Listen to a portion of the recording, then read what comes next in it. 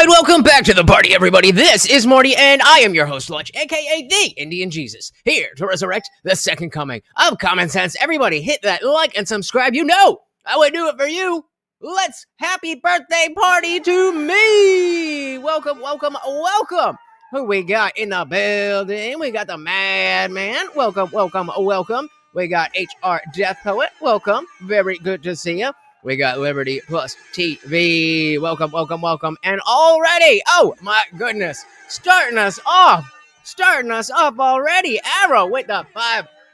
Thank you, thank you, thank you so very, very much. Of course, you guys remember that every single donation comes with a treat for Morty, and we've got a special birthday treat for him if we hit the goal today. Whoa, there I am. So I did make the goal a little bit special. We did 20 instead of 15 and 100 instead of 50, but I think we can do it, and I love giving Morty treats anyway, so let's do it. So here's the deal. There's a bunch of different stuff we can do. We can, I'm down to drop the link if anybody wants to come up and hang out.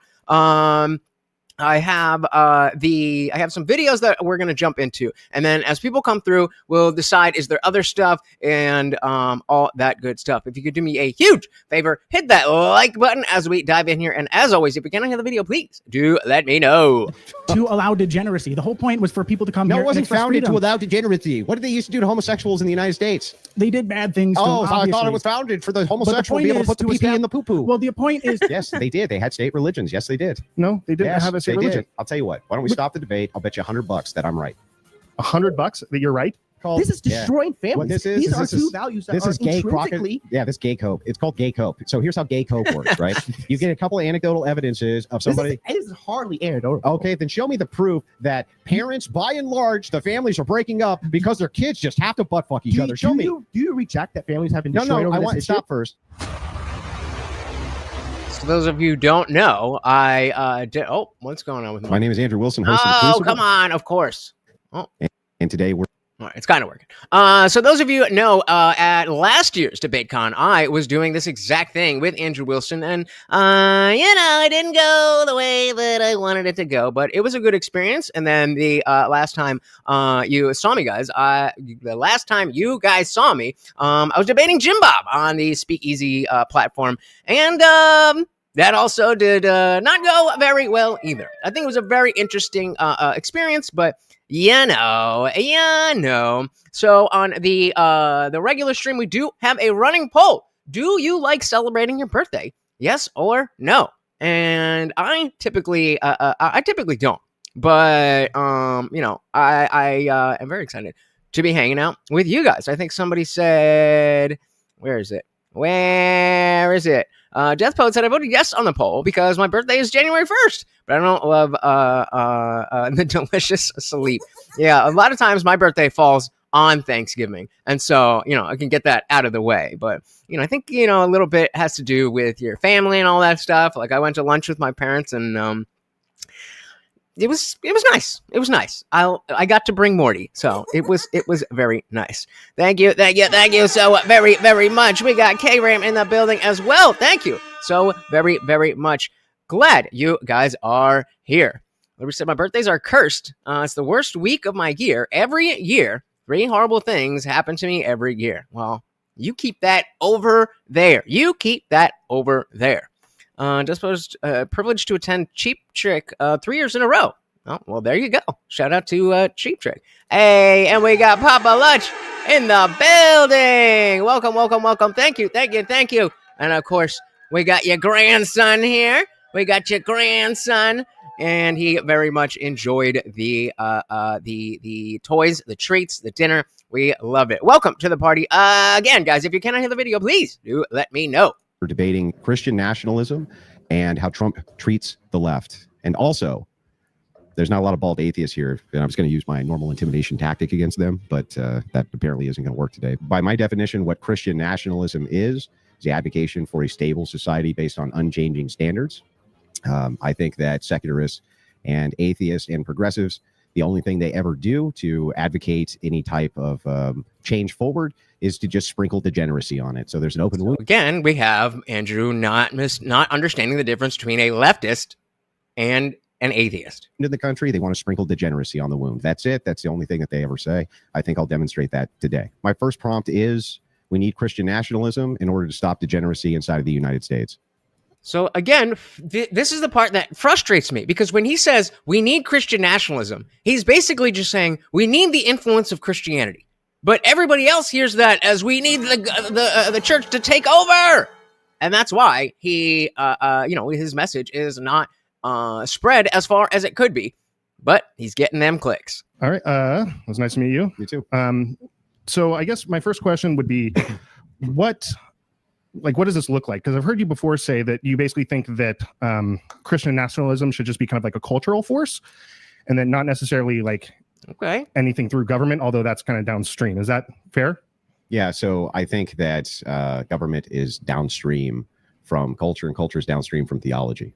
So I think that every worldview has dogmas. Mm-hmm. And since every worldview has dogmas, I want the dogmas which I believe to win out in the worldview war. But I have no problem with the legislation morality through Christianity. Zero. Okay. But it's your Christianity, right? It's not broadly Christianity, well, right? Is it your secularism or is it everybody's secularism? The thing that's so funny about this criticism is that it's really stupid. So secularists can't agree on anything. Democrats don't agree. Democrats don't agree with secularists. Republicans, right? Secularists in general don't agree with each other. What's really funny about Christianity, though, is on core issues, they tend to agree because they have an unchanging standard. Did you see a bunch of Christians, for instance, running around crying about an abortion ban at the federal level? Some? No, you didn't. Show me. Yeah. Name a rally. Name a rally? Name a rally where the Christians got together and went, "Oh my God, they're banning abortion." Never happened. No, I know people that were Christian. Yeah, so I don't know if you would call them Christians. So there could be individuals who self-ID as being Christians who get upset individually.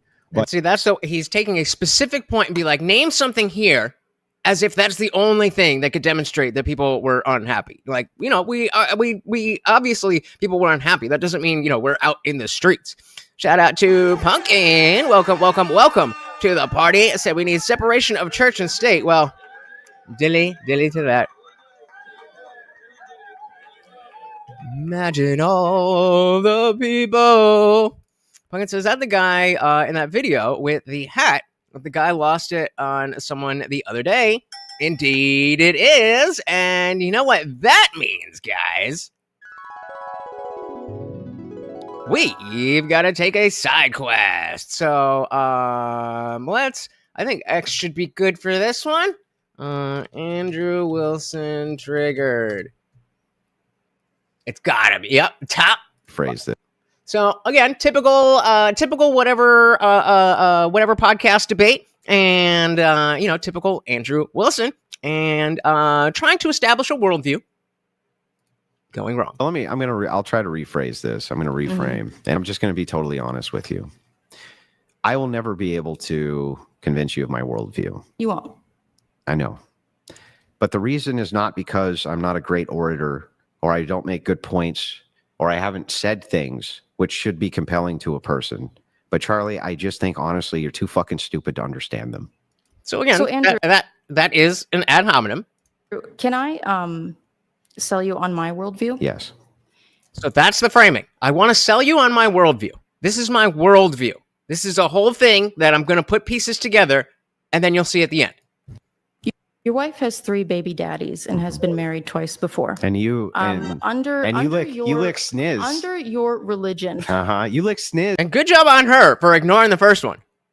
What is that? You're a fucking dyke. Don't talk shit about my wife, you stupid bitch. Shut your fucking mouth.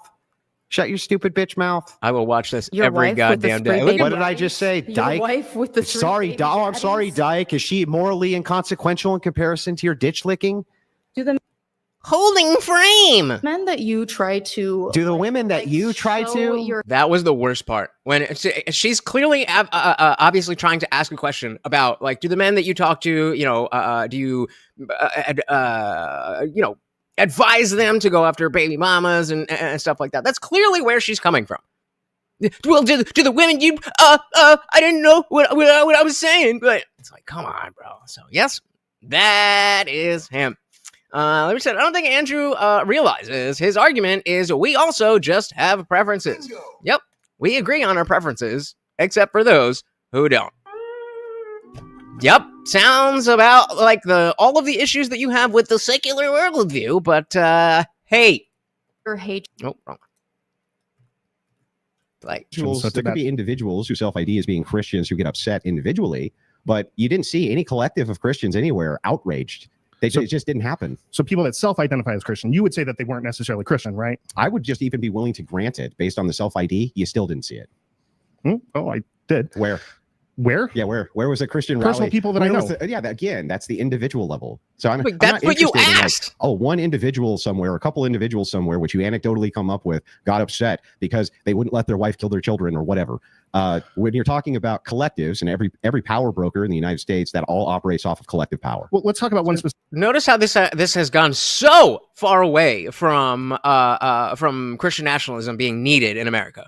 We're talking about one specific thing. So let's finish this point first. Congress, what percentage? Let's start with this first, though. I'm not going to let you back away or evade this.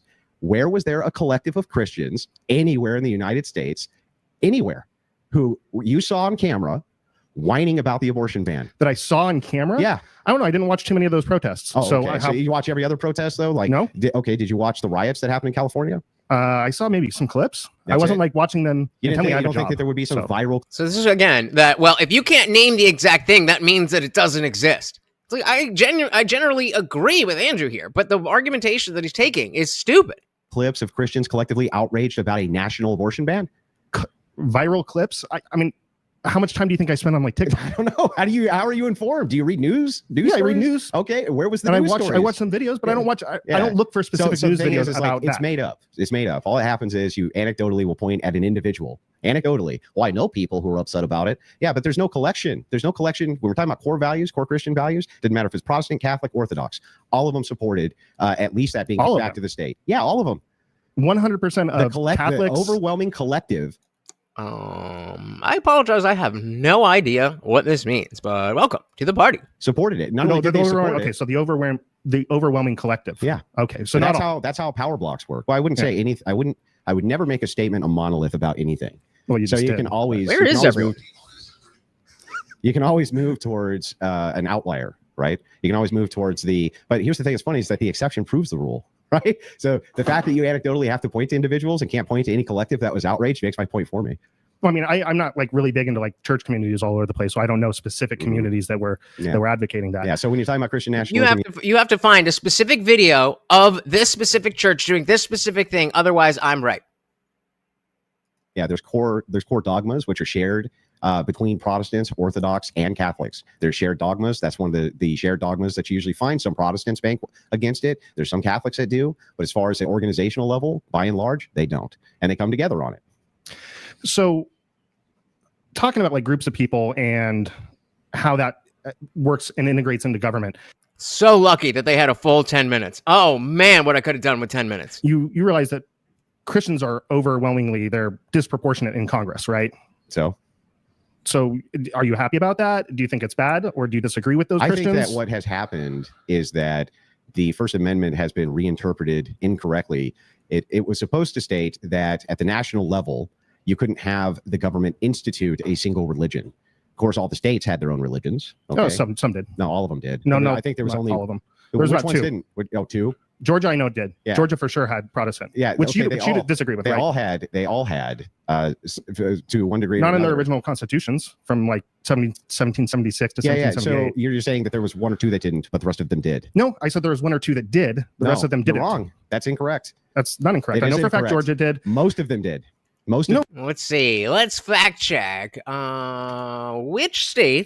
Which states had a state religion before the Constitution? Let's see. Before and even shortly after the U.S. Constitution was written, multiple states had an official government-supported religions. Massachusetts, Connecticut, New Hampshire. So, win for Andrew. New Jersey. Come on, man. That's incorrect. That's not incorrect. I know for a fact Georgia did. Most of them did. Most of them. Well, we got how many? We got 10. Yeah, 10 out of 13. That's most. Yes, they did. They had state religions. Yes, they did. No, they didn't have a state religion. I'll tell you what. Why don't we stop the debate? I'll bet you $100 that I'm right. $100 that you're right? Well, what are you going to define a state religion by saying that? What? Does it have to say? Does it have to say? Yes, that the state endorses X religion. Yes, that this is the state religion. Do you think, for instance, that that's only Georgia? Yeah. Do you think that, for instance, if there was a restriction for voting, that you had to be a member of this religion in order to vote, that would be a state endorsed religion? None of them had those types. None of the state constitutions had that. Really? So there were states where there was no requirement. So you're saying there were requirements to hold office, and were some of those requirements to hold office or to vote that you had to be a voting Christian? Was kind of all over that the place. You had to be a Christian. You had to be a Christian. Yeah. So I'm thinking back through all the state constitutions that I read.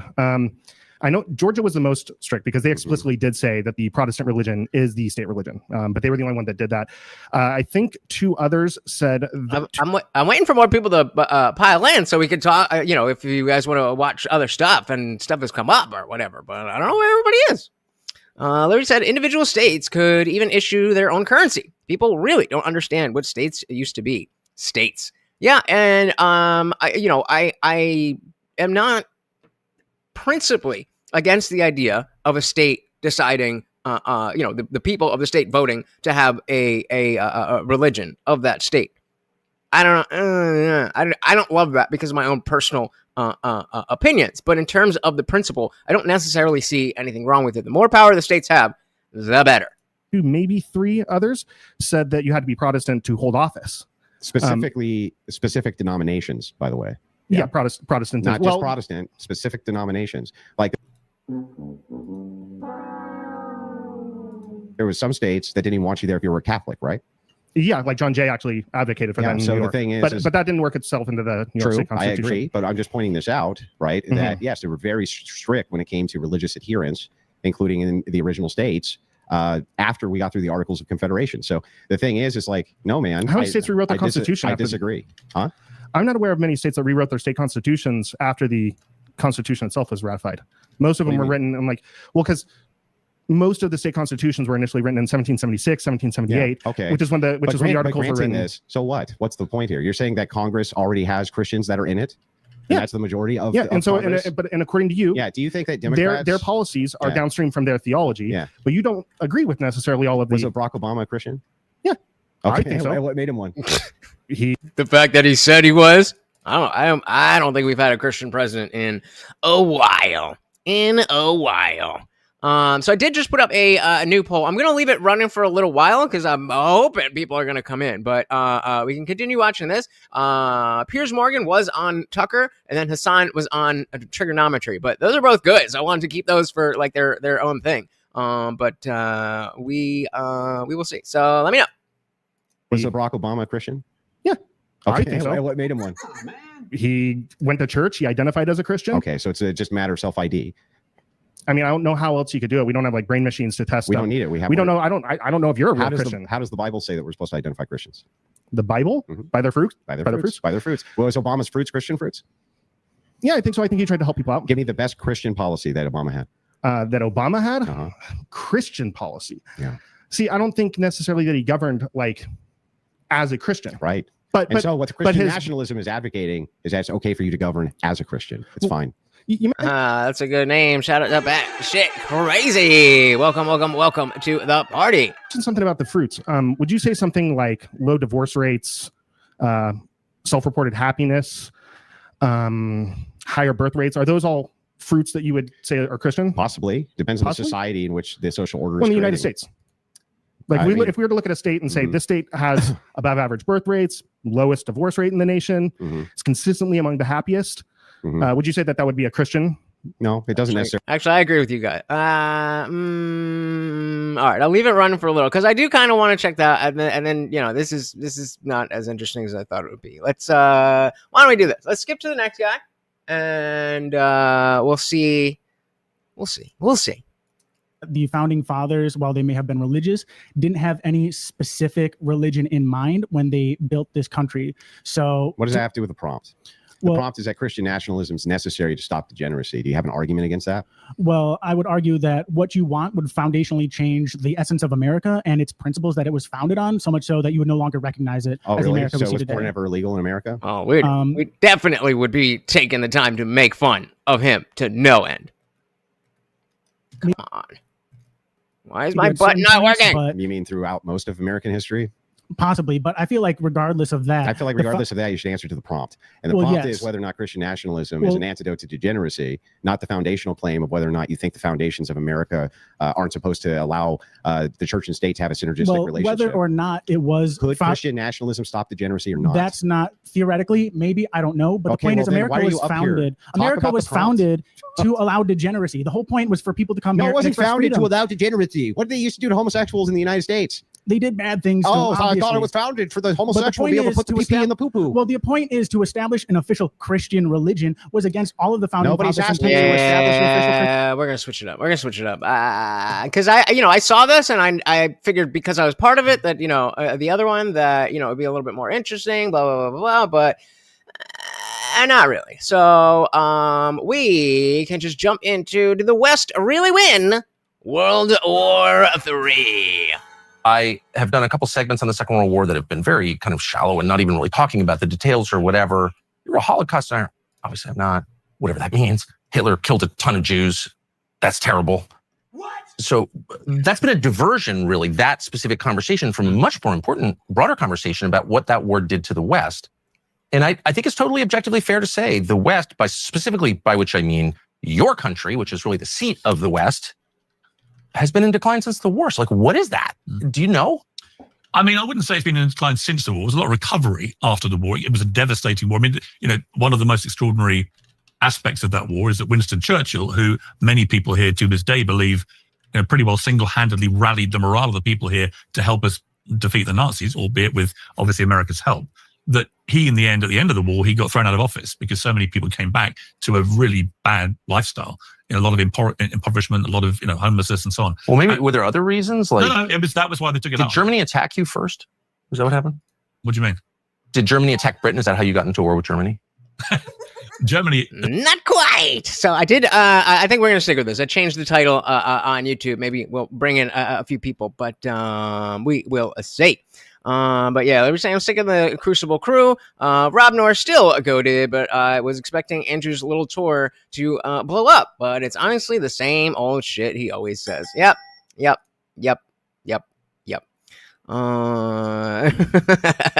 Very non-pleasant. Agreed. It appears is basically giving up on his giving up on his country as long as there's curry. What? I guess we finna find out. Hey, a shout out to Funk Master General in the building. Welcome 20 gifted memberships. My goodness. Thank you. So very, very much. Of course, every donation comes with a treat for Morty. And again, guys, if you were just gifted a membership, make sure you click the pinned link and head over to the Discord. That is where you will find all of that good stuff. Said happy birthday. Thank you.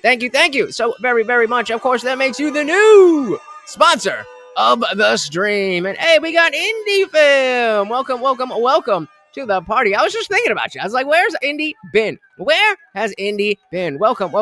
Very glad to see you guys. It's my birthday. We got Vinny as well. Hello, come again. All right, diving back in. Thank you so very, very much, guys. Did Germany attack Britain? Is that how you got into a war with Germany? Germany attacked Poland. Oh, but not the UK. No. Oh, okay. Because that they wanted. So you voluntarily joined the war. Yes. Okay, great. I'm not defending Hitler, of course, but it's just a fact that you weren't attacked. So when you say that Churchill saved Britain, well, Britain got into the war voluntarily.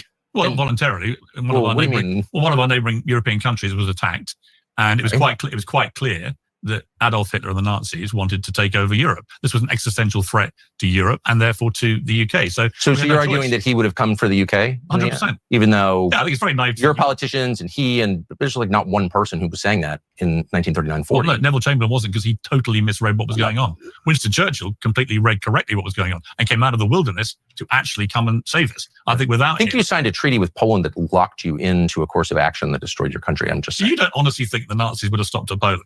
I have no idea. Shout out again. My goodness.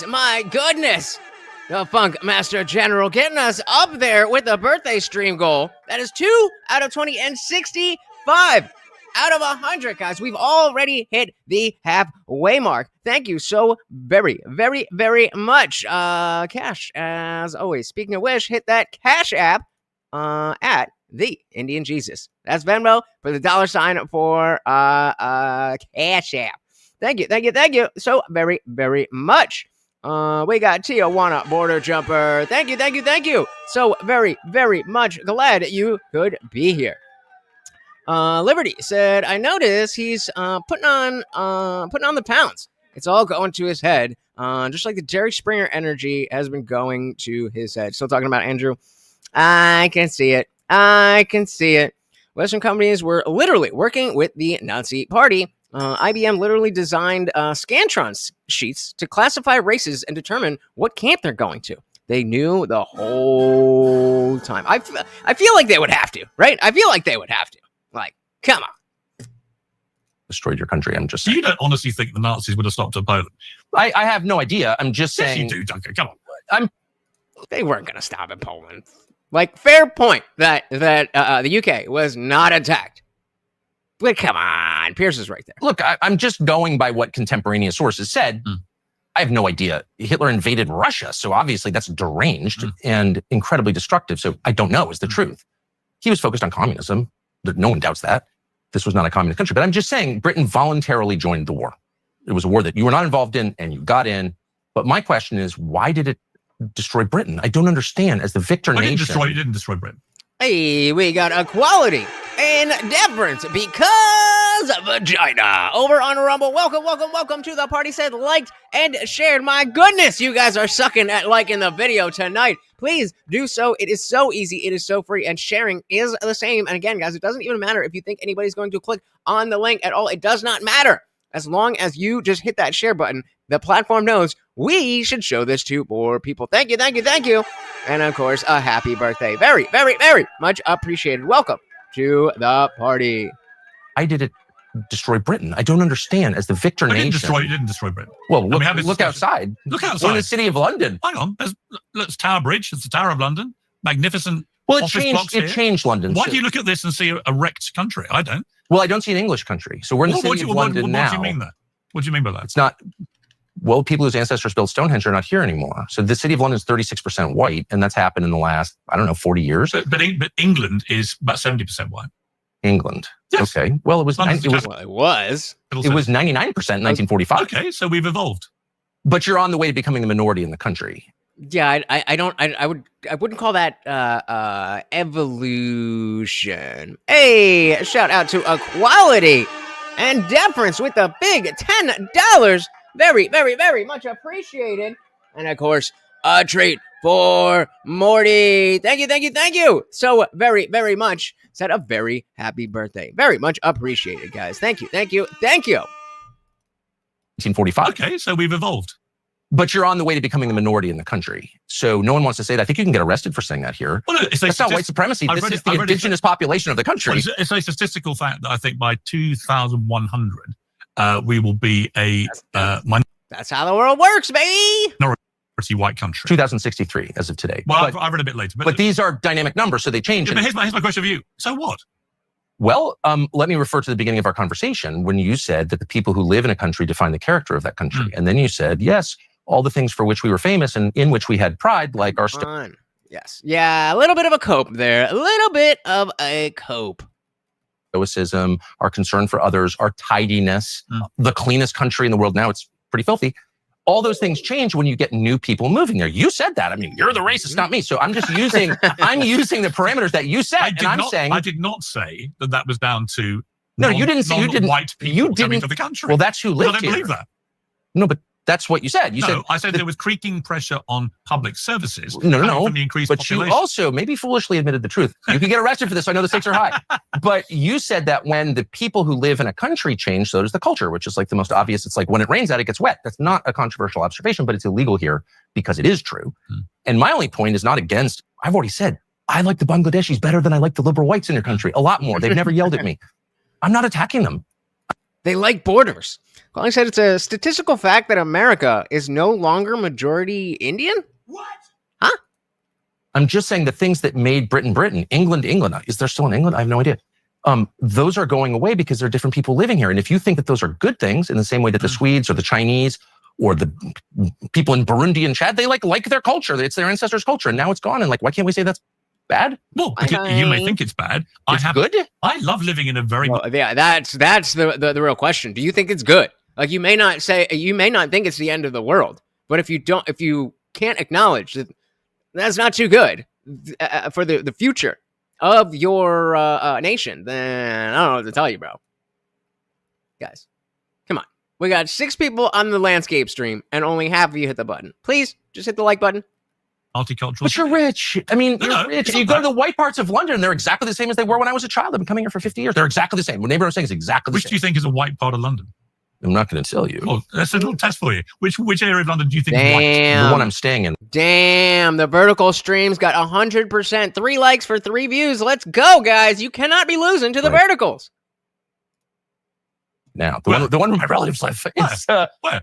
I'm not going to say. No, you don't want to say, because you know that I'll immediately say, come on, there's loads of non-white people living there. There's no By the way, I'm not against non-whites. There's no exclusively white area of London. There's not. I am not now, nor have I ever been. And let me just restate, I think I have a lot more in common with the Pakistani cab driver than I do with the average Guardian staffer who's white. But you're inferring that the more... No, I'm not inferring anything. Well, you're referring to the more multicultural that Britain has become in terms of other ethnicities coming to live here, then the worse it's got. And I'm saying those two things, I'm saying the in West. my view... It's okay. Quality says, no, statistical fact that America is no longer majority Indian. Tucker was saying different people are living in England, and now the presupposition that it must be bad. And my point was that it happened here in the USA too. It used to be Native American exclusive. Gotcha. So the feather Indian. So I get what you're saying, but that would be to then establish that the new culture coming in would be better. I think we all agree that our culture, maybe not these days, but at the time, our culture was superior to that of the Native Americans. So I mean, it's everything's relative. What's good for me is bad for you, in depending on the case, especially if we're talking about different nations. But Tiana said, I used to live in England, and it was hella brown back in the 80s, and it's only gotten worse. Now, again, ain't nothing wrong with brown and black people, but it's the culture that matters. There's a lot of whites, but also there's a lot of non-white neighbors. Seems like a contradiction. I don't know if it's a contradiction, but it is a cope for the fact that Tucker's right. Tucker's making a point. You are not automatically linked. And there are lots of white people who behave very badly. Well, I've met them, and they yell at me. Where are we? Hold on. There we go. Shout out to Grade 1 Motorsports. Welcome to the party. Thank you so very, very much for asking. He is doing well. We're, keeping a watch on him, but he is doing well. Thank you so very, very much. We are thinking maybe, depending on what everybody says, we might drop by the nerd stream a little bit later. I'm not too much of a nerd, so I don't know what I would do in, but thank you so very, very much for asking. Big shout out to Grade 1 Motorsports. Everybody should go follow the Unreasonable Man. There are lots of white people who behave very badly in this country. Well, I've met them, and they yell at me. So yes, I just for the 5th time, I have more in common with the sincerely religious Pakistani cab driver than I do with anyone who works at the Times of London. That is just a fact. I don't like those people. I don't want to eat with them, and they're white. So all true. All I'm saying is the qualities that made Britain the greatest country in the world were linked directly to the people who live here. And so, of course, by definition, multicultural means less of some cultures because there's dilution of the dominant culture. And right. And so there's a difference. There's a difference between racial diversity, which isn't necessarily good or bad. But when you're talking about multiculturalism, you're specifically saying the culture. Because we can have a diverse, we can have racial diversity. We want cultural homogeneity. There are lots of people who are non-white, who've been born and raised in this country, who've contributed brilliantly I would never to deny the success of this country, who've risen to the top positions in top industries, whether it's music. So defensive. I'm not attacking the non-whites. Because you're worried about getting arrested. I get it. And I'm not worried about being arrested. When they rush in the door with no guns, little bobbies with their sticks. They might if they know you're here. Probably. I'm not worried about. I got hassled at your airport again. And really? Yeah, always. Or for being Tucker Carlson. we don't know. It's just it's the AI, I guess. But no, wait, I love that. What happened to you? It's like, go see the attendant. And by the way, the attendant was some Pakistani woman who's like, oh, we're so glad you're here. Which I don't think I would have gotten from the liberal white lady. So again, once again, I'm not attacking anyone on the basis of their race. Yeah, but you're saying that our culture religion. has changed because we've had other cultures come here. Is Well, that your position? Well, it's not my Hey, if it fits, right? If it fits, it fits. position. It's a fact. And you just said it at the beginning. I think So it's better. So what about British culture didn't you like and has been improved by new cultures? Great question. Claude says we can certainly agree that importing massive groups of the scum of other countries fucks up the culture of the native born. Yep. Oh, well, tell me, what didn't you like before? What are you glad is gone from the Britain you grew up in? Let me tell you, if you came to London in the 50s and 60s, the food was crap. Absolute crap. Well, it was that way in the 80s. Inedible. Right. Now we have some of the best gastronomy. Amazing. Some of the most expensive too. Oh, are you fucking kidding me? Well, we're getting claimed for this, so no more Tucker. Oh, man. All right. Well, we've got to find something else then. What was the other thing that I had? All right, let's just do something fun. Let's just do something fun. God damn it. I was really getting into that. Where is it? I'm upset. That was going to be fun. Shout out to Ladies and gentlemen, I am here to inform you that the rumors are indeed true. The Democrats. Now I gotta go. Now I gotta go back and change the fucking title again. Oh my God. In the New Jersey governor's race, the Democrat won. In the Virginia governor's race, the Democrat won. And in the New York City race, Democratic Socialist Zohran Mamdani defeated Andrew Cuomo to become the next mayor of America's largest city. But the question on everyone's mind is, was it just a fluke? Just easy wins in blue cities and states? Or is there something more to this? Is this a sign of things to come? Is the Democratic Party finally turning their losing streak around? Are they actually listening to the people now? Did they finally learn their lesson? No. Every single time we're like, oh, this is great. They're like, you can't do that. Why? Fair use. Thanks for watching. My last 3 videos about electoral politics were warning the Democratic Party that young men were moving right because the party sucks and was becoming the young men each and die movement, spanking the Democratic Party for losing because they elected one of the most unlikable, shittiest candidates while offering absolutely nothing to voters, and defending the voters from the wrath of a bunch of liberal streamer man-children calling the voters stupid and evil for daring not to vote for Hillary Clinton and brownface. But the thesis for all 3 of those videos was basically the same. As the right embraces working-class populism, the Democratic Party and the left will continue to fade into irrelevancy. But as I also predicted in those last videos, there might be an eventual pendulum swing, and it might be happening much sooner than I predicted. Like, how did we go from Republicans winning the popular vote, in part thanks to a lot of the young people voting, to a bunch of data showing those same young people dropping their support for the GOP already? But the interesting thing is, those young people don't seem to be moving to the Democratic Party either. Where are they going? And do the Democrats have a plan to scoop these people up? Yes, they do, and they called it, I'm not kidding, deciding to win. Deciding to win, as if the whole time they have just been simply deciding to lose. It was a choice, guys. They changed their mind and they want to win now. All right, new poll, since that is not working. So again, Grid One is doing a nerd debate night. I don't really know what nerdy stuff I could debate, but I mean, I'm definitely into TV and movies and stuff, so we could check that out.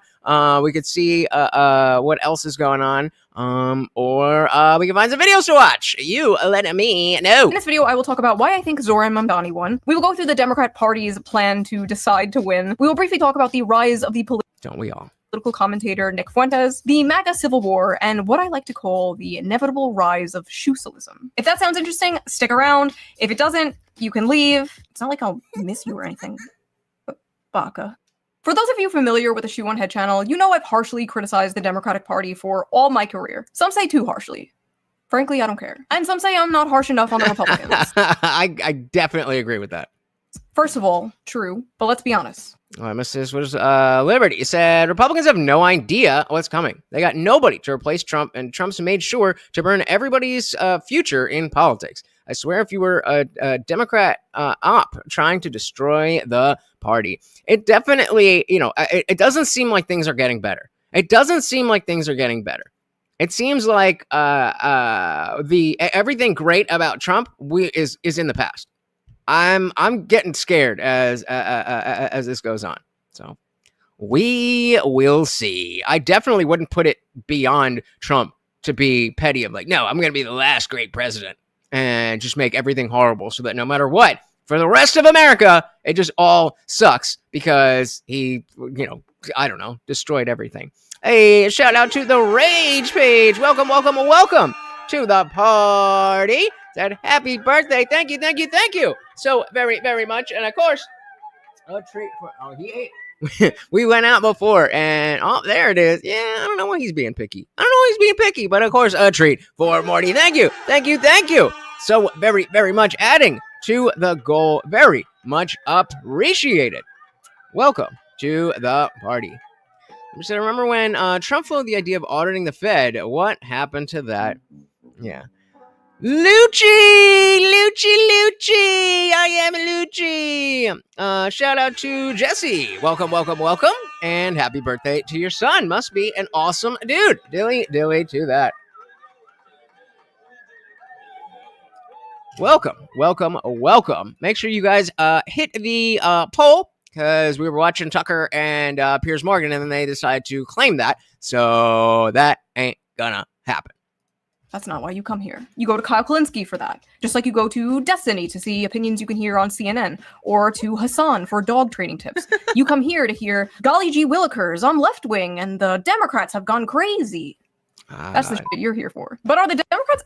Come on. To be 13 again? Oh my goodness. 13. That's a great age. Actually getting their shit together? Or did they simply get lucky in a few blue areas? One of those blue areas being my city, New York, where Democratic Socialist candidate Zohran Mamdani won the election and will become the new mayor. And so, yeah, we're talking about all of these people that are fighting, but I do think that there is enough, and if things continue the way they're going, that there's going to be enough of a coalition that, like I've been saying, MAGA is bigger than Trump. And so there needs to be a coalition of MAGA politicians that are against Trump that are strong enough as that coalition to show everybody we don't need you anymore, Trump, which is a tall ask. I definitely understand, but that's what needs to happen. a lot of people are like really confused about how this happened. And if you're one of those people, you really need to keep watching. If you don't understand why Mamdani won, I'm sorry to say, but you're kind of like the liberals in 2016 who didn't understand why Trump won. It's actually extremely understandable why Zohran Mamdani won. And it's not just because New York is full of commies or whatever. He is objectively the best Democratic candidate that they've had. Oh, hell no. Please no. Please no.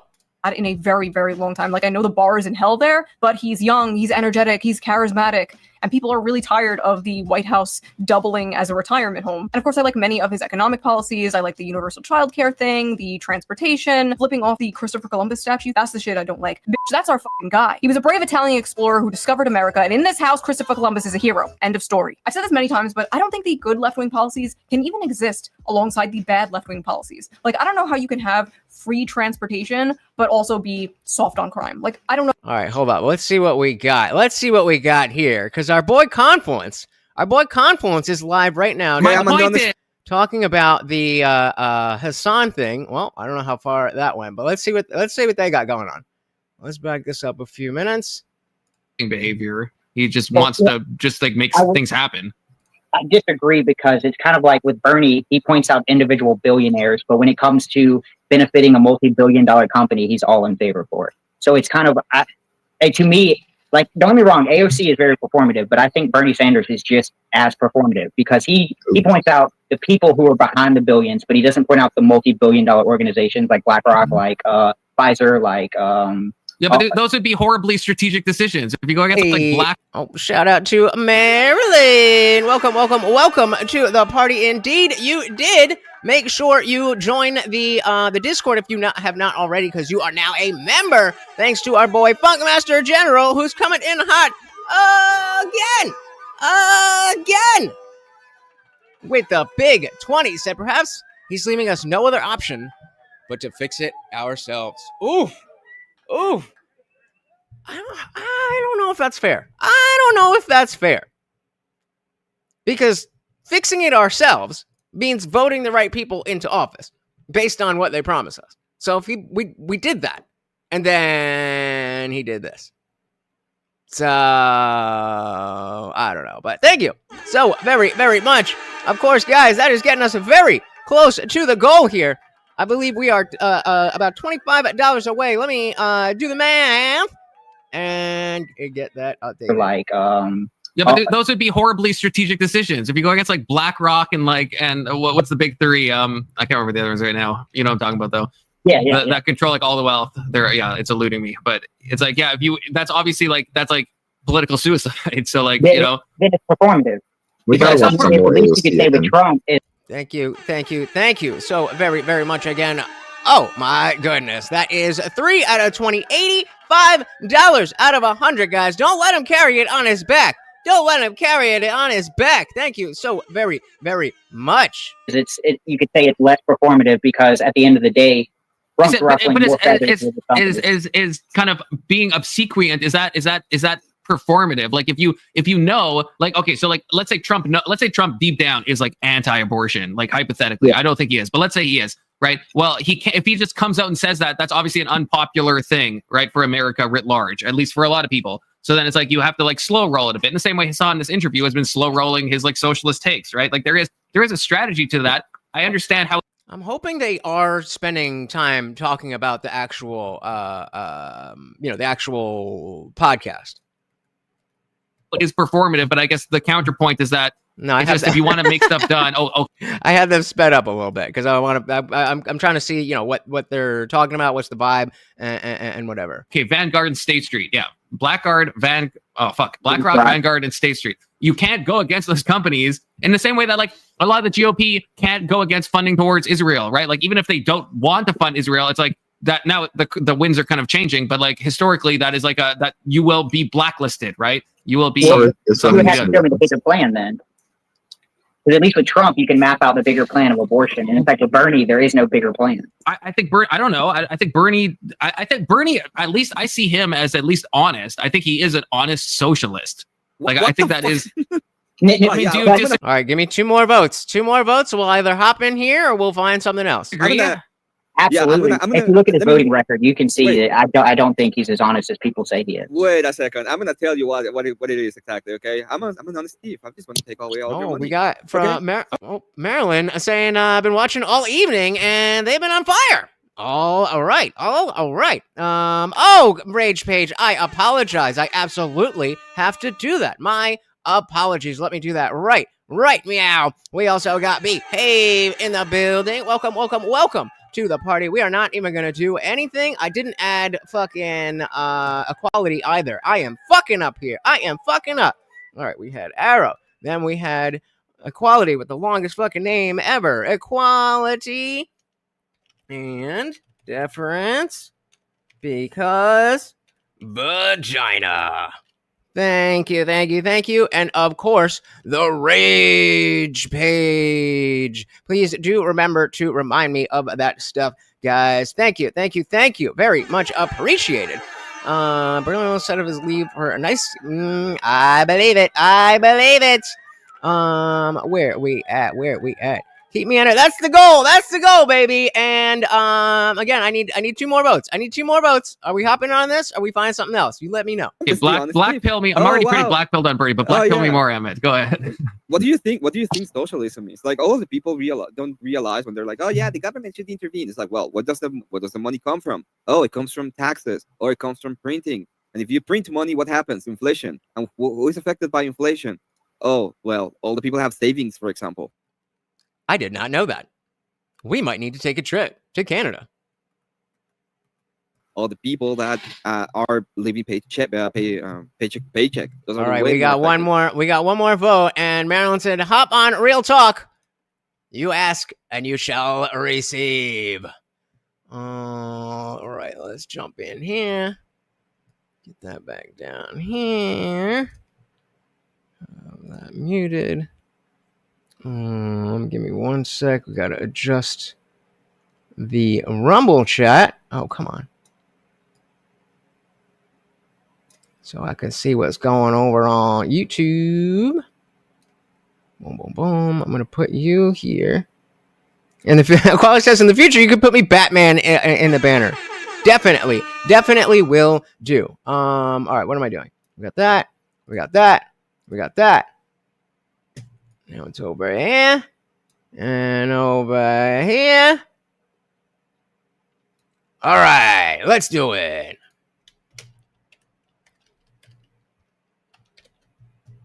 Boom, boom, boom, boom, boom. Good. Where are we here? Good, good, good. All right, let's do it. Two types of Dems, right? There's again, like, and I don't know if you guys, I think we all agree, right? There's the Nancy Pelosi Dem who is married to a fucking venture capitalist who is, you know, doing a bunch of corrupt shit, and we're paying attention, and I understand because he calls himself a socialist, but he's worth like 2 to 3 million in the political world. That's like fucking nothing. And like voting on different things for bipartisan support, not calling out Pfizer. Yeah, he calls out a lot of companies. He doesn't call out every single company. Yeah, again, but that would, if he called out Pfizer, it would be disastrous, and he'd probably lose his next like senatorial seat. Okay, so like, of course, he's not gonna fucking do that. What about the food companies? Thank you, Marilyn. You can say the money all you want, but the truth is the power, right? Because the socialism loves power. Socialism utterly loves power, and here's this about socialism when it comes to power. Who's typing? It's aesthetically Is it pleasing. still you, Ivor? Let that man type. All right, Let that man type. Power, right?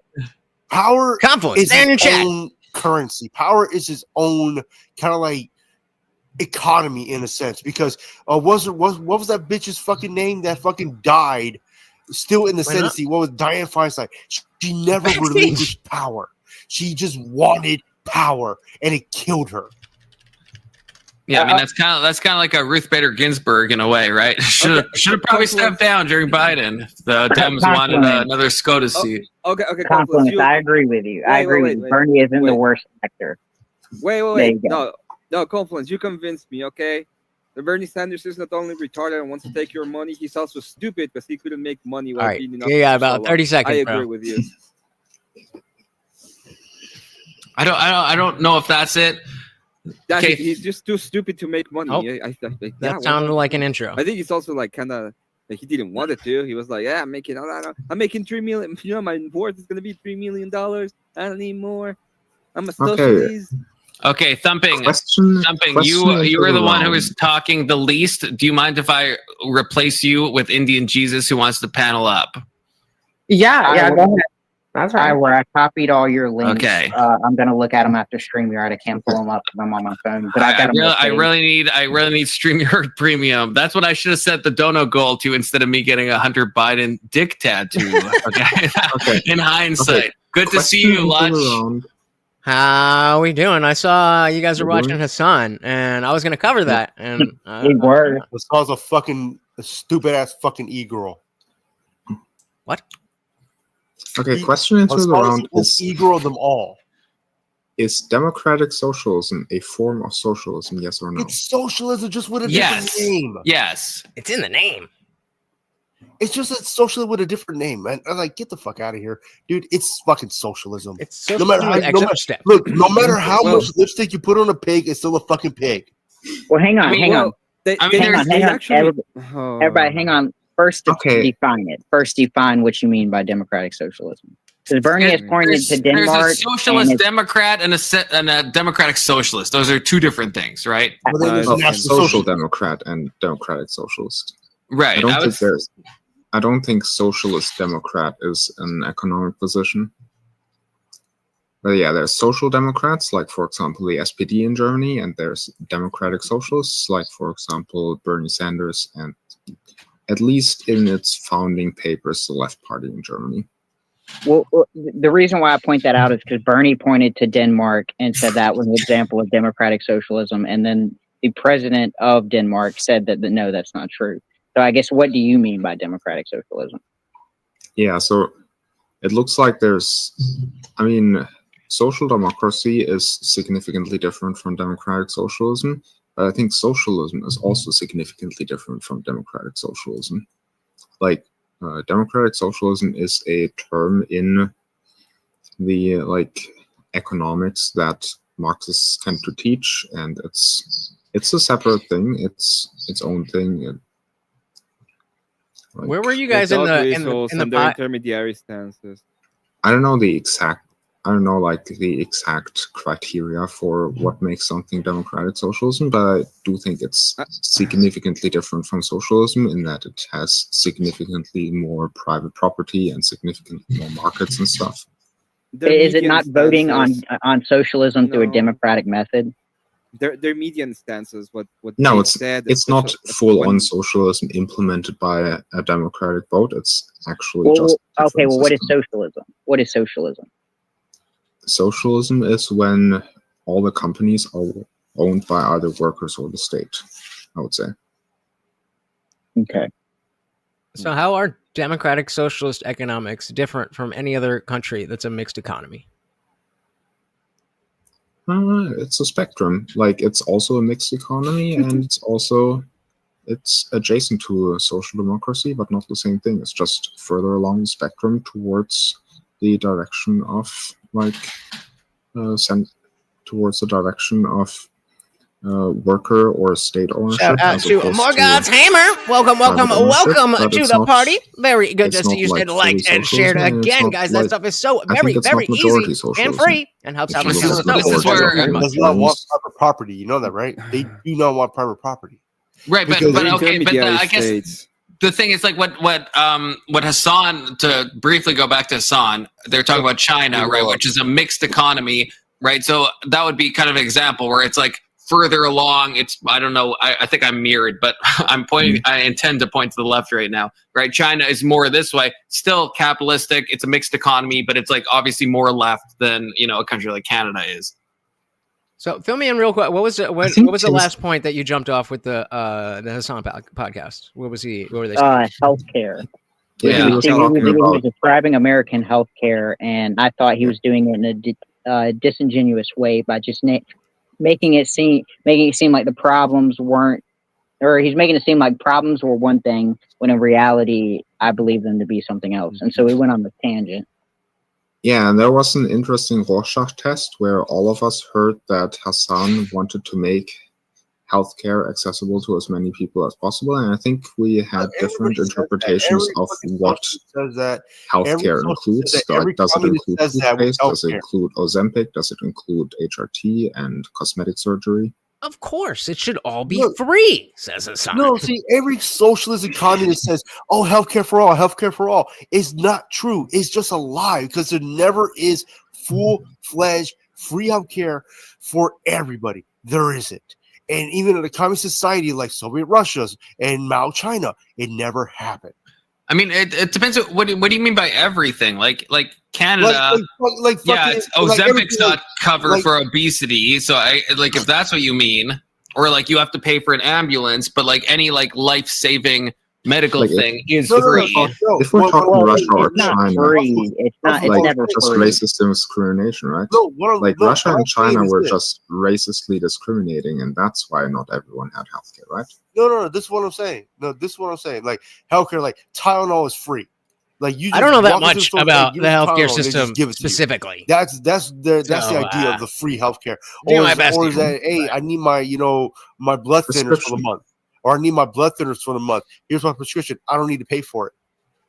But that's not free. You just pay it on the back end. You just pay it through taxes. So essentially, there's no such thing as free healthcare. Be free, and that's why it will never be free, because communism can spurg about free this, free that. Is never free. There are no such thing as free. Costs. Of course, it's not free. It's obviously like taxpayer funded. Obviously, there are other costs. There's other costs. There's other costs that are involved into it. For example, if you don't know what you're talking about. No, I do know what I'm talking about. For example, quality. There is a cost on quality when you insert all of these kind of. What? For the good of society, we must eliminate the fare from public transport entirely. Genocidal or not? Yes or no? Is that eliminate the fare? What? For the good of society, we must eliminate the fare from public transport. So then how is it funded? So you eliminate the fare, right? So then what are you going to have? The haves and have-nots, correct? Yeah, but is it genocidal to eliminate the fare? Can't say the G word.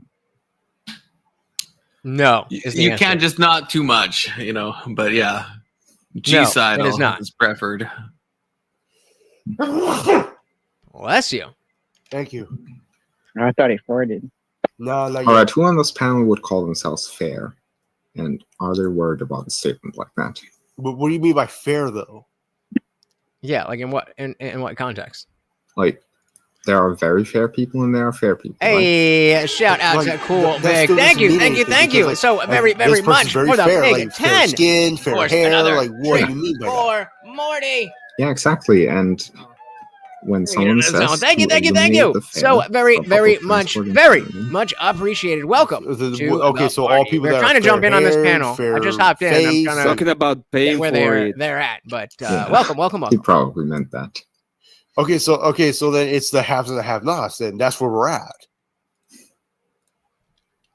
What do you mean the haves and the have-nots? The haves and the have-nots. Because Yeah, if I it's think- fair, everybody will have something. So when it's not fair, it's the haves and the have-nots. He's talking about the payment. Yeah, he's talking about like a bus fare or bus a fare. yeah. Yeah. FARE, I believe. Yeah, just a homophone pun. how would that how would that be G-sidle? What was the argument for that? No, obviously it would not be. It's just a homophone. And it's a callback to what Michael Knowles said. It's a callback to a quote that Michael Knowles said some time ago where he wanted to eradicate transgenderism. And I felt at one point that eliminate the fair sounds similar to eradicate transgenderism if you mishear the word fair. I'm still trying to figure out what you mean by fair. Like very. Is it the F? Is it FARE or is it FAIR? Oh, Mamdani absolutely said FARE and can be misheard as FAIR. And if you mishear it as FAIR, then it sounds similar to what Michael Knowles said. Yeah. Can you It'd be based on that? How it's similar? interpretation, correct? How do They want to eliminate the payment when you go into a bus or whatever. I think that's what Mandani said. Now, correct me if I'm wrong. You're talking about like the ability to interpret. So, like, depending on what a person hears from that saying is how they interpret it. The same way that Michael Knowles, when he said he wants to eradicate trans ideology, if certain people hear that and they hear, "Oh, eradicate trans people," other people think, "Oh no, he's talking about the ideology." It's like people are going to interpret whatever they want to interpret. What's the ideology with the fair, though? That should be free. You get it? It's just the interpretation. It's just based on what you hear. If you think FAIR, that's your interpretation. Versus if he says FARE, it just all depends on what you interpret. Yeah. Hey, thank you, Yeah, so thank you, essentially guys, and that means we have hit Essentially, the it's possible to mishear that Marilyn quote says as happy "Let's get rid birthday. of white people," and it's possible to hear Michael Knowles as "Let's get rid of trans people." And that's how it's. Let's go. Oh God. Okay, we have. So okay, who volunteers as tribute? Who's been speaking the least? Because we have someone who's going to spice up the chat in the back. All right, I'll go. Okay, Frankie, your Frankie can't tribute. stay. He was being go. Thank you. So No, very I'll go. very It's fine. much I'm gaming right now, much too. appreciated. Okay, Frankie's gaming. He'll come back. Frankie, you'll come back. Yeah, dude. I'll get somebody else time. Okay. Later. God, I really need StreamYards Premium, but I can't not have Emmett and Ryan and Ivor and Lutch. Hell yeah. Emmett, leave. No! Emmett, are you dodging? Emmett, what the He's a fuck? baby, dude. He's scared of me. He always has been. Emmett, He's I thought totally he had that overpowered. Mexican Absolutely pathetic machismo. weed. Emmett, what the fuck? Nah, Emmett ain't got shit. Emmett's a That's pathetic, crazy. weak leader. That's crazy. We got a star-studded panel right now. Indeed. Yeah, but then Emmett, I can't believe Emmett just left. Does Emmett hate you, Ryan? What's up? Yeah, of course. Well, I mean, every time I talk to him, he looks like a fucking moron because he is. So that makes sense. Damn. Really quick, I do got to give a big shout out to Marilyn, who, if you didn't know, it is my birthday today, and we just hit the goal to get Morty his special treat. Very much appreciated, Marilyn. Thank you so very, very much. Now, any super chat at all that comes through on my channel gets Morty a refill. So come on through. Okay, so is your birthday on the 28th or the 29th? 28th. 28th. Okay. He's in the future. Oh, you're in the future. Or the past? Emmett thinks I want him dead. Emmett, I want you to. I don't want you dead. I want you to have healthcare, dumbass. Do you want him? What is Emmett? What are you talking about? Does Ryan want you dead? Emmett was one of these people who, after the Charlie Kirk shooting, I went on a Sarah Raging Tomato panel, and I explicitly condemned what happened, talked about how it was bad for everyone involved in every way, shape, or form, and how it was a terrible idea. And I also said that I'm not going to whitewash Charlie Kirk's history and pretend he was like a good guy. And Emmett started running around telling everyone that I was calling for his death because he's a lying, pathetic, weak loser. Bruh. I fucking love the sound effects. Emmett, I wish you would come back. Because I'm hearing Ryan's side. I want to hear both sides, you know? Because Ryan, I'm tempted to believe you, but you also you are radically coded as someone who might say some nasty things after the Charlie Kirk shooting. I mean, I'm sure that if Emmett truly believes that I want him dead, he would be able to provide some sort of clip of me saying as such, right? But I guarantee you he won't be able to. This is his claim. He's responsible for backing it up, and he won't because he can't. Because I've never said he said in chat, he said you went to Abe's, you called him a fascist, and you said that fascists deserve what happens to them. I never said that last part. That's not true. I did call him a fascist. Thank you so but very I don't much. think the right thing to do to Welcome fascists is that party. them. Okay, that's the you sticking brought us point for me. to the party. I think it's damn. toxic to call Charlie Kirk a fascist, but to me, that's not crossing the Rubicon. The Rubicon is saying kill all fascists, because then the connection is anyone who I call a fascist should be free don't game. say that though. Well, I mean, I think if it's still descriptively bad. true, then why would I not right say now it? while we're all streaming, maybe don't say those words. What, the word fascist? Wait, which? Never mind. Hey, Just yeah. Did I TOS myself? Yes. Sorry. I don't think you did. I think the problem is it's context based. Oh yeah. Okay. Oh yeah, because I technically Hey, said all anything. Yeah. So I just want to point to everyone who tells you, because people say this all the time, right? They'll say that labeling someone a fascist is calling for violence upon them. But I promise you, none of these people, because they're all liars, cowards, grifters, they will not apply this to Donald Trump when he called Kamala Harris a fascist.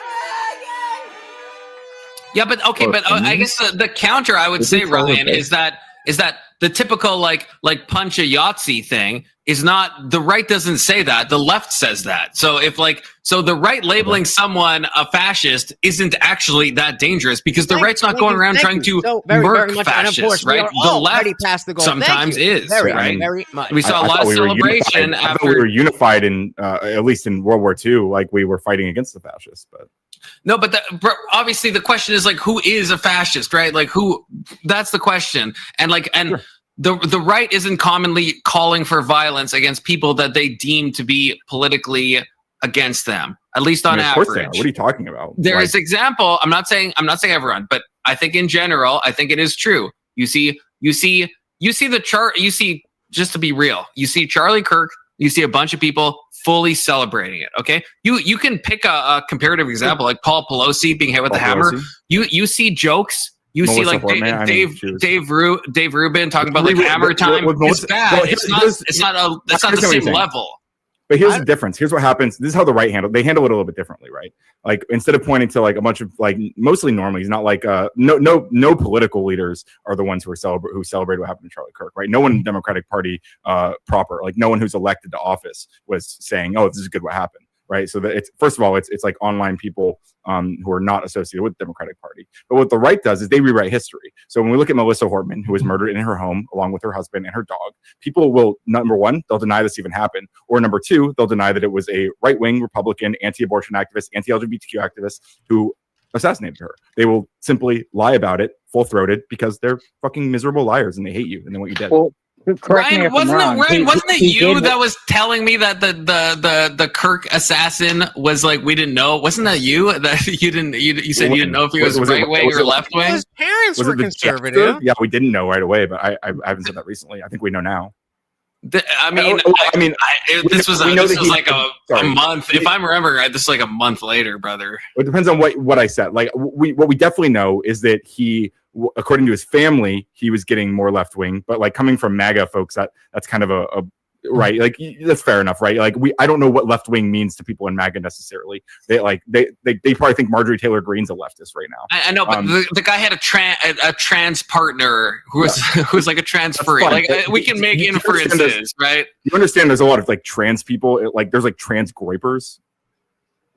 I mean, some people are confused. Being trans confused. Okay, being trans is doesn't make you a leftist, right? It's all the things together. It almost always does, though. Like it doesn't make really you, doesn't. But the overlap is like 99% probably, right? If you called all trans people, hold on. Even if you want to say that, so? Even if Ryan's right, it's not a causal factor. It doesn't mean because you are trans that you are. It's a correlative factor. It is, but it's an extreme correlative factor. What we're saying here is it's not just the fact that he had a trans boyfriend, whatever. It was that and all of the other things, the writings, the things on the names, right? Like, hey, fascist. There was a guy by the same name, same first name, same last name, 50 years older or something, who donated $15 to the Democratic Party once. That's also that was actually Thomas Crooks, right? Yeah, I was gonna say. I think. Wait, are you talking about the Trump shooting? Yeah, because Thomas Crooks did donate $15 to the Democratic Party. That was him, but he was also a registered Republican, which the right also likes to lie about. I think he's also got posts that favor toward Nikki Haley. I could be wrong about that, but I remember seeing. He also looked up online that day or the days leading up to it or whatever. He looked up like when Biden was going to be around too. So it doesn't seem like he was like targeting like a particular party. It sounds like he was like a radical nihilist kind of guy who was like going to go commit some political. That I definitely like. I would be willing to accept that. Like clearly, this was not a right wing person in the traditional sense, and I'm willing to accept that it wasn't a left wing person in the traditional sense. But it's clearly if we are trying to this was about a lot of the debates that were like, oh, the right, which party is more the party of violence. I think it is a lot more fair to put that on that side if we're forcing it into that left-right paradigm. By what metric? Like by all the things we just talked about, the trans stuff, the fascist stuff, all of those things. When you put them in, so if we look at just lives lost, the same day that Charlie Kirk was killed, there was a school shooting, right? Who was like a guy who was like radicalized by online neo-Nazi propaganda. Yeah, we're not. Why mention that? Why mention that? Well, because he just said that it's like more of the left party, but it doesn't even follow from like even that day. Okay, but that's not. You can look at that's a different conversation. Right. I wasn't trying to have the conversation of which is the party. I'm saying because of that fact, because we were talking in that framing, that framing, then that is why it is more appropriate to put I don't know, furry dude on the left. Wait, so you're saying that it makes more sense for people to lie because it was a common debate? No, I said if it has to be left or right, then it is more of the left. It's not on the right at all. And so even if the actual reasons behind the event have nothing to do with left or right at all, the person themselves is going to be, if we are forcing left or right, you can't put that person in the right. I know I tried. I don't understand. You're not trying very hard because I have no idea what you're talking about, but that's okay. Or maybe you are trying very hard, and that's sadder. If we have to put this in a left or right dichotomous why do we have to do that? Go on. What? Why do we have to do that? We don't have to do that. You just said if. It's an if. It's a hypothetical. How would you feel if you didn't eat yesterday? Why? What's that? What's the point of the hypothetical? Can you walk me down the road a little bit? He is trying to deny the fact that saying that it is left wing coded is not reasonable, and it is. Does someone else explain it to me? Because I'm still not following what his point is. It's more left than it is right. More left than it is right. It's more left than it is right. Who just did it? Like Confluence. Can you walk me through what he's saying? I don't understand. Maybe I'm like my IQ just dropped like 30 points or whatever, but I have no idea what he's saying. Well, okay. I'll let Let's say it again. Wait, hang on. If it's so obvious, if it's so obvious what he's saying, he seems to sound super smug. Everyone here should be able to explain perfectly what he's saying. So let's hear it. Let's hear someone else walk me through what he's saying. I'm not asking you, Indian. Thank you. We've heard you try to explain it. I think the host. I can't follow. I think the host just asked me to explain it. Is this your show? Okay. Well, I don't care. I'm pushing back anyway. Okay, look, you know what? Okay, I think I'll say I think what Lech is saying, and then I want to hear it from Lech's point of view, but fine, I'll play the game. I think Lech is saying if someone is more on the left than on the right, that means something. And at the end of the day, you can for certain reasons compress things to a binary. For certain reasons. For other reasons you shouldn't, but for certain reasons you can. And in this instance, it is obviously more left than right, right? Like but maybe I'll let you want Lech to compress clarify. it to a binary for sports, Correct. Maybe you want to compress it to a binary for bathrooms. Right, exactly. It wasn't meant to. Like, I literally was saying that to try to find common ground with you.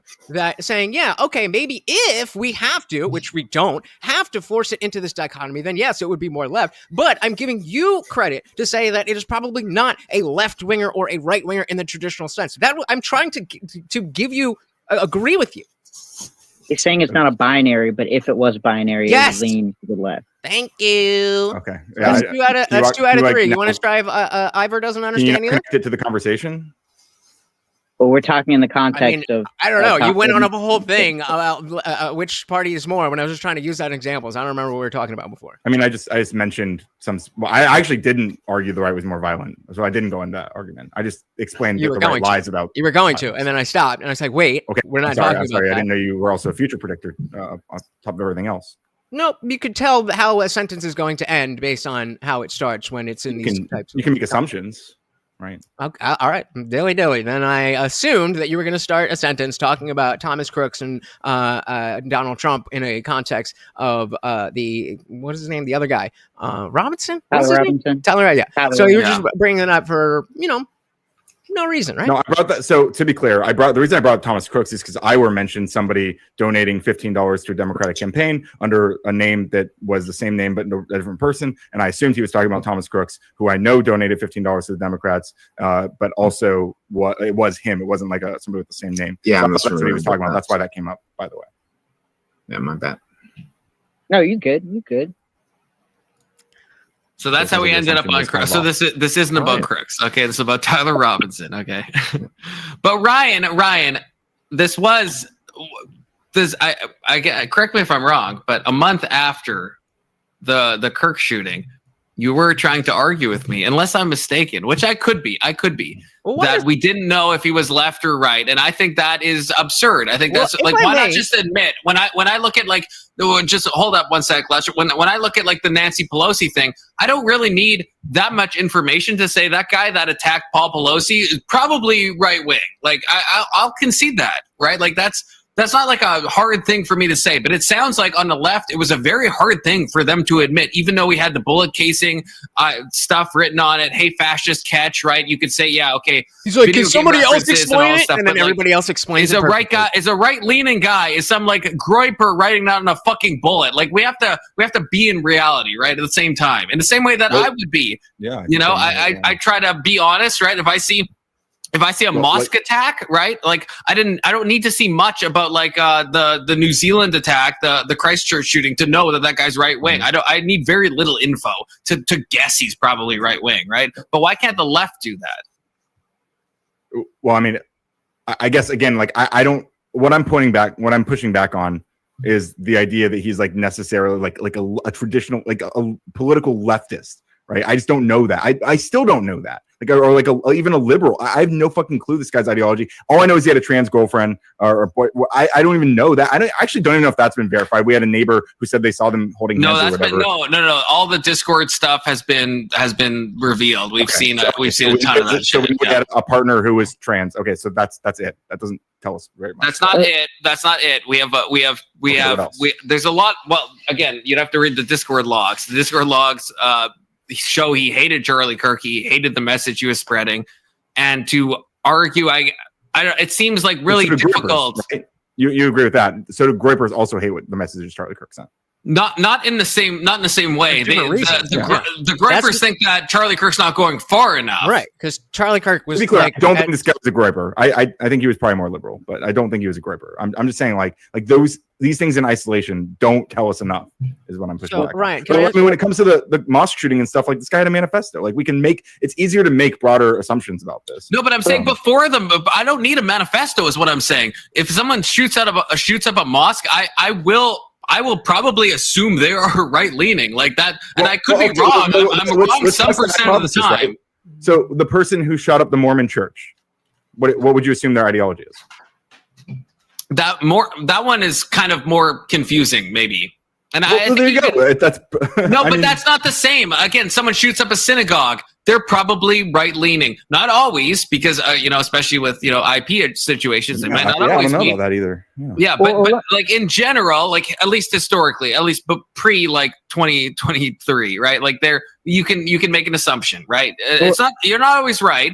But it's like, why not just admit that? Yeah, probably. If someone has a trans girlfriend, they shoot Charlie Kirk and they say, hey, fascist catch. They're probably left leaning, and that was all stuff we knew very early on, right? So where does that get us now, though? Like without any new information. Like, okay, yeah, we can say, oh, here's another example of a trans, probably left person doing this. But like, he wasn't trans, but yeah, go ahead.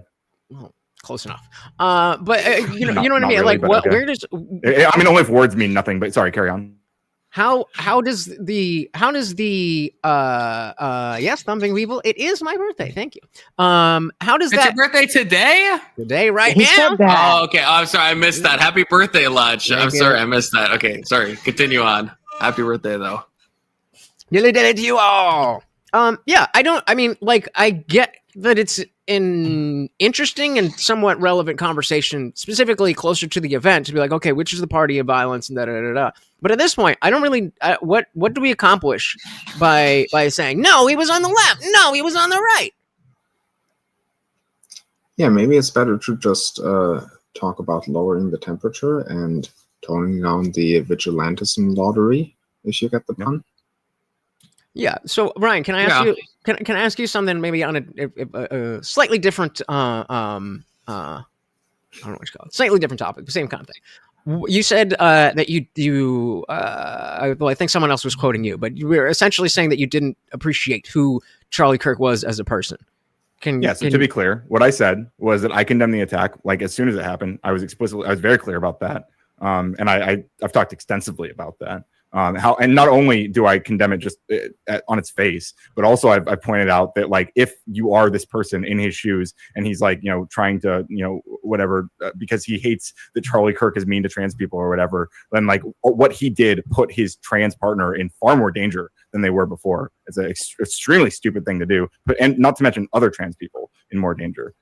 But what I also said is that I'm not going to pretend that Charlie Kirk was like a good guy and not a fascist. I do think he was a fascist, and I don't think. So how is what we do to fascists is how is he a fascist? Yeah, like what was it about? Because in my opinion, it's very like he's middle authoritarian and ultranationalist, and I think he supported an authoritarian ultranationalist who's currently in the White House. How though? That's what I'm instead of just throwing labels. Like, what did he say that you didn't like? I'm not trying to. I'm just interested. I'm not trying to be like, no. I'm just interested. Yeah, no, I understand. But what do you not understand about the words I'm saying? I understand that you think he's a fascist. I'm asking, what did he say that makes you think he's a fascist? I clarify. I broke it down into 2 more pieces. And I'm asking you which one of these. Authoritarian. I heard these words. What I'm asking you is, what did he say? Okay, so do you think what did he support? What did he support? That was Trump, and closely he worked with Trump. He was like damn near part of the administration. I supported Trump, so we're all fascists then. Okay, I mean, you're at least a fascist sympathizer. I mean, Charlie Kirk was more working with the administration. Fascist. You're probably a fascist sympathizer. Really? Yeah, probably. Yeah. So Ryan, you think everything I've ever seen from you, IndianJesus? Yeah, almost certainly, actually. Okay, what about me, Ryan? You've talked to me. You think I'm a fascist sympathizer? I think you tread it a little bit. So He's a traitor. So I'm a fascist sympathizer adjacent, is what you would say. Yes, fascist adjacent. So I'm like at least 2 degrees. We like compliments, do compliments. Fucking Christ. If you're sympathetic to fascists, then you should be. Yeah. So I guess Can anyone? Well, that's a Can fair someone- statement. That's a fair statement. 2 degrees separated, I think, is fucking nuts. To be clear, I didn't say that. I mean, you interpreted that part, but yeah, I can just clarify. Didn't you say? Didn't you say? I say the 2 degrees thing, but no, I know I said that, but what you said, yeah, okay, I can't. You said I'm not a fascist sympathizer. Oh yeah, I'm treading on being a fascist. So I'm really close to the line. So I'm being a fascist sympathizer, not a fascist. I don't think. No, I know, but you think I'm on the line of like sympathizing with fascists. So what? Yeah, again, like I said, I think you're way more sympathetic to them than you should be. So yeah, treading water. Yeah. Would that apply to anybody who voted for Trump? I mean, if you still support Trump, you're basically a fascist sympathizer. Yeah, I would say so. What's unique? What's unique about Trump's authoritarianism? So versus... if I may, I just have one more. Yeah, go for it. So what if somebody voted for Trump and now hates everything that he's doing? Would you consider that person a fascist sympathizer? I would be more inclined. I would assume they're probably not, unless they don't like him because he's not going far enough, which is true of some people. Yeah, let's say not that. They're saying like, I don't like how he's doing the way he's doing immigration. I don't like to be clear. What I would if I heard something like, I supported Trump because I thought he was going to improve the economy. I thought that he was going to do good stuff and like lower prices, end all the wars. Thank you. I did not expect so very much, increasingly Jeremy, welcome. Heighten power into the executive branch, and also deport thousands of people, probably illegally, sending them off to foreign concentration camps. And I don't like that he's doing those things. I would say that person is probably not fascist sympathizing. In fact, they're explicitly denouncing the things that I would say are the cores of what makes Trump a fascist in the first place. Okay, Ryan, what if someone's like, totally hypothetically, what if someone's like, I was a Trump supporter and now I have a nuanced take, and there's some things that Trump does that I like, and there's some things he does that I don't like. Hypothetically, would you say that person is treading on fascism, or like what's good? Depends on what they like and don't like. I would have to know more. Okay, so let's I like this line of thinking. So we'll take me personally, because I was a never Trumper when it all started. I got red pilled, and I only voted for him in this last election, 24. Well, obviously not this, the last general election. And I still am glad that he won over Kamala, but there's a lot of things that I am not liking about what he's doing or the way that he's doing it, the attitude that he has to people like myself who are, specifically with the Epstein stuff. Like we're like, yo, let's go, and why do you care? You're those stuff like that. So let's start there. Maybe you want to dig further into my agreements or disagreements, and again, if you decide I'm a fascist sympathizer, then fair. But I'd like to know where that line is. Yeah. How do you feel about Trump increasingly consolidating power to the executive branch to a point that makes makes Congress kind of like meaningless at this point? Like the Republicans in Congress are finally now in the past month like pushing back on him, but like barely. And it was just the Epstein stuff that he 180'd on. But like in general, how do you feel about him? Do you agree that he's been increasingly consolidating power into the executive branch? Yeah. But I do think that's not. I think that's something that's been that was an Obama era thing that's just been continued. That Congress is not working with the executive branch, and then Obama became the executive order president, and then everybody followed that. So yeah, I don't love that. I would say to just jump in. I think that is an escalating thing. So I think it's highest with Trump, but I think it's been something that we've seen historically be escalating. I'm happy to say I do not like. Was SPR did like thousands? Obama increased it, but it was already a thing before. Yeah, but I'm that's totally happy. That's what I'm saying. It's like it's going. But that up, being said, I'm totally fine saying yes. I do not like that Trump is consolidating more power into the executive branch. Okay, good for you. How do you feel about the deportation, specifically ones without due process to concentration camps or war-torn areas, anywhere he can send them? Like, how do you feel about all that? So, I mean, I don't have an example of no due process. I understand there's going to be a disagreement between us. An example. Hold on. What is the difference between what you and I agree is that due process? But yeah, I am very frustrated with the way that it is going. It was sold as we're going to take the worst of the worst, and I don't think we really need alligator Alcatraz. Like, just fucking send him home. But even still, I was like, all right, whatever. It was stuff like that girl that wrote a letter in her school newspaper, like, can we please just not give Israel money to the school, not to the government, and deport it? Like, that's fucked up. That is not what I was promised. I was promised that the people who are MS-13, like Camargo Borrego Garcia. Wasn't that person on a student visa though? Yeah. So. Yeah. And well, then fucking back. Whoa!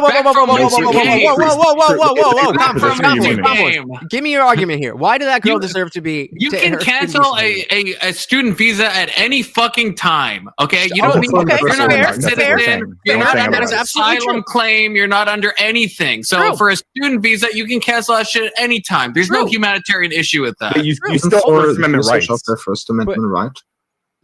You don't have First Amendment rights if you're on a fucking student visa. No, I kind of disavow. Yeah, you no, do. I don't think you do. I don't think you do. Let's chat GPT it. No, I think you kind of do. It might not be like to the exact same extent. I don't know. Like, I'm gonna be real. I don't know if SCOTUS has decided on this. In my opinion, if you're on a fucking student visa, I don't think you have First Amendment rights in the same way that citizens do. I don't think you do. I think it might not be in the exact same way, but I mean, just the spirit of the First Amendment. Like, isn't it concerning if we have people being deported just for expressing things that the administration doesn't like? For I don't think. First of all, it's not. If you're on a student visa, it's me and Indian versus Confluence. Okay, I'm sorry. Okay, yeah, maybe I'm against. Let's let's slow down. So Marco Rubio agrees with Confluence. That the First Amendment does not apply to student visas. Based. So let's slow down. So you're saying, like, I agree with you that legally, if you're on a student visa, we could revoke that for any reason. Nobody is denying that.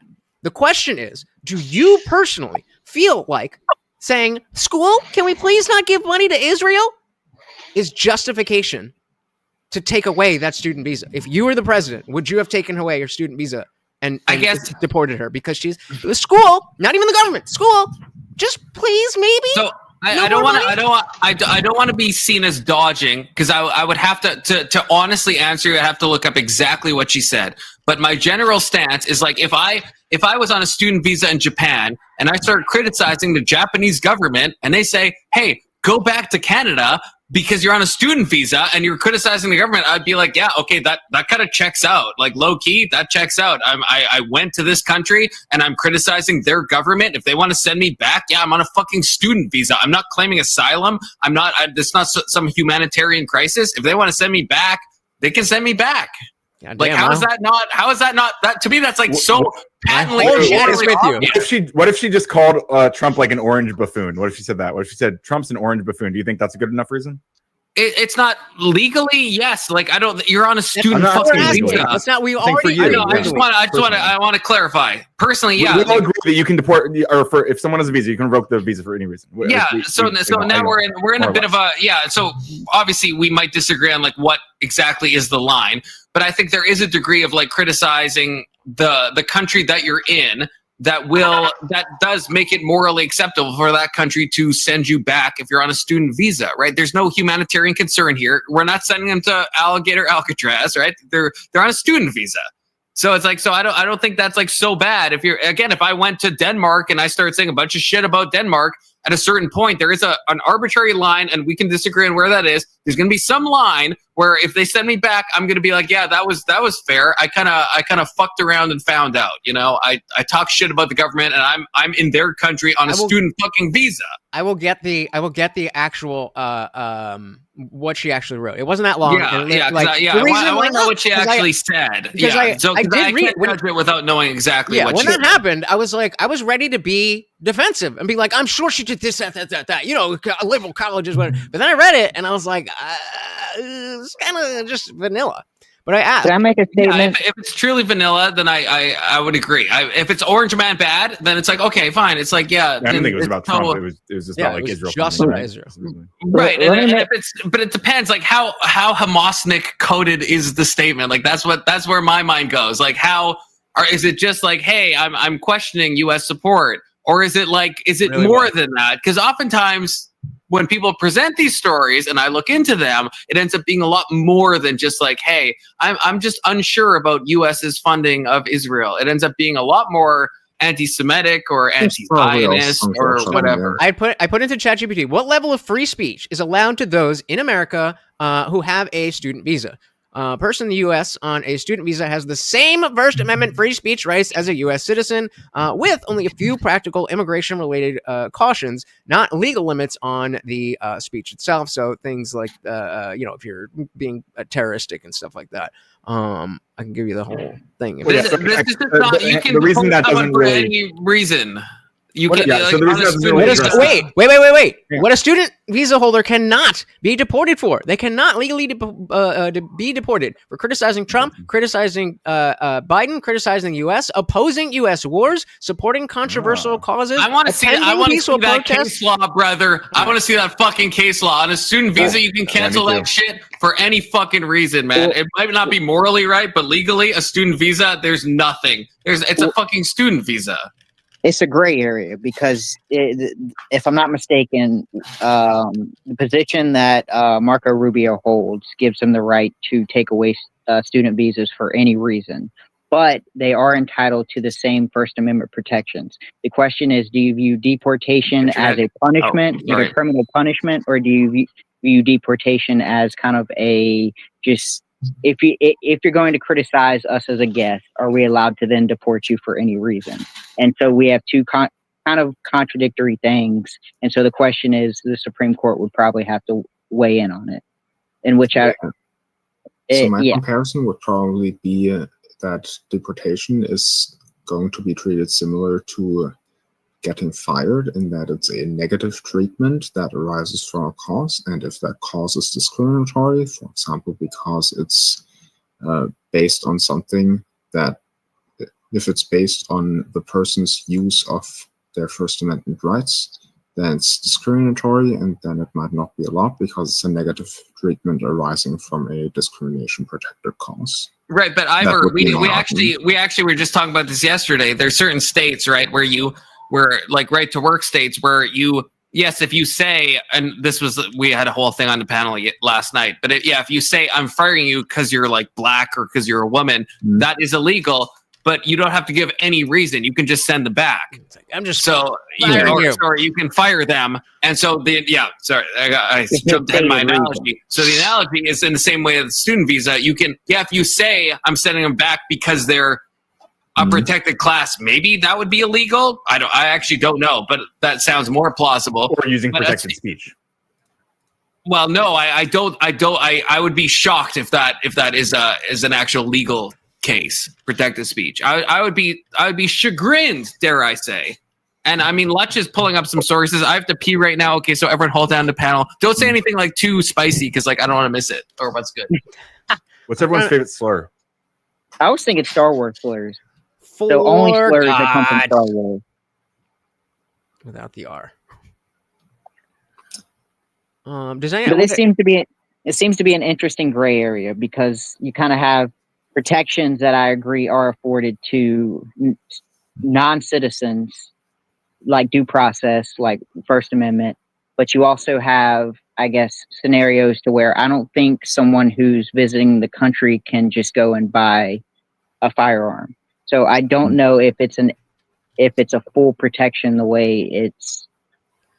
I guess I don't think anybody visiting the country has the full board of protections under. Sure. I guess the Bill of Rights. The question is though that okay, so what is the purpose of student visas? Is to bring people here who we think can benefit our society from outside of our society. So if we want to bring people in to benefit our society, now this is, taking away the background of where we are with immigration and everything, just strictly talking about the student visas, then there's no purpose to having student visas. If it's just going to be, well, you can come here, but you have to do this. Like, I understand there shouldn't just be like, all right, free reign. There's definitely specific things that you can't do. You can't go around being a terrorist and so on and so forth. But I think I'm trying to find the actual thing. I don't remember the name or anything, so I'm just like searching around. But I remember reading it and being like, oh, yeah, this is nothing. And even if legally that's allowed, that's not cool, bro. It's a weird line because it's almost like At what point is the shoe on the other foot? Could this be used against me? But I don't think I'm a citizen, so I can't think of it that way. I just think this is one of those gray areas where right now under law, Marco Rubio could take away anybody's student visa for saying whatever they want. He just can't come out and say it's because they said something. I just take your visa away. Bye-bye. Wait, so did we conclude, is it, so I was absent, but did we conclude it is similar to the firing thing where if you say it's a protected class thing, then that's illegal. Yeah. But you can remove someone for any reason. Right. But the question, my whole chat is in agreement with you. My whole chat is in agreement with you. And it's saying Base WIJ chat. No.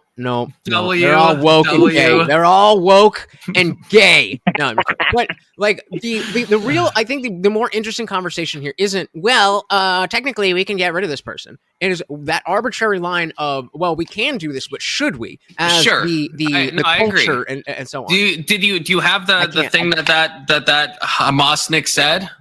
Your words, not mine. Your words, not mine. Lud. I say that. No, I can't find it. Does anybody remember the person's name?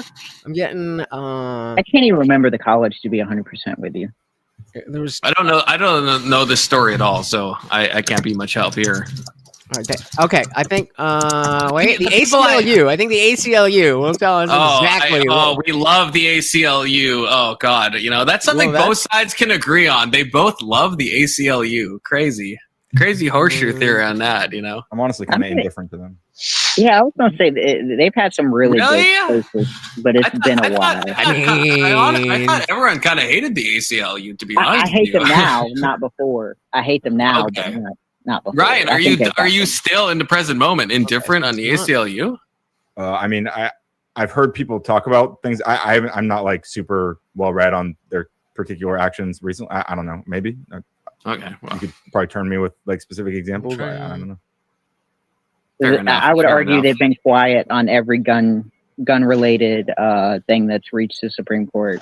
The ACLU is like the perfect horseshoe of like Jewishness, where like the horseshoe theory, where like both sides hate them for very different reasons, but everybody kind of like agrees, So maybe if you're like the true centrist, then maybe you would love the ACLU. I'm not sure, but that's definitely not me. So there's one thing that I think I caught that I would like to talk about again. I think Lutch said that that he didn't know a case where there was no due process. I really don't like the idea of quantifying due process. You either have due process, which means that every single statute in the due process law is followed, or you don't have due process. So if there is a single thing in the law about due process that is not followed, that's not due process. And I think in the case of Kilmar Brego Garcia, due process was not followed, right? So I understand. It wasn't. I should have gone back. Okay, I'm just saying. Well, I mean, I don't think so. We'll see. I guess we'll find out. Not to his country, not to where they sent him, but he should have gone back. But not to what was that? El Salvador? No, stop baiting me. Okay, I want to specifically respond because I understand. Like, I'm sympathetic to the idea that we should give people like full due process. But if you are like found to be an undocumented immigrant, like you truly don't have the same amount of due process that an American citizen does. Like, but there's still a law that says how much. There's still a law that says what the process so Obama, for example, Obama was like the deporter in chief, but he used a lot of expedited removals, which I'm personally critical of. I don't like the way our expedited removals work. I think people should probably be able to see a judge before this kind of mass deportation stuff. But like there are ways to go about it without like putting them in front of a judge.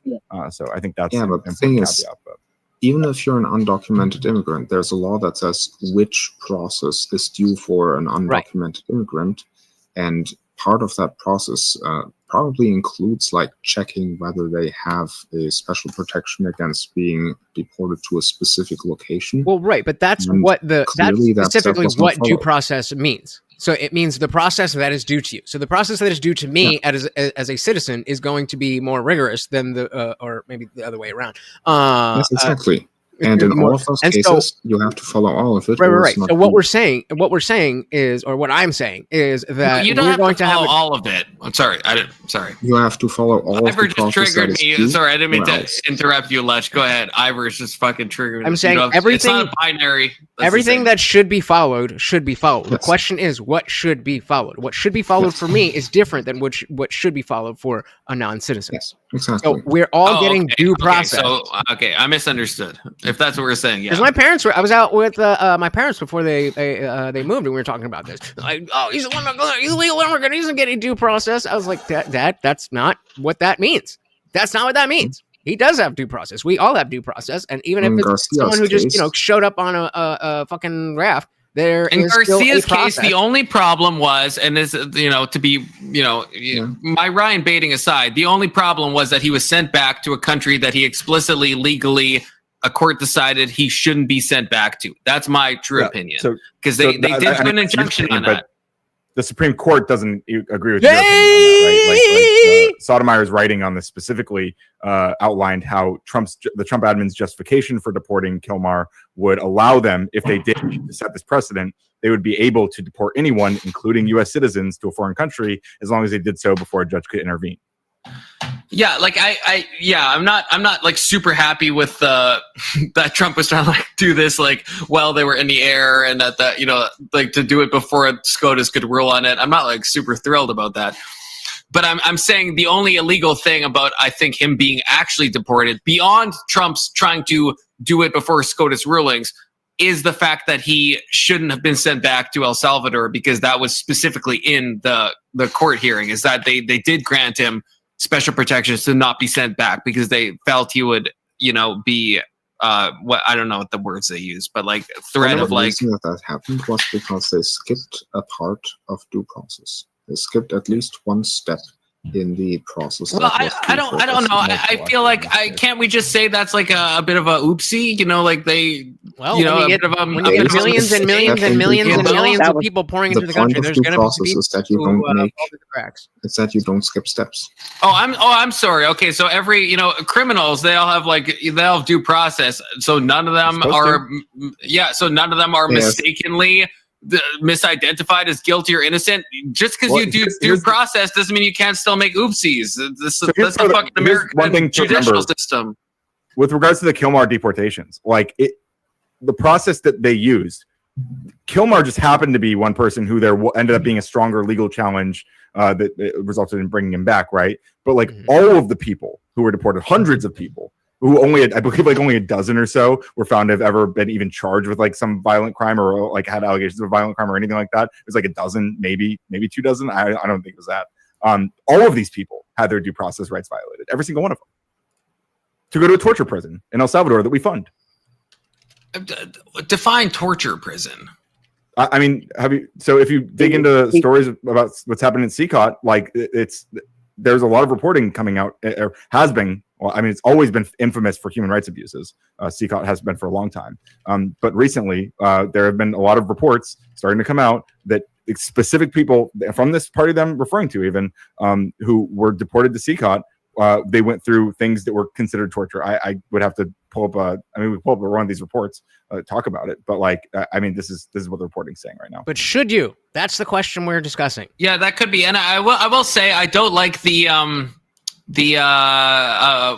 don't want to call it, I don't know what the word is. It's like a type of poverty tourism or disaster tourism that the GOP has done, where they go to you guys have the videos I'm talking about, at least, where it's they'll show the people in the background, right? They'll have a representative of not the that GOP easy, in front of but it. Have you guys seen this? people do it. And it's and they're the people in the back are acting way too calm and are way too orderly. That makes me suspect that there is probably human rights abuses. They're just, because there's a bunch of people with face tattoos, MS-13 tattoos, all in the background. They're acting just calm. They're just sitting there while some Republican talking head is talking. Have you guys seen these videos? Yeah. Okay, so you guys know what I'm talking about, or at least Big Soda does. Ryan, you know what I'm talking about, right? Hey, Lindsey Graham was down there. And give me one more vote. We're split. 50-50. One more vote. Next vote takes it. Interview that he did there. Right, and I will say I think that's negative to have all these people in the back.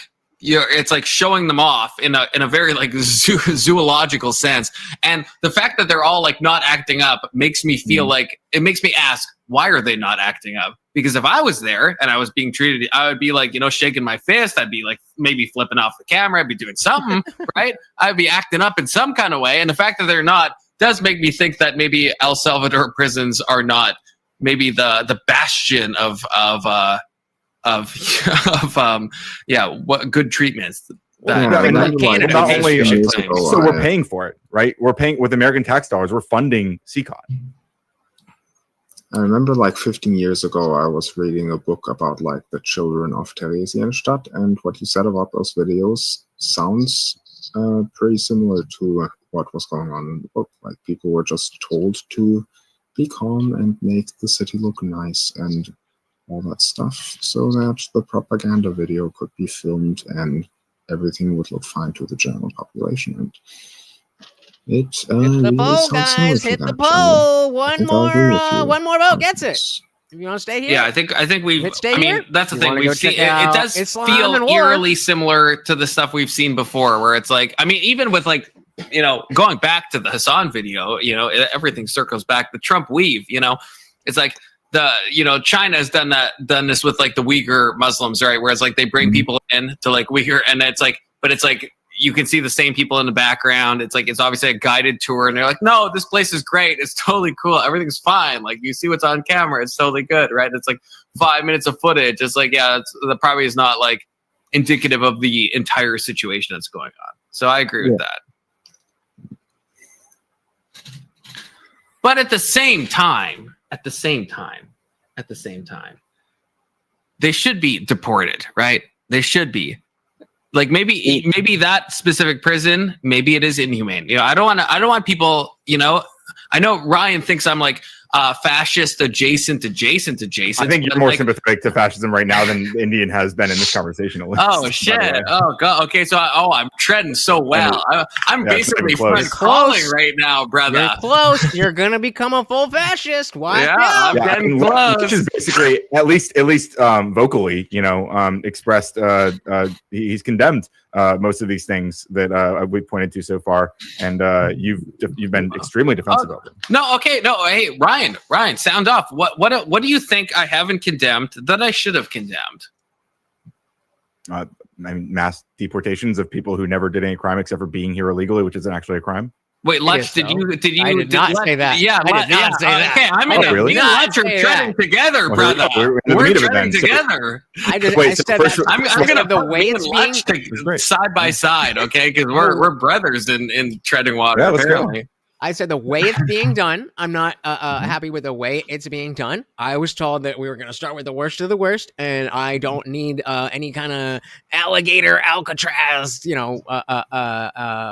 stuff like that. But I absolutely believe that every single person who is here illegally should not be here. Yep. Should be deported explicitly? Yes. Yes. Why? Well, I mean, they could, leave on their own, but because they don't belong here. Wait, what do you mean belong? Like, wouldn't it be reasonable? They don't belong here. They don't have the right to be here. In your opinion, you mean? Like your opinion? No, legally. In my legal opinion, yes. I don't know about that. I mean, Ryan, you think that's a contested issue? You think that's contested? What if they're like an asylum seeker? Well, that's a different case, right? Well, I mean, there are people who are like being arrested at their like asylum hearings, like before they. Well, not necessarily. Why, Ryan? Why are they being arrested at their asylum hearings? Yeah, because ICE isn't discriminating on the same way that we're talking about. But if they're getting asylum, if they're at the hearing to get asylum and they deserve asylum, why would they get arrested? Ryan, you're being dishonest right now. Let me fucking cook, motherfucker. Okay, I'll let you cook. I'm sorry. Why are they getting? If they're at a hearing to get asylum, before they get the trial, and they deserve the asylum, why would they get arrested? Because ICE doesn't care whether they deserve it or not. Oh, okay. Not happening, Ryan. Not happening. These are people. For example, you'll tell me that I'm right? You'll stop saying that it's not happening, right? If I pull up an example of people who are legally, they haven't missed any court dates, they haven't skipped any asylum hearings, and they are legally have declared asylum, and they are legally going to show up to their first court date, and they're still being deported. Yeah, if you have an example of that, then fuck, like sound off, Ryan. Yeah, because that would be news to me. That'd be news to me because it's all people that have missed their asylum dates, and therefore, as soon as you miss the court date, then you have violated the law. You were here illegally. You have skipped a court hearing. Right, so if you have an example of someone who has shown up to all their court hearings, I will condemn that. I'll take some of those. Tell you I'm wrong. So if they've shown up to all their court hearings, and okay, so if they're deported before like I guess the most recent hearing, and you're saying that if they bring up a case where the only thing is that they came in illegally. Well, that's not. We're not even talking about whether they came in. We're talking about that they're here illegally, or like being here illegally, because an asylum seeker could, in theory, come through legal means, right? Well, no. So, okay, that wouldn't be illegal. Actually, being here as an asylum seeker is legal. Ryan's taking off the sweater. I'm not asking He's about getting that. serious. Ryan, do some dips. Where's your dip bars, brother? I thought those were always in your. Ask me to do it again. Oh man, I did. I did promise. Sorry, I got distracted by Ryan dips. Okay, I did. I'll wait for this one. I did promise. Grid that I would stop by his panel for my birthday. But if you got something, wait, are you talking to me or Ryan? The panel. Everyone. Yeah, waiting. I know. Yeah, I don't, something up. Then I don't know if me and I don't know if me and you, Lutch, disagree. I think me. Yeah, I think you. I think we had, at least on this topic. Yeah, I mean, we are much closer a lot together than we are to Ryan. But that doesn't mean you and I wouldn't have disagreements. Yeah. So Confluence, Yeah. are you saying that if someone gets sick, or if someone like sleeps in, that is grounds for deporting them into a war zone if they're seeking asylum? Yeah. Because why don't you say yes, right? That's what you just argued. Yes, and the reason why is because if you have a court date and you skip the court date because you're really sick, want that? you would still go to jail. You really want that? So citizens are afforded the same right if you skip a court date that you're supposed to be to without prior authorization from the judge that you won't make it. Then yes, you will be deported the same way I would go to jail. Yeah, no, Lutch, if you have to leave at any time, I don't want to. If you want to, you can come in and just do your sound off. I don't want to feel like you're being held captive. No, you're good. I'm waiting on Ryan. Okay. I'm going to take a piss, and then we'll see how we go from there. Okay. The thing is, wait, I'm going to show examples of people being deported from who are asylum seekers, right? Before their trials. No. The only crime, or quote unquote crime, not a crime. Yeah. The only thing that they are being deported for is that they came in illegally. That is what I'm asking for. An example of someone who only did, and they did not get due process. Wait. Well, I mean, that would be the hundreds of people who were sent to sea under the Alien Enemies Act, right? Yeah, go. Sure. Wait, all the Kilmar. You mean wait? Under the act that makes it legal? I feel like we. You just made a way broader target than you're making it so easy on Ryan. I feel like are you saying what you mean to say, Lutch? What do you think I'm saying? I thought you just said, show me an example of someone whose only crime is illegally entering the U.S. They've done nothing else and they're being deported. No, without due process. That's what I'm saying. Without due process. Oh, okay. Yeah, that would be all the people from all the people who were deported. Every single one of them. I'm not claiming to be right. I know. I just feel like you're giving Ryan like an easy layup, which like I don't like that. Did you not see me just fucking debate Jim Bob? I'm not doing this to fucking have wins. I care about reality. I didn't know you debated Jim Bob. I want to watch that shit. Holy shit. I also think that Lutch is giving Ryan an easy layup. Which we all agree is bad, okay? We all agree on this whole panel. We shouldn't give Ryan an easy layup. No, I agree. Make it hard on him. Shit. Yeah, we got to make him work for it. I mean, the brother took away his dip bars, okay? So we have to make it. We have to make it hard. Let's try. They were stolen from me by an illegal immigrant, if you can believe it. Send him back, Ryan. Send him fucking back. That's what I have to say. There's a joke about the Crucible saying not one step back and something, send them back. We got it. There's got to be something there. well, I don't know. I was gonna say, yeah, some of the Crucible disavow. Okay, I will say that. I don't want to get hate on me, but some. I started. Some of the Crucible I started off because I wasn't. I was like, "Hey, birthday stream. We're gonna, see what comes up, see what we do." And I started watching the second version of Andrew Wilson versus 5. Because I was in the first one. They only did 5 minutes. This one they gave him 10 minutes, and I was just like, I'm kind of bored. And then I came and found you guys. But yeah. So Ryan, do we have an example there, or? Well, for yours or for Confluence, because yours it's the CPOC. The Alien Enemies Act people who were on the plane with Kilmar, none of them got due process. But the act is the process. That's what deporting them is the process. Yeah. Wait, what did you say? Wait, no, he's saying not due process. If they're deported under this act, that is the process that they are due. So what happened was the Alien Enemies Act was signed in basically in the middle of the night. When Trump was asked about it a few days later, he didn't even remember doing it. He said, I don't know, Marco Rubio handles that sort of stuff, which is an old wartime power that Trump allegedly signed us into. Doesn't remember doing so. Happened wait, Ryan, and this sorry, was the justification. Sorry, Ryan, and when this was. Can you clarify that? But the Aliens and Enemies Act is really old. So just clarify. I don't know what you're saying. Like, so it's a super. So when Trump signed, he activated it. He activated it, right? But an act that was already present, that was already legally in our. Yeah. So it was already fully legal. Well, the conditions for enacting actually were later. Specifically, the conditions for enacting that were, I believe, later ruled not legal. But that's neither here nor there. I didn't know that.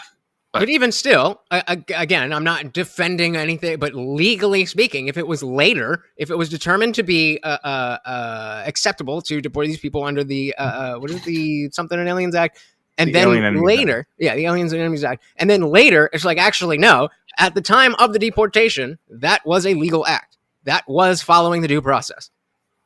That is what I was saying. We're kind of talking about a few different things here. So when you say following the due process, like I think even with the Alien Enemies Act, you still have to you have to show those people by some means show those people are like people applicable by the Alien Enemies Act. Like there's some process that wasn't being followed there even. So like that's another conversation.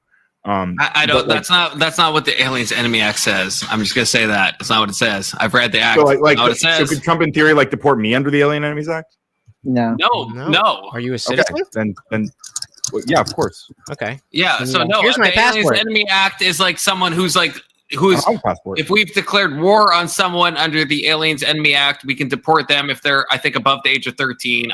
This is me off the dome, so I could be wrong in the details. But if they're over the age of 13, they're male. We can deport them in the time of war if they're of the opposing side, right? And Trump declared war, right, against the cartels, And so if someone's of MS-13 or you can prove some gang thing, then you go back. I think it's a little broader than countries we're at war with. I think it's countries that we're adversarial with. Yeah, I could be wrong, but I'm pretty sure it's a little broader than just. That could be. I'm speaking. I'm off the dome right now. So, guys, I am gonna. I may or may not be back. I don't think I'd want to stay for the whole debate night at Grids, but I promised I would stop by. So, if you guys are still going, maybe I'll be back. You're always welcome back, and happy birthday again! If I don't see you, brother. Happy birthday, bud. Good to see you. Happy birthday. Very much appreciated, guys. You have a good one. Oh, all right. I see a couple of you in there. We got our boy Colby. Welcome to the party. Very good to see you. And of course, the Man of Steel himself. Welcome. Thank you, guys, so very, very much. Let's check out the chat a little bit and see what I missed. And then we'll head over to Grid. Right. Yeah. Do you really want that? I really don't think you want that. I don't want that. Well, I guess it's so much dialogue over a misdemeanor offense by desperate people looking to skirt government oversight of their actions. Political poison will distort your perception of reality and compromise your philosophy. Everybody says you should do a debate where you purposely make bad arguments unless people donate. Ultimate rage grifting. I don't think I'm good enough to do that, but that's a great idea. That is a great idea. Anything else? Someone's not legally in a country. I'm kind of confused as to why they don't even be considered allowed to stay at all. Yeah, I don't get it. Hey, shout out to Adam, the captain of the Moral Felon Crew. Thank you so very, very much. Welcome to the party. And guys, we've lost Morty because he's like, I ain't getting any more food tonight. Remember, 99 cents gets him a refill. All right, where are we at here? We're gonna close down this chat. We're gonna open up this chat. Why does it do that? Just put it where I have the last window. Oh. So, game plan. We need a game plan. Because like I said, I don't necessarily have much nerd stuff to argue, but maybe there's stuff. So I'm gonna jump in. Let me know if you guys are, if we want to find something else. Just let me know, because I'm kind of just vibing. So let me know if you're bored, you don't like this, you found another one, somebody else talking about this. Let me know. Otherwise, we go and join the party. Majority of people don't. You've got to think about it from a normie perspective. You've got to stop looking at it from, well, I think this and I'm highly engaged in this stuff. Okay? Yeah. The majority of people are headline readers.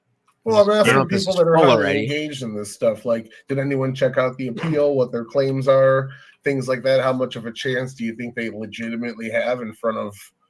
And you're saying, hey, it's Indian. I don't know Hello. if some of the claims are true, which I don't know if they are. Apparently, one of the claims is the medical examiner, the young man that testified in the trial, that was his first year being a doctor. He was actually like the apprentice of another doctor who said straight up, like, there's no proof of asphyxiation.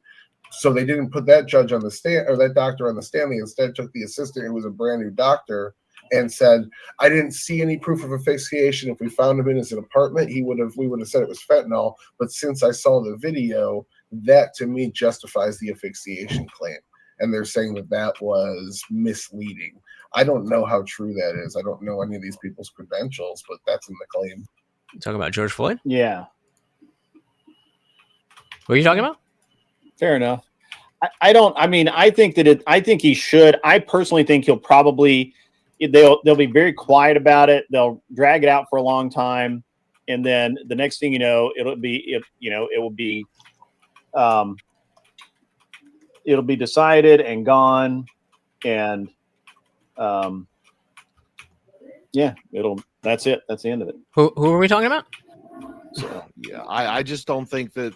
I don't think the activist will allow it to garner any real traction. Why won't they answer me? I mean, the impact, the judge that accepted it is not going to be the trial judge, more than likely.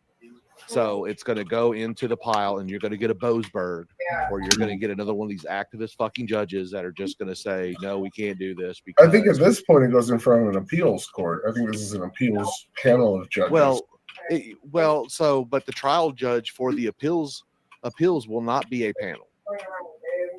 That the trial will be with one judge presiding, and then the panel will go and sit down. So your judge can still manipulate, and I could be wrong. I mean, I'm not a lawyer or anything like that, but I don't have faith in. I believe that the bureaucracy will do what it can to protect itself and its legitimacy. I mean, in a way, I don't disagree with you, but at the same time, that's a southern drawl. I kind of do disagree with you, because I think that they can't hide. I mean, the problem is they can't hide the evidence forever. The cat is out of the bag, right? Like the Kennedy assassination would like to talk to you. They did the problem is that they didn't have 30,000 people with video cameras, and they didn't have all of the evidence, which they've already admitted to having. If I would actually agree with you if they didn't have all of the evidence that they have. The fact that they have all of the evidence that they have, the fact that they have the medical examiners who have said that, yeah, we don't welcome. But it's 57 officers right now from the Minnesota Police Department have all signed sworn declarations saying that they were taught that specific knee hold to the neck and back in training, and the testimony given in trial was not true. Right, and the medical examiner that dissented to begin with originally said that, you know, that they knew what they were supposed to say when they came onto the stand. Like, they knew that there was no dissenting opinion. They weren't there for the truth. They were there for an agenda. Yeah. And well, the now fact you can, they allowed, and I would 100% agree with anyone who said, well, those sons of bitches need to be strung up. I would agree with that. 100%. I think that it's a dirty ass thing that they did. They lied in court on record, and getting them to go back on that's going to be rough, right?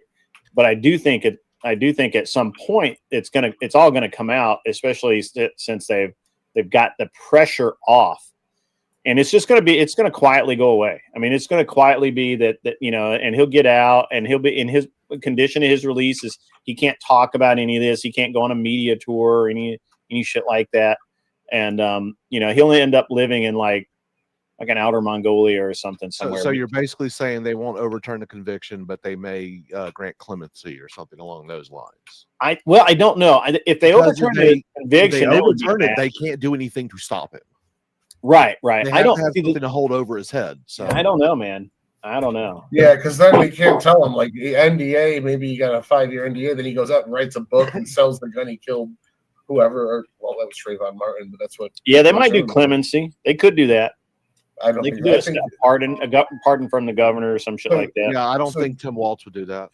Jason thinks nothing's going to happen because it's political, and overturning it would admit that it was political, and you really think it's going to happen, but it's going to happen on the DL.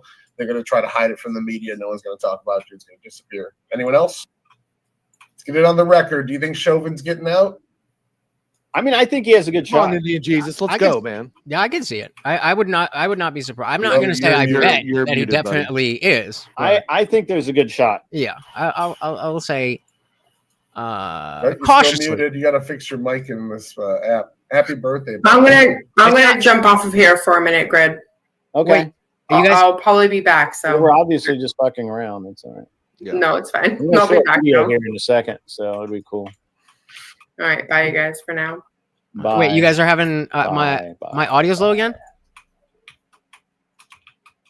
Is my audio low again? Let's see. I can get this up. I fixed it on StreamYard. Yeah, I'm gonna jump off too, so I'm gonna see what the wife's up to. So I will see you guys later. All right, man. Well, I was gonna show a video of the range day that we did from. All right, let's see it. Oh, no, I'm all now. I want to see it. Thank you, Behave. I think they're. From my I thought I heard when they said we all went something to the about range it, with the gorilla piss and everybody.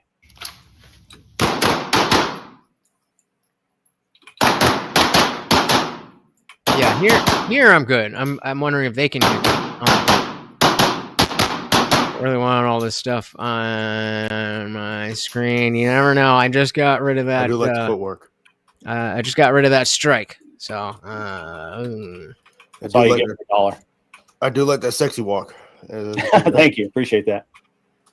All right. I will see you guys later. All right. We'll be around more than likely. How are you, Indian Jeebus? I'm good. Can you guys hear me? Your mic is not working again. His was working. I heard him. He does have a good voice. I mean, test. Yeah, I can hear me. You guys can't hear me? Test. I can't hear you. I can hear everybody else. I'm trying to hear you. They say Jesus saves, but apparently he doesn't mix. Yeah. Audio mixer joking. Yeah. I got you.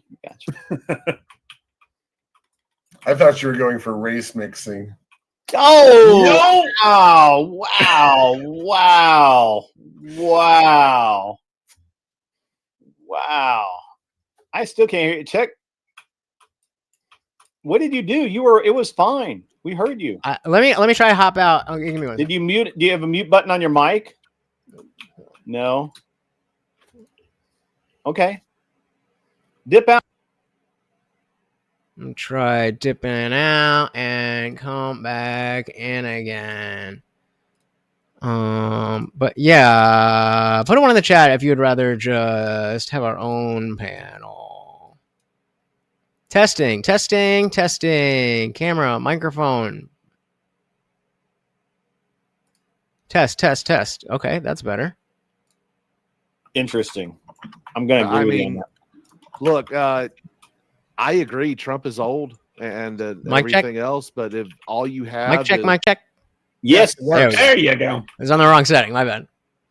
Whoops. Yeah, if all you have is Trump has a tiny wiener and he poops it all the time, you really got to find something more legitimate to critique. And there's plenty there.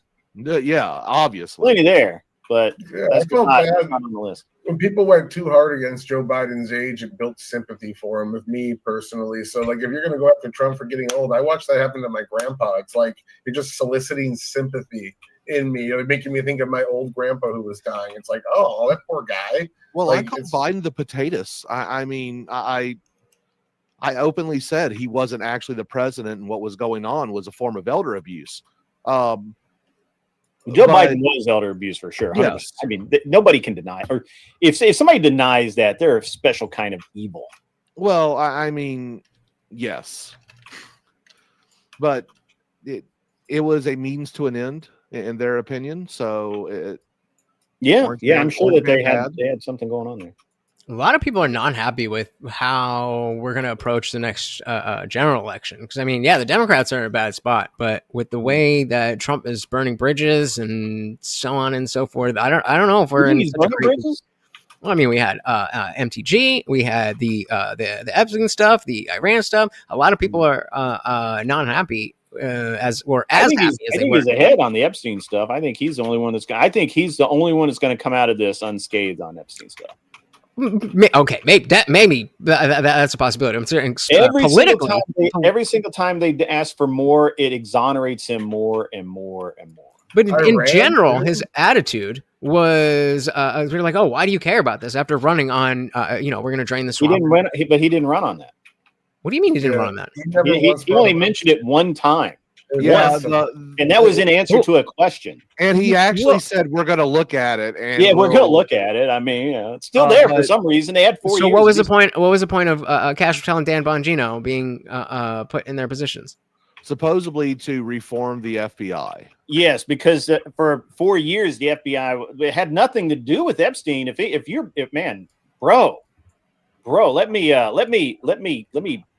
Yeah, do you know who Kash Patel is? Let me help you out something here. The whole reason that about Russiagate because I'm sorry. The whole reason that they put Patel and Bongino in there was because of the 4 years at 4+ years that the FBI was weaponized against Trump to basically investigate his every move and try and prove things that didn't exist. And Trump told them plainly multiple times that if I'm elected, we're cleaning house at the FBI. And now, has he really done it? Not really, not effectively, right? I mean, they fired some people, but not enough. In my opinion, they need to gut the FBI and start rehiring. Maybe try Princeton instead of Yale this time. You can't do that because look at what happened with defund the police. Once they fired all those cops, getting them back has never happened. I don't want it. I mean, just replace them with different. All right, and I cut you off. Well, so you guys don't care about that Epstein stuff, really? No, I actually do. I think it needs to come out. I think it needs to come fully redacted. So the only reason I care about Epstein at all is for how bad it's going to look for Democrats. Well, I want them screaming for it. I want them screaming for it because I know every single time that we have evidence come out, every dump of data they have, every single thing, it's always there's two people that it affects every single time. Democrats and people in the UK, and that's it. And every single time they do a data dump, it shows Trump in a better and better light every single time. But then, why do you think he would be like? Why do you even if he personally didn't promise this, he was definitely pro. Yeah, Epstein, we don't like him, and all that, and a lot of the base was certainly focused on Epstein. Didn't Epstein himself, all that kind of stuff. I don't think anybody on the right cared about it. We run in different circles, saying, saying, God damn. God damn. I think that was it. at the top of the list of most of the people that I know. So I'll tell you, I want that stuff because I want to know what our government is involved with. But honestly, in the grand scheme of things, we have a woman sitting in prison who is guilty of who supposedly is guilty of trafficking children to nobody. So either produce the list of who all she did that for, or you release the woman who was convicted of doing the not crime. Trafficked to Jeffrey Epstein, didn't she? Well, so they really don't even say Supposedly that. not. So it's that's exactly what she was convicted for, wasn't it? It was giving young No, girls. she got convicted for trafficking. They changed it at the last minute. It wasn't pandering. It was I don't think it was trafficking. Facilitation. I think. Yeah. That sounds right. But the deal is, if she facilitated trafficking of children, cool. To whom?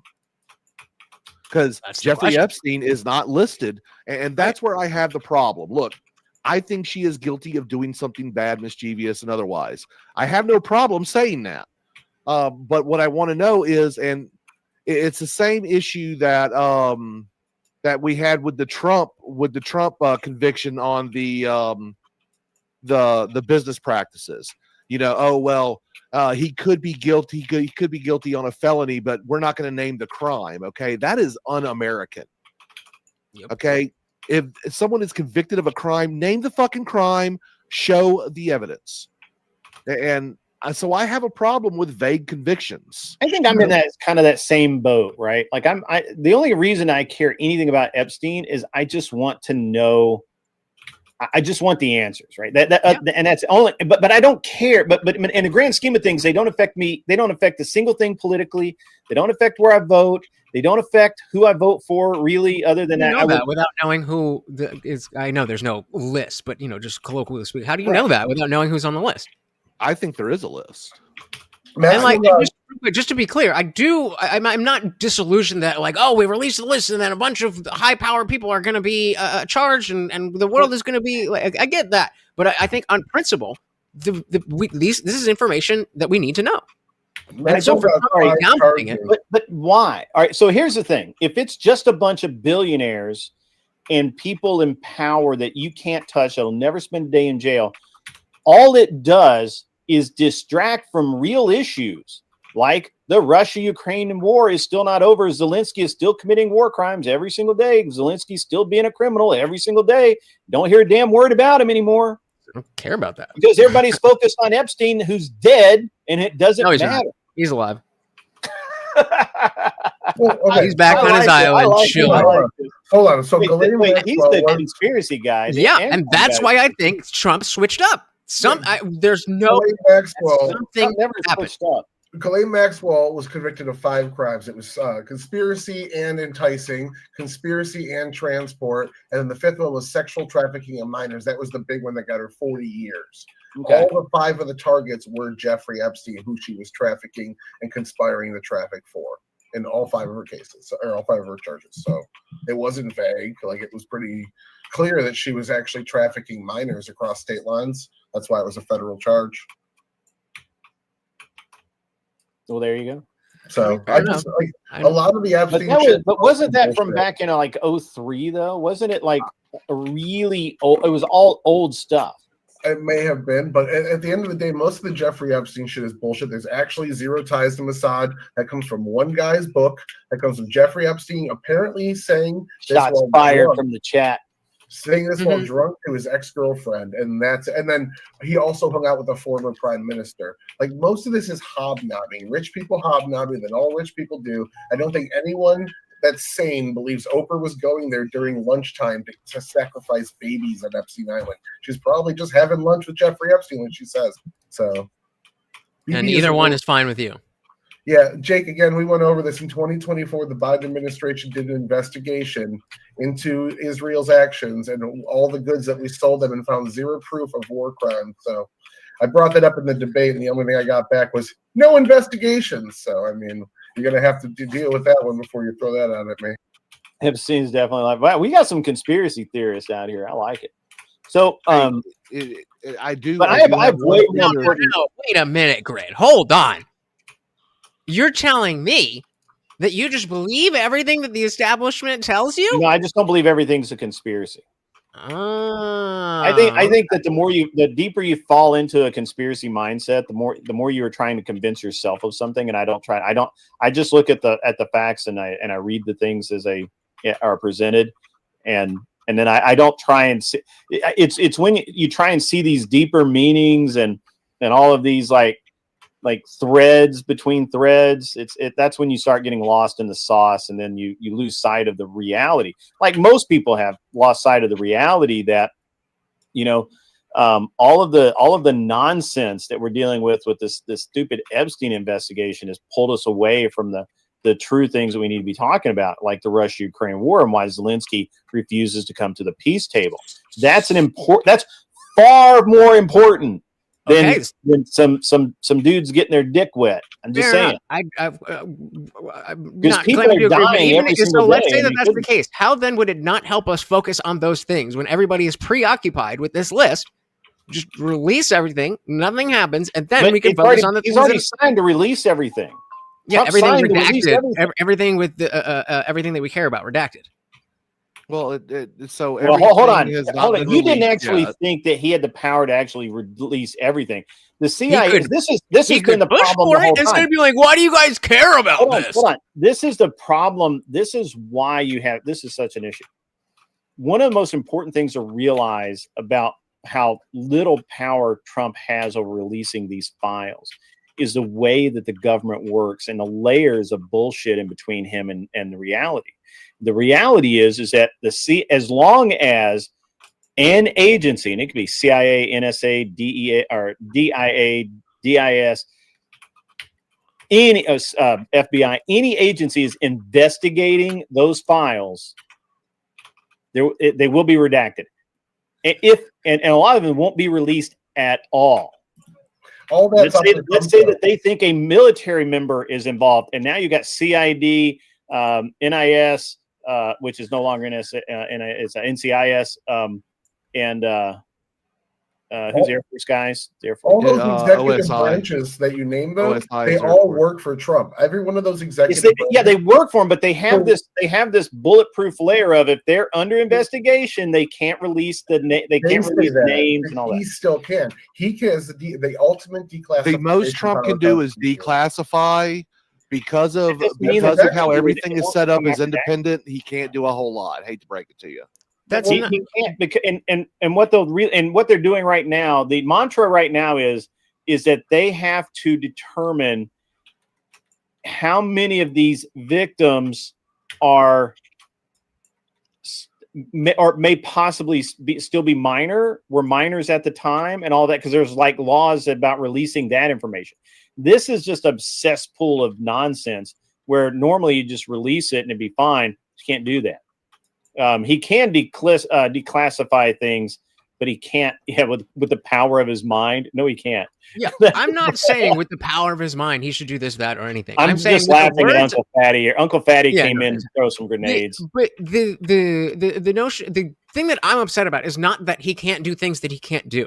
Is that he's changing his tune, even if he only said it one time in the run-up, which is all he said was they would even if that's the case, even if that's the case, he was in a position of we want to drain the swamp, we want to make sure the corruption and so on and so on and so on, and even when it came to Epstein, maybe he was dodgy, but he was on I'll say my side for the purpose of this discussion, and then all of a sudden with that one press conference when someone asked Pam Bondi about it, it's like, wait, you still care about this?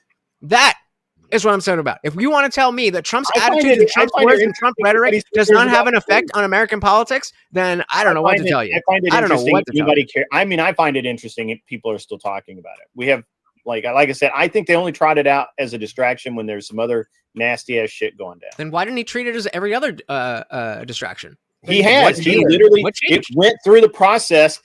Congress voted on the bill to release the files, and he signed prior to that. prior to that, he had Dan Bongino and Cash Patel went through all the files and said there's not much here. They had to come out hats in hand. I agree with you, Socrates. What's up, man? It's been a minute. Okay, so real Socrates, quick, though, you should have hold come on. to Nashville, by the Real way. quick, You though, missed out.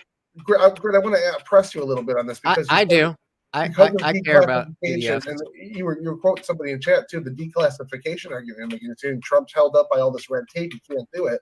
But his defense in the Florida case, when he took all those documents, was I ultimately hold the top declassification power. Declassification stems from the power of the presidency, Constitution. Declassification doesn't mean releasing to the public either. Yeah, redactions, as Jason said, I agree to. There are Right.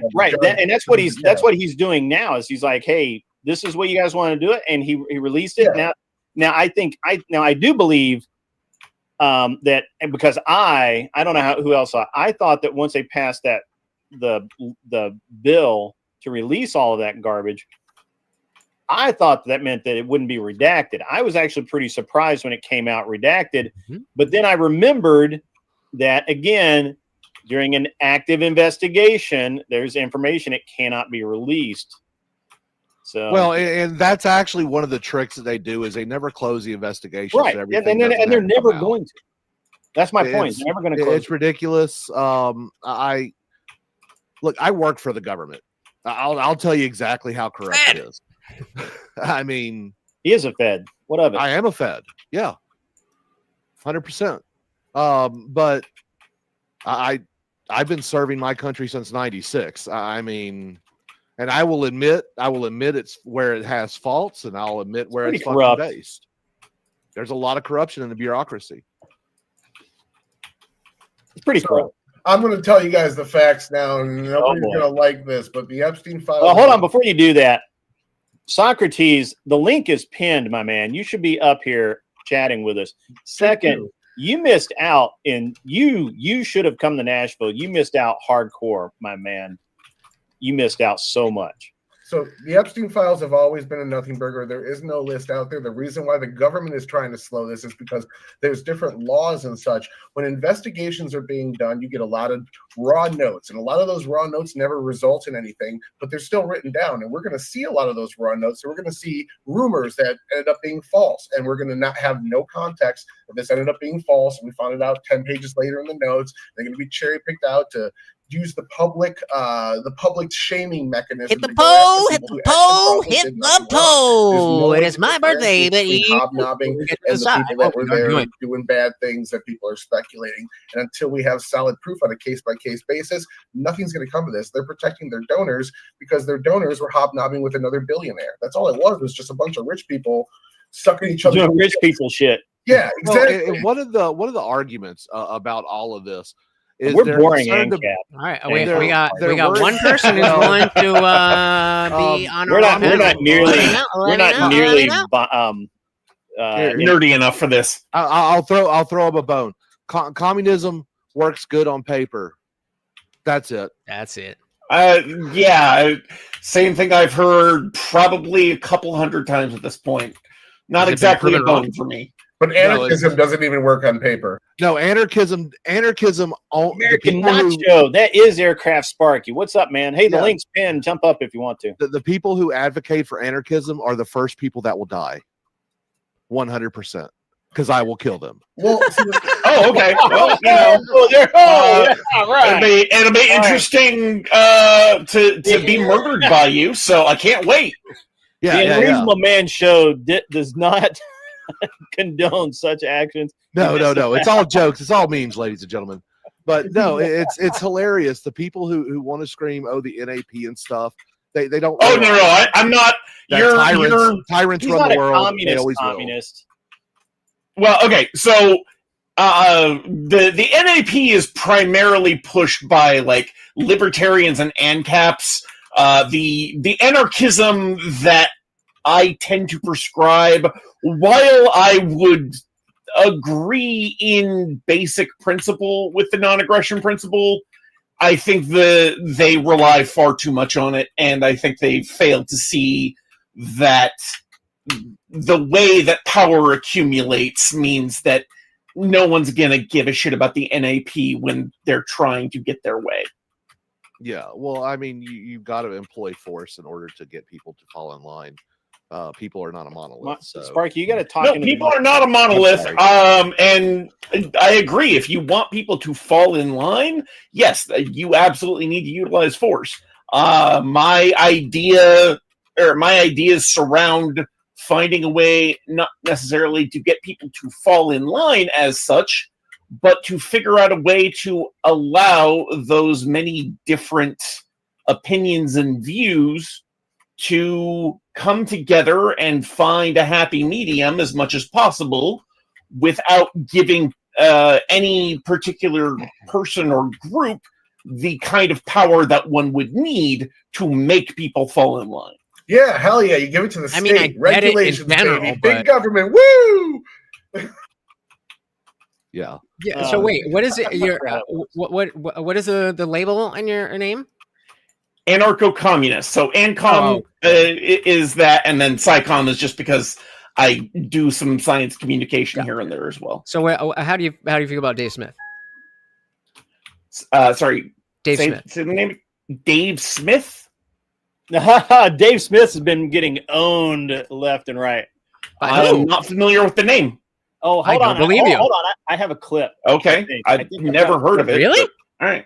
Yeah. I think I've got a clip. He's a libertarian comedian, is all it is. That's all you need to know. Is he? Okay, yeah, no, like I thought we were joking. No, yeah. No. He did part of the problem, and he did that debate with Douglas Murray. He's done Israel is his like main thing, but he's very much He's a Jewsburg.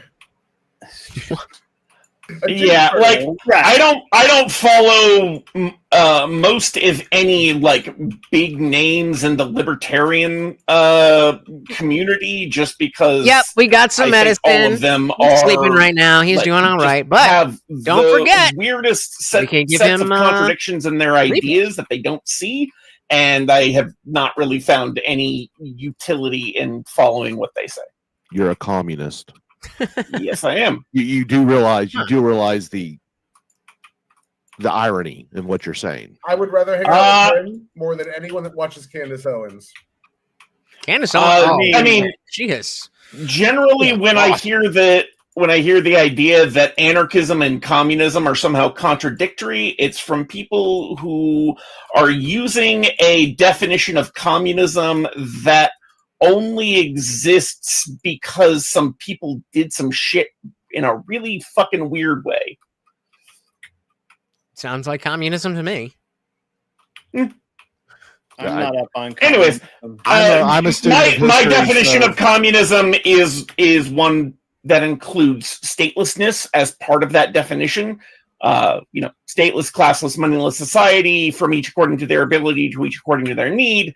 So, given that definition, I see no contradiction between the ideas of anarchism and communism. In fact, I see them as being two different expressions of the same basic idea. Interesting. Well, Dave Smith doesn't like me, and I have a video clip proving that. I don't know what I did with it. I saw it the other day, and because we were talking about it over on Fabian Liberty's channel, I was like, "Yeah, Dave Smith doesn't like me." I find it interesting that Dave Smith is considered to be a skilled debater. No, he's not a skilled debater. No, he's not. And honestly, and our buddy over here, Tyler, calls him a Jewsburg. Anytime anyone gets the label of a Jewsburg, automatically disregard their opinion, just like people with nose rings. I don't even know what that means. What does Jewsburg even mean? If all you talk about is Israel, you're a Jewsburg. You know what spurging is, yeah? Like when Destiny names off 8 half-true things in a row. If that's all you can talk about, if that's the only amount of substance that you can bring up, clearly you guys don't like Dave Smith, but well, no, I actually have nothing against Dave Smith. I just think his opinions are irrelevant. I liked him until he was a dweeb. Then I liked him less.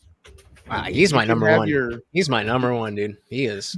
Isn't he recently saying impeach Trump and put him in prison underneath the prison at this point? Yeah, and I disagree with that. And it was why would He was never.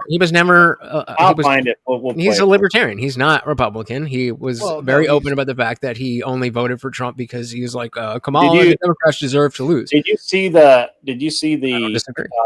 Critique that Liquid Zulu, who is an actual ANCAP libertarian, did of Dave Smith and his? I didn't, but I heard they have a debate coming up. Oh, that would be hilarious. Dave Smith is going to get smoked into the dirt.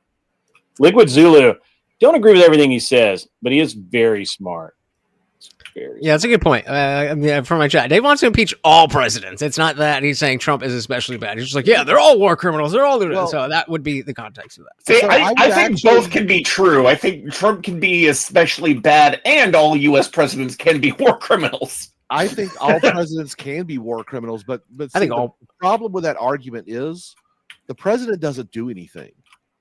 So he cannot literally be a war criminal. The person who commits the act or the actual war criminals, Bibi Netanyahu, who a lot of people like to call a war criminal, was an actual Mossad agent.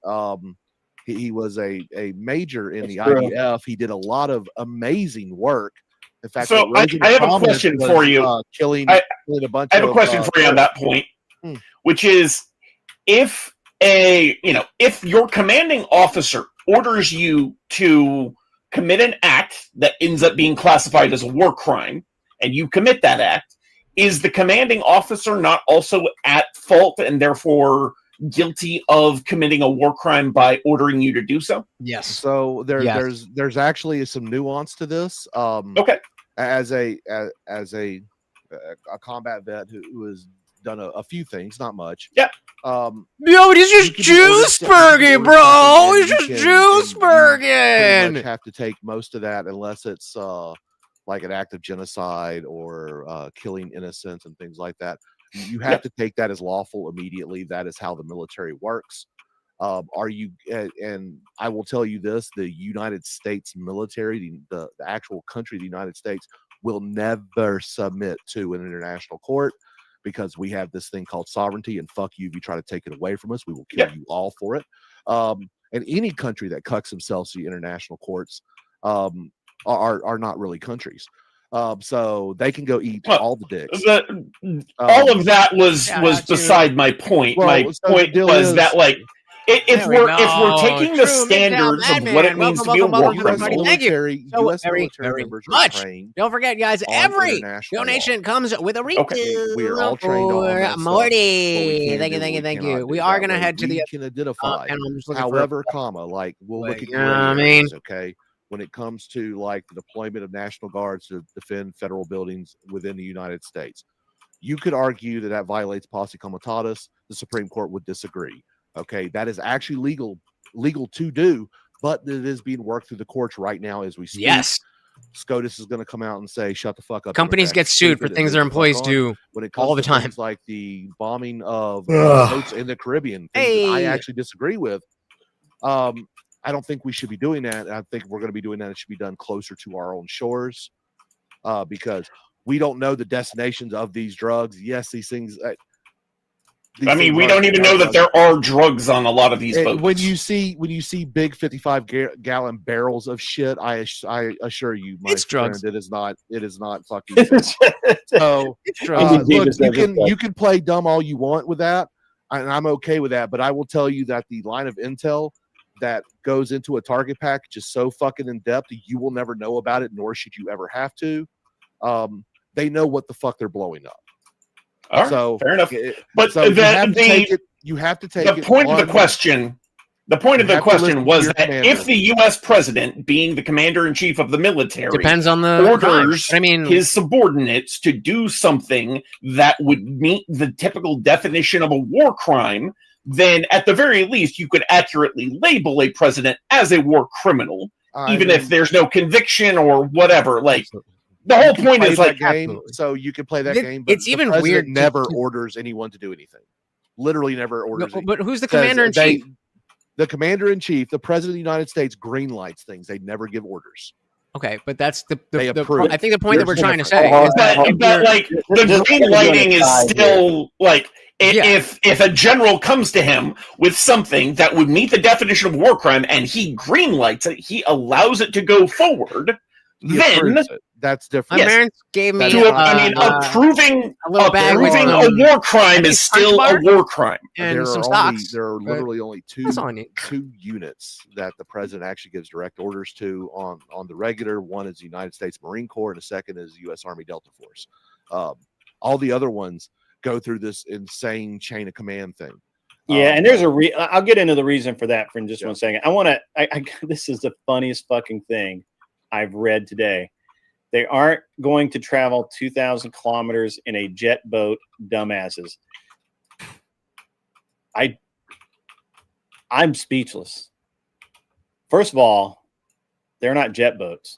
No, they're fucking cigarette boats. They're fucking offshore racing boats that are literally designed to travel 2,000 miles in rough water. That's literally their fucking They're job. low profile. I don't know. I'm Drop American. down their radar signature and everything else. Yeah, there's a reason they're using racing boats. It's not a jet boat, you dumbass.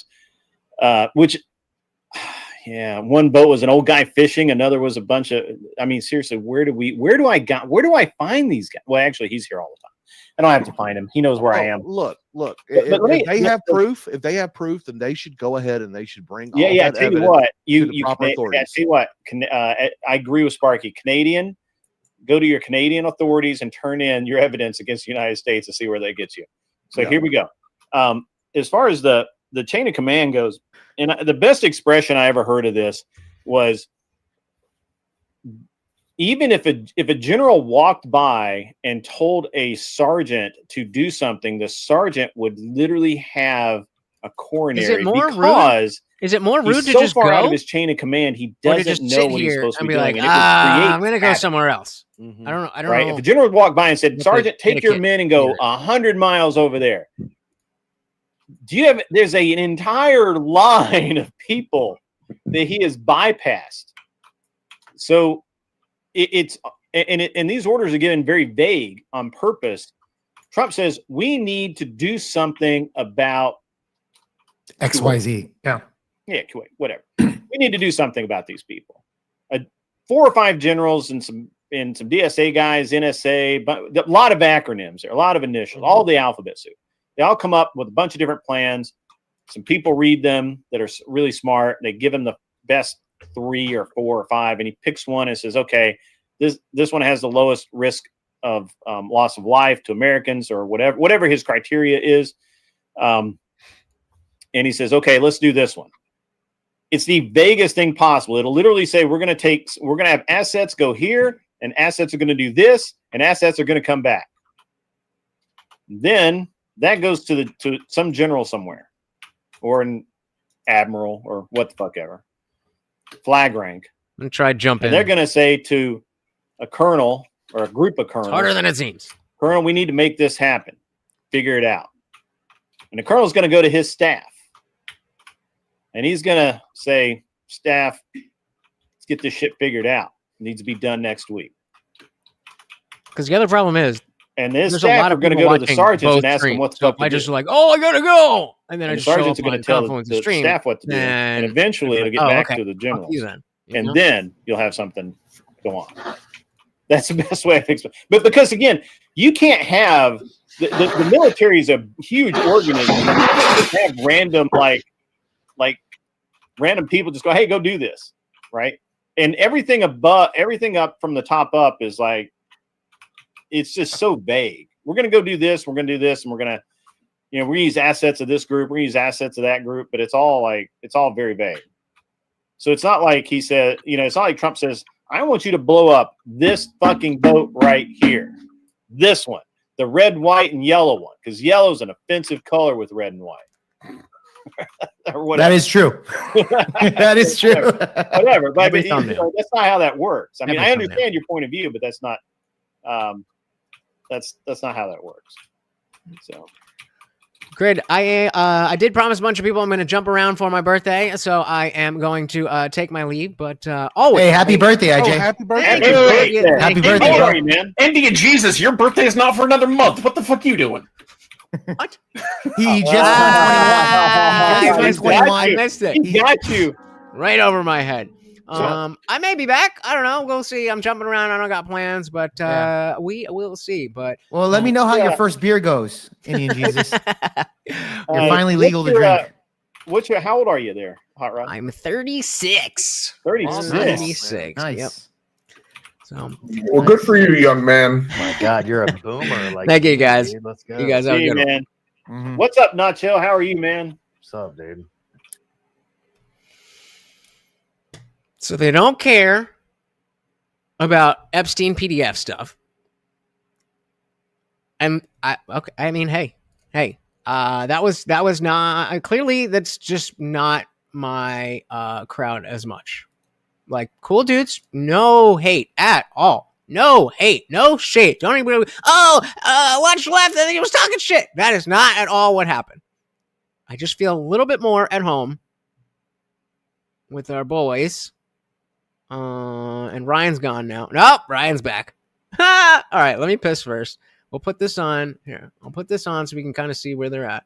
But I guess I'm trying to paint a picture of one's a misspeak versus another one's an action that shouldn't have been done. It's not a misspeak. He was reading. He wasn't misspeaking. Is it a misspeak? If you come up with an idea and it's wrong and you shouldn't have done it, I guess misspeak would be bad. So it's a mistake, I guess. Maybe I guess I should have said that. I shouldn't have said he misspoke. I'm saying he thought something was true. He shouldn't have said it.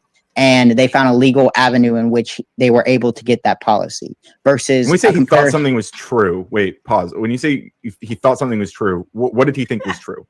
That most of our problems that were happening toward America on a foreign scale were happening in Muslim countries. Is that wrong, or is that true or false?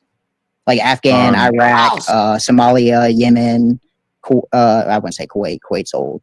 But all these countries have one thing in common: they're all Muslim.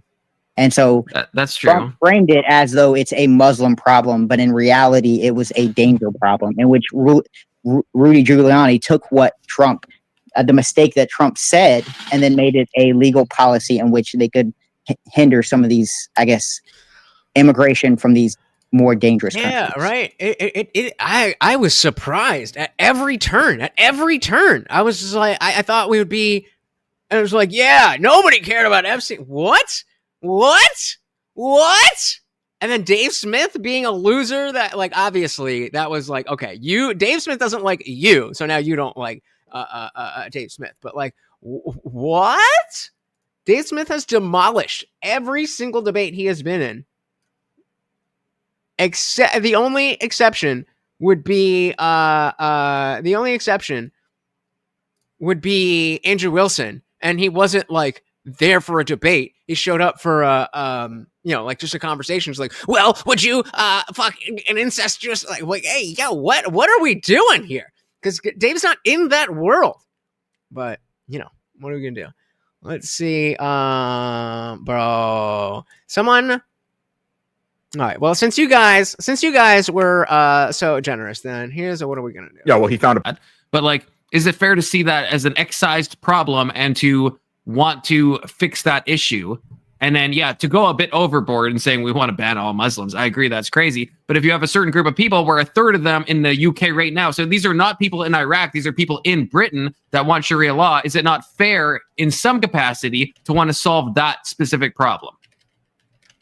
So in America, at least, when I think about people here who might want Sharia law or Christian nationalist law, what I would hope is that when they try to pass laws, that they are going to face the limits of the United States law and our United States Constitution. Thanks to you guys. Right. So because Sharia law, this is a very, you understand, this is a broad thing. But the surveys I saw were that they wanted it enacted in a governmental level. It's not like they might want that. Sure. Right, that's different. Yep. Like, I get if you want to follow Sharia law in your personal life, like, it'll sound off, right? Like, no, that's fair. That's fair. But what I'm saying is, if people in the United States, which I'm sure there are people who want Sharia law in the like encoded in the U.S. law, there might be things I just took from Sharia law that would be within the United States Constitution's limits. Marilyn, tell them to go back again. And in They that never case, fucking looks. I might still have a problem with those policies. I may or may not. Well, don't pull me up while I'm fucking taking But this call. I would hope Wait that till I'm like done. the things, Wait till I'm the done. most obscene things that I'm worried about when it comes to Sharia law, I think those things are already would be unconstitutional. So I'm not I as wish you worried would've about those said this things. before you left. Like coming into Oh, man. reality. You're not worried if a third of Muslims, like let's say this, I don't know the stats in the US, but if a third of Muslims in the United States wanted Sharia law and they responded that way in a survey, that's not like concerning? Again, it's a little concerning, right? It's a little bit. I mean, it's also concerning like 10% of Christians in the United States or something want okay. like Christian nationalism. That's also concerning. Okay, Yeah. shout Do it out first. Indian Do it Jesus first. gives the $10. Is this the panel where that brown guy is coming to be awesome and beautiful? And if I look in the back is one of those chat, things, there probably. is a brown guy who is awesome and beautiful at the same time. Hello. The one, the only Lutch. Good to see you. Thanks for the dono, brother. Of course, of course. That My was chat gay. was very generous today, so I figured spread the wealth. Spread the wealth. Now, compliments. Can I pick your still man apart? Sure. Yeah, sound off. Okay, so to be fair, I don't think this policy really had anything to do about Muslims inside of America, or I guess Sharia law being enacted in America. If I'm not mistaken, this was like 2017, 2018, where we weren't really seeing a lot of that politicized in America. I think a lot of this has to warrant the fact that we were in direct conflict with like countries like Somalia, Afghanistan, Iraq, Yemen, all these countries we were bombing at the time. And so I think this was more of a response to that than Muslims coming in and setting up Sharia law. I think this was more of kind of to combat the fact that we're at war with we're at conflict with all these Muslim countries and we don't want them coming to America But to tear apart your steel man of my steel man, or maybe I'm tearing apart my own steel man, if you wanted it to be a country specific ban, then Trump wouldn't have said, I want to ban all Muslims. Come up on this panel. So I guess that's why my steel man was about like, well, yeah, if 33% of Muslims want Sharia law, then I guess, yeah, that's a big enough group that maybe it could warrant some type of like, hey, we'll look into this issue. If what you're saying is true, it's only specific countries, then why not just list off those specific countries? Look at like the terrorism it's coming from, like you said, Somalia. So yeah, I'm on this panel right now. I just posted the link to. Actually, I should have just posted the fucking link itself. Copy link address. Boom. That post. I don't think that'll post, but just go to. Can we do this? But whatever. Just go there, hit the pinned link, and come on up. hey, we need to stop these Muslims. But in reality, it's not a Muslim problem. Need some backup, it's a danger problem, like Giuliani said. But I guess, okay, so, but my steelman specifically was, what if it is a Muslim problem? Now, not all Muslims, but if it's 1/3 of British Muslims, that's is there not a steelman there that's not a large enough majority that want to enact Sharia law that do believe in the bad type of Islam? And again, the majority, let's say, don't, but some significant minority. So number one, 33% is not a majority. You use that word. I think you just were using that word a little bit differently, but maybe I misspoke. I thought I said the opposite. I thought I said maybe I misspoke. Plurality. But It's a strong minority. Yeah, the majority does not want Sharia law. Well, and then you have to bring strong minority does. You got to bring Taqiyya into the conversation. Like, if we're not talking about Taqiyya, then this conversation is irrelevant. What the fuck is Taqiyya? It's a tenet based in Islam that essentially says, well, you can lie to people on the outside to make our faith look good. Okay, yeah, I've heard of that. Like the example I love to quote. It's impossible to pull for, though. Like almost definitionally is the problem. Exactly. And so that's why we can look at numbers and okay, so sure we can pretend. I mean, yeah. So maybe they're all lying. That's fine. But like, I'm not saying this is stupid. We can talk about that in a minute. That's not what I was saying. I can keep going. That's not what I was saying. That's not what I was saying. That's not what I was saying, Ryan. I was in the middle of a sentence, and I'm going to finish my sentence. So without bringing I'll allow Takia into the conversation, then as you correctly said, we do not have a good understanding of how these people feel about these things. My favorite example is Bill Maher's Religulous documentary. Something I watch at least once a year, and you all should too. It's mostly about Christianity. Dog shit documentary. Disavow. Did you see it? Did you see it, or are you just saying it because you don't agree with it? No, of course I've seen it. Are you fucking kidding me? Point being, he gets to the part where he's talking to Muslims, and he's like, "Well, isn't it like the specific thing I remember is apostasy?" And he was asking some person like, "Well, what if an apostate is? It's in the Quran. It says it's okay to kill them, and so on and so forth." And I'm like, "Well, no, that's not really what it means." And like, what about beating your wife? No, they just mean like, just symbolically. And point being, they lie. It is part of their faith to lie to make Islam look better than it actually is. All right. So yeah, again, maybe that doesn't mean that person was lying. First of all, I agree with you, but it means that we can't tell who is and who is not. Yeah, it is an impossible conundrum.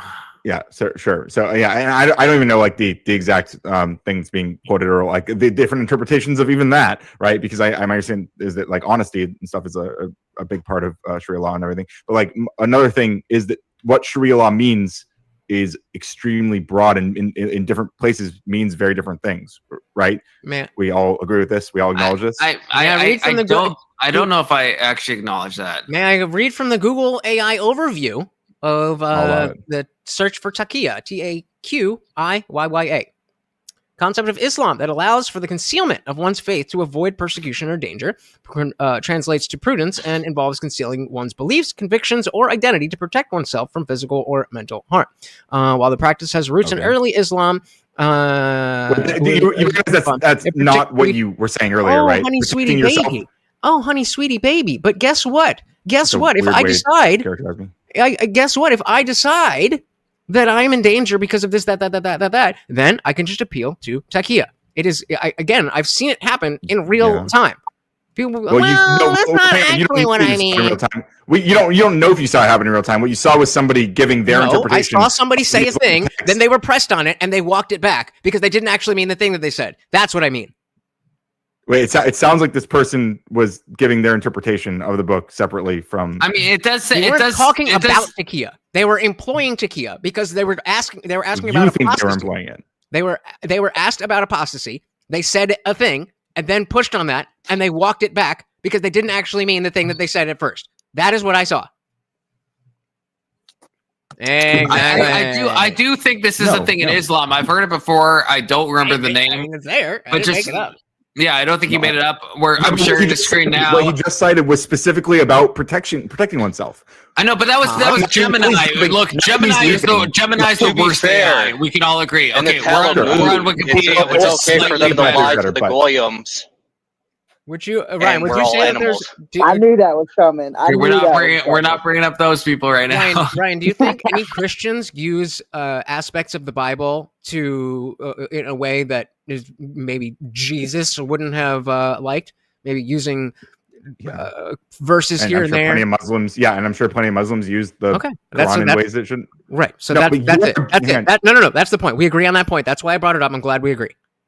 Okay, so the reason you brought that up was because we were talking about a poll that said 33% of Muslims in the UK want Sharia law enshrined in some way or another into the UK law, and then you were suggesting so probably closer to 50 because they feel like if I say I'm for Sharia law, then that puts me in danger. I was still fucking talking, bitch. Actually, you're gonna shut up for a second, okay? Am I? I was going to. I was just giving you a little thing. I don't know if you forgot. If you thought you had a mute button, this isn't TikTok. This isn't your girlfriend's show. All right. Use TikTok. I don't use TikTok. But you're just so TikTok coded, Ryan. Yeah, that's fine. Because I'm handsome. Yeah, that's true. But anyway, so we were talking about this 33% who say they want Sharia in some form or another, right? I'm pointing out the separate part of the conversation I was trying to have is that Sharia law is a very broad set of rules, right? And then you were implying that 66% of them potentially we can't trust the 66% because plenty of them they might actually want Sharia law because they believe that they're protecting themselves. Correct. Is that crazy though, Ryan? Is that crazy? Like look at the I know that the Gemini thing said one thing, but like if I'm sharing the screen right now, right, it says they can conceal their beliefs. I mean, I Under what know we're circumstances? not on like a certain like. I know we're on Wikipedia right now. What does it say under what? I mean, I can't. It's not very zoomed in. Like, in Zoom what in. circumstances does it say they can? Dark mode that shit. It says it's a concept that refers to Muslims concealing their faith or religious identity to protect themselves from danger. Okay, but then we'll keep going. The practice of concealing one's beliefs has existed since the early days of Islam. Liars! I guess like liars. Early Muslims did so to avoid persecution or violence by non-Muslim governments or individuals. Oh, so that seems like not a bad thing to do, right? Can we go back to where I didn't keep reading though? I mean, that would make your taste better, but exactly. Thank you, Ryan. Thank you. Go to Ryan. Okay. Shout out to Cameron who said the hijab can't conceal a thing. Oh, love it. Love it. Okay, yeah, we gotta. Oh God, there's so many. Why do Islam people have so many different interpretations of all this shit? It's not complicated. We've seen how people weaponize victimhood mentality or just victimization in general. There's no reason to think that this group of people would not also do that. And the fact that their faith allows it is precisely why. I know. I guess. But what I'm trying is it because of So I guess the key distinction. I'm sorry to cut you off, but like the key distinction is it because of fear of persecution, or are they doing it because like there's a way to do it in a sneaky way, right? Where it's like you're lying about what you want about Sharia law versus like you're going to be killed. Right. Those are like distinct things. So I guess like I want to roll the tape back because when Indian Jesus brought this up, he didn't mention protection or persecution or anything like that. You don't have to roll that back at all. I'm agreeing with you. I'm agreeing with you. His point was already to misrepresent this from the beginning. No. Well, I don't know. I'm not sure. I think look, we're only like a quarter way down the wiki page. I mean, there's like so many different beliefs. I agree that it initially started in this exact thing could be used in to put an analogous situation. If you have Anne Frank and you're at it, well, I guess that wouldn't work. Well, let's just say for the purposes of lying, let's just stick on the lying part. You have Anne Frank in your attic, and you know the Nazis come and they're like, "Where is she?" And you don't have her. That is lying. But if you say that principally the lie itself is okay, then the centuries later, as we have seen, that will get distilled down to, well, if I don't want to feel like people will see me differently. That's harm, so I can lie because of that. Well, I don't want my people to have to be subject to the degeneracy of women in bathing suits. So all and down and down and down and down. And again, Ryan, I will ask you: do you think this is outside of the realm of how Bible thumping Christians would act? Well, there's a Bible verse that said it. That's not something that happens. It's nebulous, so it's kind of up for interpretation. It depends on who's wielding it. To be fair. Fair, Ryan. Can I get a specific answer? I'm not saying otherwise. Hang on. To be clear, I'm okay. I'm not fucking defending. I'm an anti-theist. Okay, I'm not here to like defend Islam, right? I disavow Islam. I disavow Christianity, all the shit. But well, that's because you're stupid, right? But like, what I'm actually doing is pointing to the criticisms and seeing if they're actually like on stable footing, right? And so when people say that, the main thing we were talking about before this whole deviation, which you're using to suggest that the rates of people who want Sharia law, again, whatever that even means to them, is actually much higher. I have no way to evaluate that, so it's all just gut feelings, right? It's all just my gut, and that's not what I'm here to do. I'm not here to go to AI now.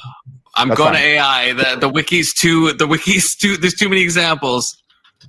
But so the point that I was making before Indian Jesus popped up here, right, is that if we have people in the United States, for example, who want Sharia law enshrined for some reason, and that whatever that means to them, what I would hope, because I like the Constitution, I like the United States Constitution, is that there are going to be some laws that they are trying to push that I would not want, that would also be in conflict with that Constitution, and therefore would not be able to be passed, right?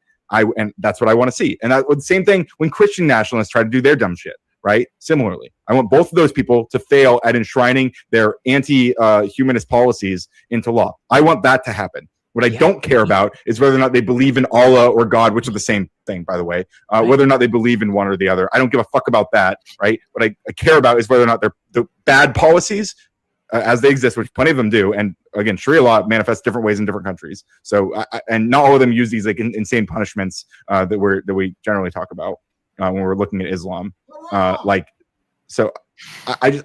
don't care as long as what they want can be blocked like properly. If some of them want those bad things, I don't want to ban Christian nationalists from my country. I mean, at least not realistically, right? Yeah, I might wish those would disappear, right? But not literally. Like, I don't want these people out. Like, I don't care about that. I just care about them not being able to do the bad things. That's what I care about. Right, but if let's say 33% of Christians immigrating to the U.S. were going to try to do Christian nationalism, would you think it's fair to maybe misspeak at a certain point and be like, hey, I don't want these Christians in my country? I would literally just say, hey, I want to make sure that we have things in place to make sure they can't do the bad things, right? But you'd still bring them in. Well, See, right, that's where I guess I would disagree. This also points to like the broader claim, the broader point I'm trying to make about like when we say Sharia law, right? Like a lot of like non-Christian nationalists would also want like God's law to be part of the United States law, right? They would want that, but there are things about that, and what that means to them is going to vary drastically.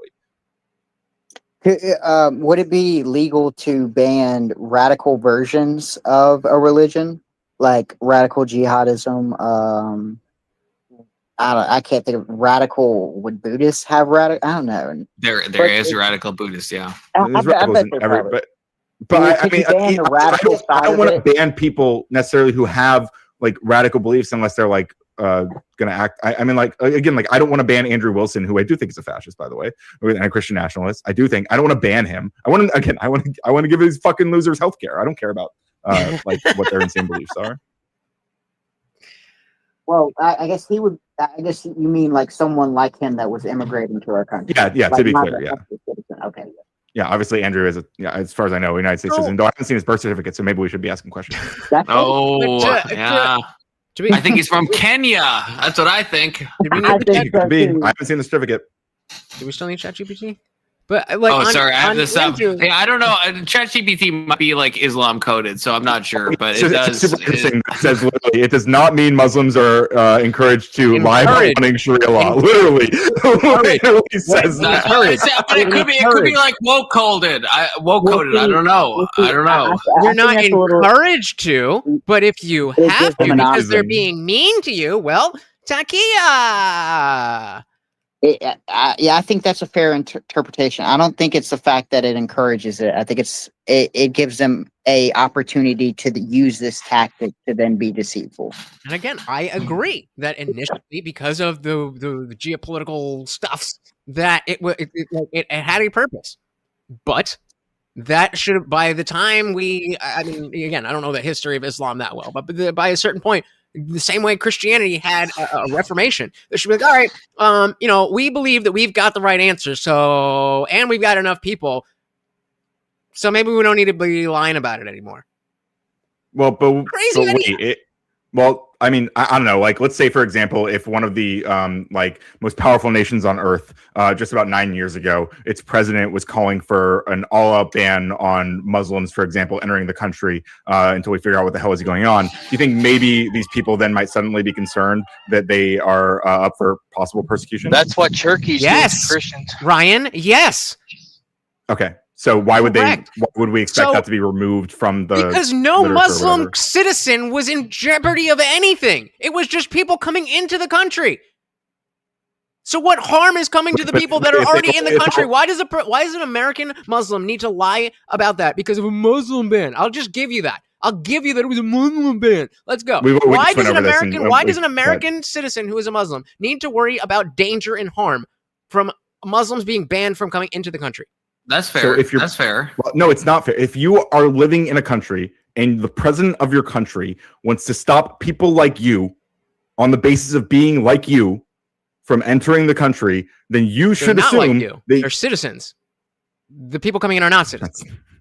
When I say like you, I mean of the same religious faith. But they're not. Clearly. Though. I know what you meant. I know what you meant. You're just wrong. Then why would you make the correction? It's fucking stupid. Because you're it's wrong. not meaningful. And I'm talking about what the citizens would think. It's not wrong.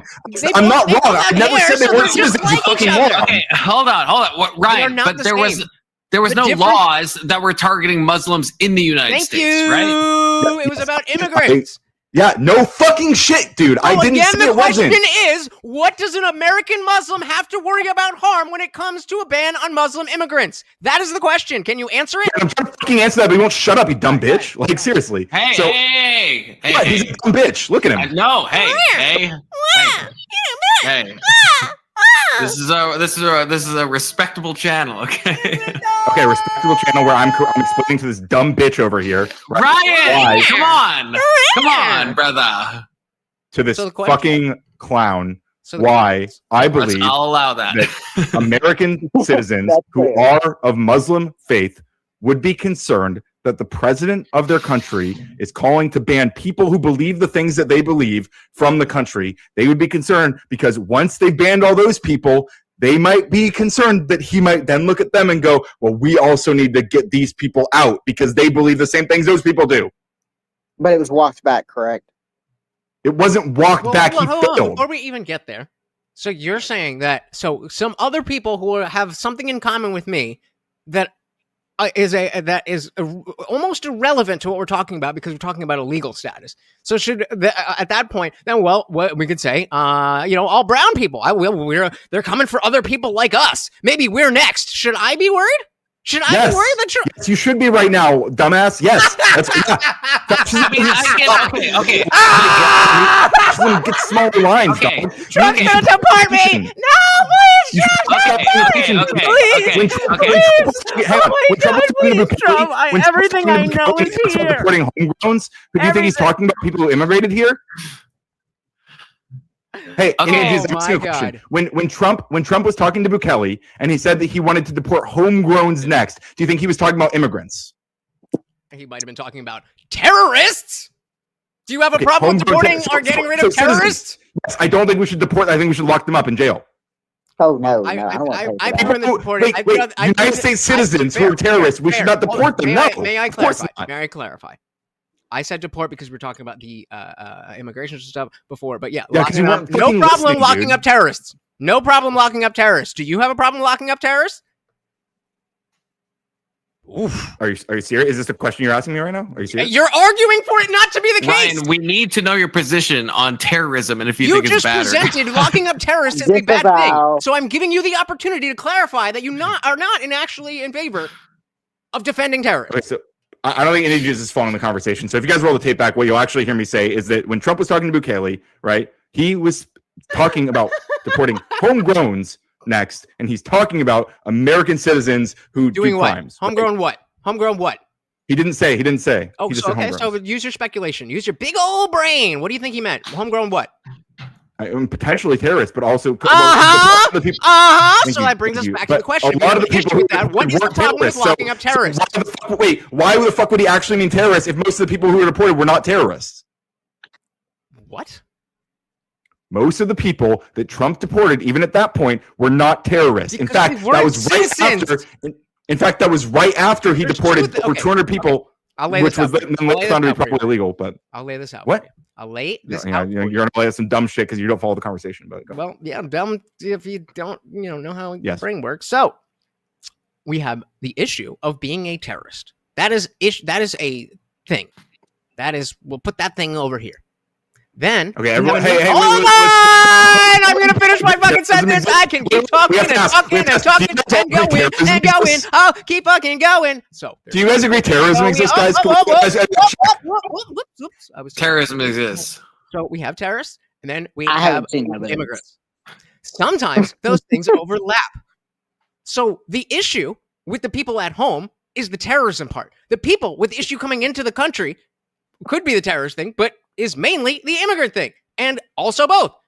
Which part of that doesn't make sense? You could be, if you're a legal immigrant, we don't want you here. If you're a terrorist, we don't want you to be part of society. If you're an illegal immigrant and a terrorist, we definitely don't want you part of society. Which part of that do you disagree with, Ryan? None of it, because I'm right. And if you'd followed me from the beginning, you wouldn't look stupid right now. Hang on.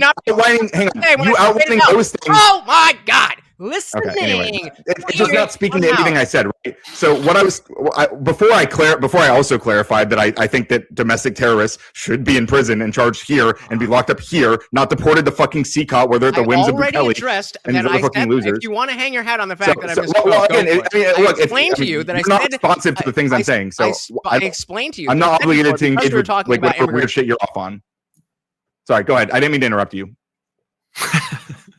Oh, thank you. So yes, as I said, I mistakenly said the word deport because we're talking about immigration before. So if you want to hang your hat on the fact that I said deport terrorists, okay. I mean, I'm down to deport American citizens. No, I'm not talking about you. I'm talking about what Trump said, dude.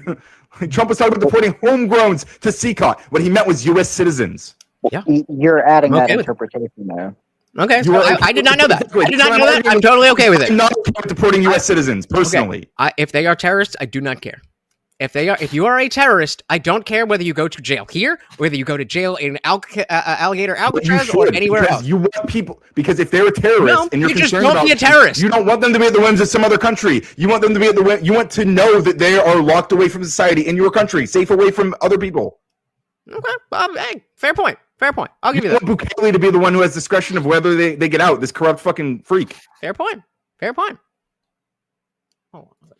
Yeah, right. Best birthday ever. I guess I'll add. Can I? Thank you so very much. Okay, can I go back? You are here. Thank you. This is maybe 5 minutes ago, but a question for Lutch. Okay, so what Ryan's talking about? Like, let's say me, a Christian, I live in Burma, and yeah, fair. So let's say I live in Burma and I'm a Christian, and then the Burmese government says, says what Trump says verbatim, right, against Christians. Is it not fair that me as a Burmese Christian would feel like, hey, maybe there's going to be further crackdowns on me, even though I'm a citizen right now and I live in Burma? But if that's what the president of my country, I don't know what fuck Myanmar fucking has right now, but whatever they have, if that guy says, these people are bad, we're not going to bring them in, is there not a credible fear response that I would experience as a Christian living in Burma? Yeah, in the sense that maybe you would lie about your beliefs to make sure that you fit with the government wanted, right? No, not. I mean, okay, but besides that, but like just in general, like is there not is a concern there, right? Like I guess yes. Right. So there is. So okay. So we're at least on the same page in that sense. It is not insane. So even though I'm a citizen, I would still be worried, right? Well, is this a fair statement? Wow, that's very reasonable, Confluence. I can't believe that we went down this whole fucking stupid rabbit hole. Indian Jesus disagreed with that from the beginning of this. Thank you. Like, I don't know. We were in the weeds. We're in the. I don't know. I'm not sure. I don't think I disagreed at all with Confluence. And then at the very end, you made a good point, and so I agree with you. So why are you still fucking crying about it? What was? Oh yeah. So I was saying that I was never making the point that it is insane that if you're an American citizen, we were talking about the Muslim thing, so let's stick with the Muslim thing. That during the Muslim ban, it would not be insane to think, oh, maybe they're homegrowns. What does that mean? To take that and be like, I wonder, that has to do with me. To take it to I don't know what that was. I'm going to just ignore it. Take it to the next step and say, well, something must be done about this or before it happens. That is what I am talking about. You're saying, well, this maybe might be something in the future. Okay, let's cross that bridge when we come to it. But right now, we are very clearly talking about illegal immigrants and terrorists, as we were the whole time. So you're done? Okay, I'm gonna walk back through like how we got here, right? Okay, so we were talking about people because the Islamic text or whatever has this piece about how you can lie to protect yourself from some form of danger, right? And so what we then pointed out was that, or what you said, that by now they should have changed this, right? Because it would be reasonable for this to be updated in modern day. And I pointed to the most powerful nation in the world then suddenly deciding to ban all people who believe your religion from entering the country. And then Confluence just pointed out, from just a similar analogy, right, that if people have that belief system, then they might be concerned that they might be persecuted next.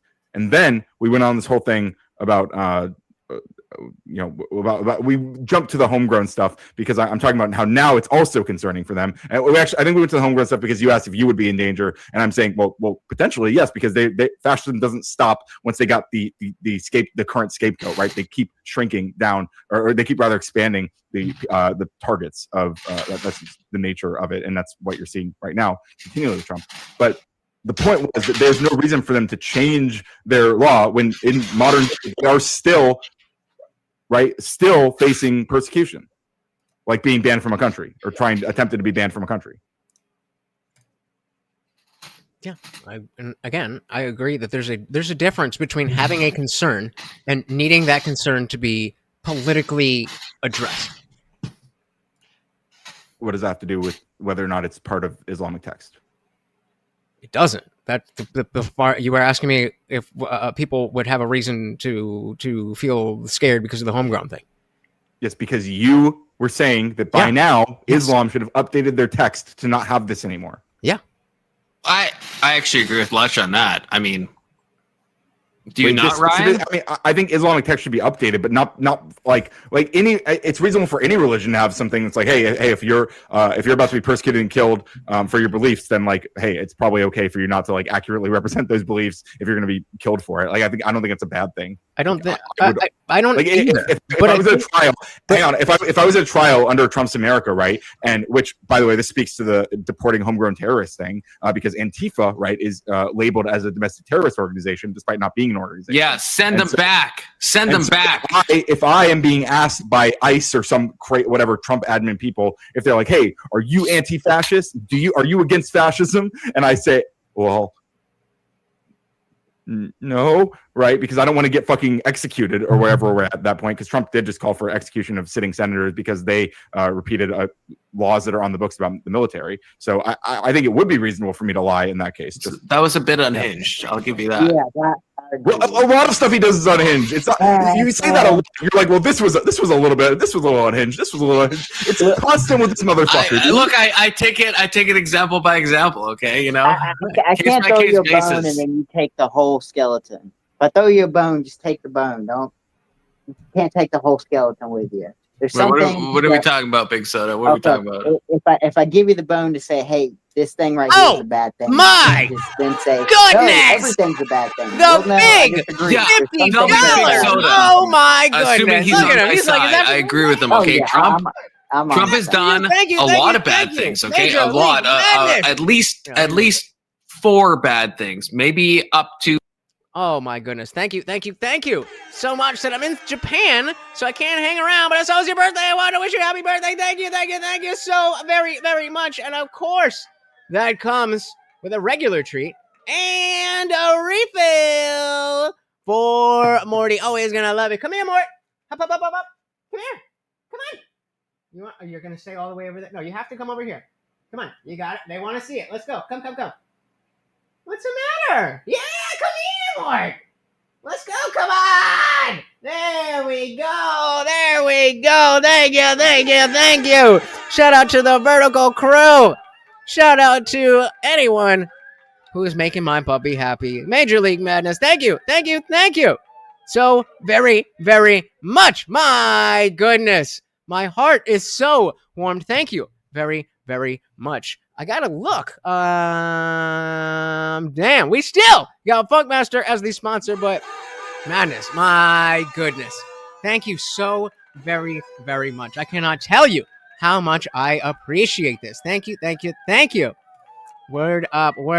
Thank you so very, very much. Let's hop back in to the panel. A little bit, and here's why. So, okay, go ahead. I think that the Trump, Project 2025 and the Trump administration broadly are engaging in a kind of fascist takeover of the Trump said he didn't even know what Project 2025 was. He said he never even heard of it. And I believe him. Okay. Are you really, or are you being goofy right now? A little goofy. Okay, because you understand that he appointed Russell Vogt, who was the author of Chapter 2 of Project 2025, as the director of the Office of Budget and Budget Manager or whatever. I said I was being goofy. Go on. I'm genuinely asking, like, are you aware that he did put Russell Vogt, who wrote Chapter 2 of Project 2025? Yes, I think Trump has. I think. Right? I think Trump has real talk, not goofy talk. I think Trump has connections to the people that produce a lot. Thank you so very, very much. Exactly. Heritage Foundation, but I don't think that doesn't mean everything in Project 2025 is Trump's playbook, right? And I think you would agree with that too, right? It doesn't mean he's co-signing absolutely everything, right? Again, going back to the Ben Shapiro, right? Good Trump, bad Trump. Some stuff is good, some stuff is bad. And we can look at Project 2025. There's stuff in there I agree with. There's stuff in there in Project 2025 that's goated, and there's some stuff that's like very like not good and is a little fascistic. I'll agree with you. What's like your gut percentage wise of Project 2025 policies that Trump has put forward? My gut is like 67%. 38%. Okay, well, it's actually lower, right? He's successfully implemented about 50% of Project. Oh, so look, I'm trying to give you grace, and I'm giving you too much grace. So Trump is even better than what I'm saying. Is what I'm hearing. Successfully. That doesn't mean I'm clipping that too. Okay. Okay. Successfully. He's following the playbook. Wait, how much? Okay, wait. But I think the more Ryan, I think I might be fucking myself, but the more pertinent number, and I don't know if we have stats on this, but is what has he tried to do? Because like overriding birthright citizenship, that's something he's tried to do and has failed, and I think that is unconstitutional. I think that is bad, Trump. Disavow, and so. What percent of Project 2025 has he tried to do? That's the more pertinent thing, not the success thing. Because if he tried to do 100% and he succeeded in 5%, then Trump would be bad, right? Because go ask him on that, right, Ryan? You want me to? If he tried to do all and only succeeded on 5%, the 5% doesn't matter. The fact that he tried to do all of it would be the bad on the part, panel. right? It's an open panel. So, like, what percent has Trump tried to do of Project 2025? I'll vouch for you. Come on up. What if he's tried to do 50%? Clearly not the fucking all-star team. It depends on the 50%. Because like when I've read it, it's like there's. I mean, I'm just being real. I mean, and maybe you would say I'm treading fascistic waters, but there's parts of 2025 that I'm like, okay, that's omni-goated, omni-red-pilled, omni-based. Well, like the crackdowns on abortions and on trans stuff with kids. I think those things are, from my Christian worldview, I think those are things that should be done. And there's certain things for the abortion. Wait, say again. Well, if we're doing Project 2025 at a federal level, what happened to state? The defense of overturning Roe v. Wade was specifically that it became a state's issue. Now we're saying we want the federal government to handle it. I always want that's what murder. Yeah, that's what I personally want. Wait, Ryan, you might think that's crazy. Right, Ryan, you might think that's insane. I hope you can at least understand my point of view, where I think welcome. We've talked, we've debated abortion before. Again, guys. If you remember, I think that from conception, I think it's human life. Donation now. At least even if you disagree. Wait, what? Okay, wait. Okay, I think it's a human person from conception. I mean, wait. So by your standard, we should be like. So you're against Plan B as well? Is that? That it's the FDA has. So I don't know how to interpret this, but the FDA since Roe v. Wade has changed their stance on Plan B. So Plan B. And same with birth control. One of the side effects of it, the first way it works is like stopping implantation and stopping a zygote from forming at all, right? Like, so there's no zygote, there's no thing. But if now it already gets implanted, yeah.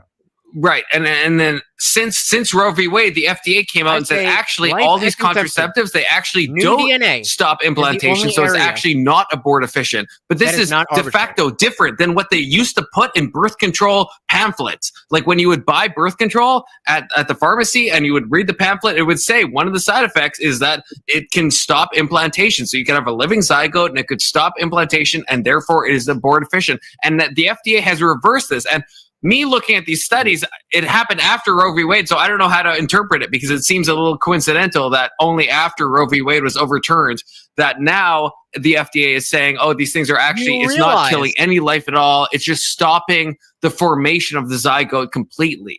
I've got to mute this. You realize that sperm is not new DNA. Sperm that is my DNA. It needs to go with the egg, and then new DNA. New DNA. Like post, I think there's various kinds of or like different Plan B pills that but and different kinds of things at different stages technically that might, I mean, you might argue are like abortion pills or whatever, but like let's say it does handle it post conception, you would want it banned then, right? Yes. Yeah. Okay. And so you also would say that anytime a woman anywhere has a miscarriage, she should be investigated for murder. No. Why? I mean, I feel like I think we've had the same discussion. I think we had the same discussion. Reasoning then, yeah. Okay, yeah. Your standard, it should be, right? Well, no, because a miscarriage is something that happens organically by accident, naturally, right? How do you know? We know from studies. We know from hang on. How do you know a particular woman didn't intentionally get a miscarriage by treating herself badly? We don't know, but we know on statistics because she's potentially killed somebody. No, okay. Plan B is the intentional act of trying to end the pregnancy, I'm right? asking you a separate question now. Yes, I know, I understand, but you granted me that it is a zygote, and this type of Plan B is killing that zygote. Okay, so that's an intentional act. A miscarriage. If you look up chemical pregnancies, that's the percent of people that don't even know they're pregnant and they just abort. They don't even know they miscarried. They don't even know, right? It's a chemical pregnancy. It's like within, I think, the first week or something. We should investigate them for murder, correct? No, we shouldn't because murder is an intentional act. Murder isn't. We don't know whether it was intentional unless we investigate. I know, but if the intentionality with Plan B, wait, hold on. I agree. It's unreasonable. Go after the doctors, not after the women. Hold on. My argument, I would say, is if you take a Plan B pill under what you said, where we're going to pretend Plan B is. Let's say we say it is abortifacient. Then 100% of the time you take that, you are intending. I want morality to be intention-based. That's my standard. I think all of morality is intention. All of it, okay? So if you take Plan B, you are intending to end the life. A miscarriage, there maybe 10% of people who miscarry intended to do something that caused... They're murderers who should be locked up by your standard. I know, but I'm saying, do you not understand my statistical argument, at least? That like with Plan B, we know it's 100%. With miscarriage, it's like especially with chemical pregnancies, it's like it would be like 0.1% of people intentionally doing it. So I don't want to investigate the 0.1 and put them through that. It sounds like what you're arguing is that it's not practical, and I agree, it's impractical. But it's not. But by your logic, it would be justified. Yes. It's not justified. It's murder. No, the justification. And I feel like you're going to cuck me on this, Ryan. 10% are murdering, according to you. The justification would be, and I hate to say this, and you're going to take this the wrong way. The bad part would be investigating all the women. It's only, let's say, 0.2%. You're putting, the 99.8% of people through hell, through investigatory processes. Don't open your eyes, Ryan. I'm not saying what you think I'm saying.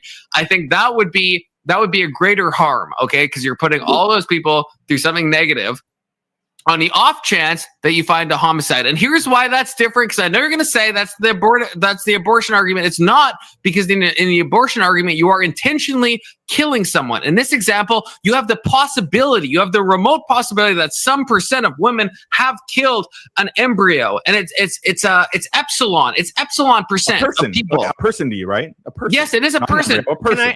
Why'd you use the progressive cuck language there?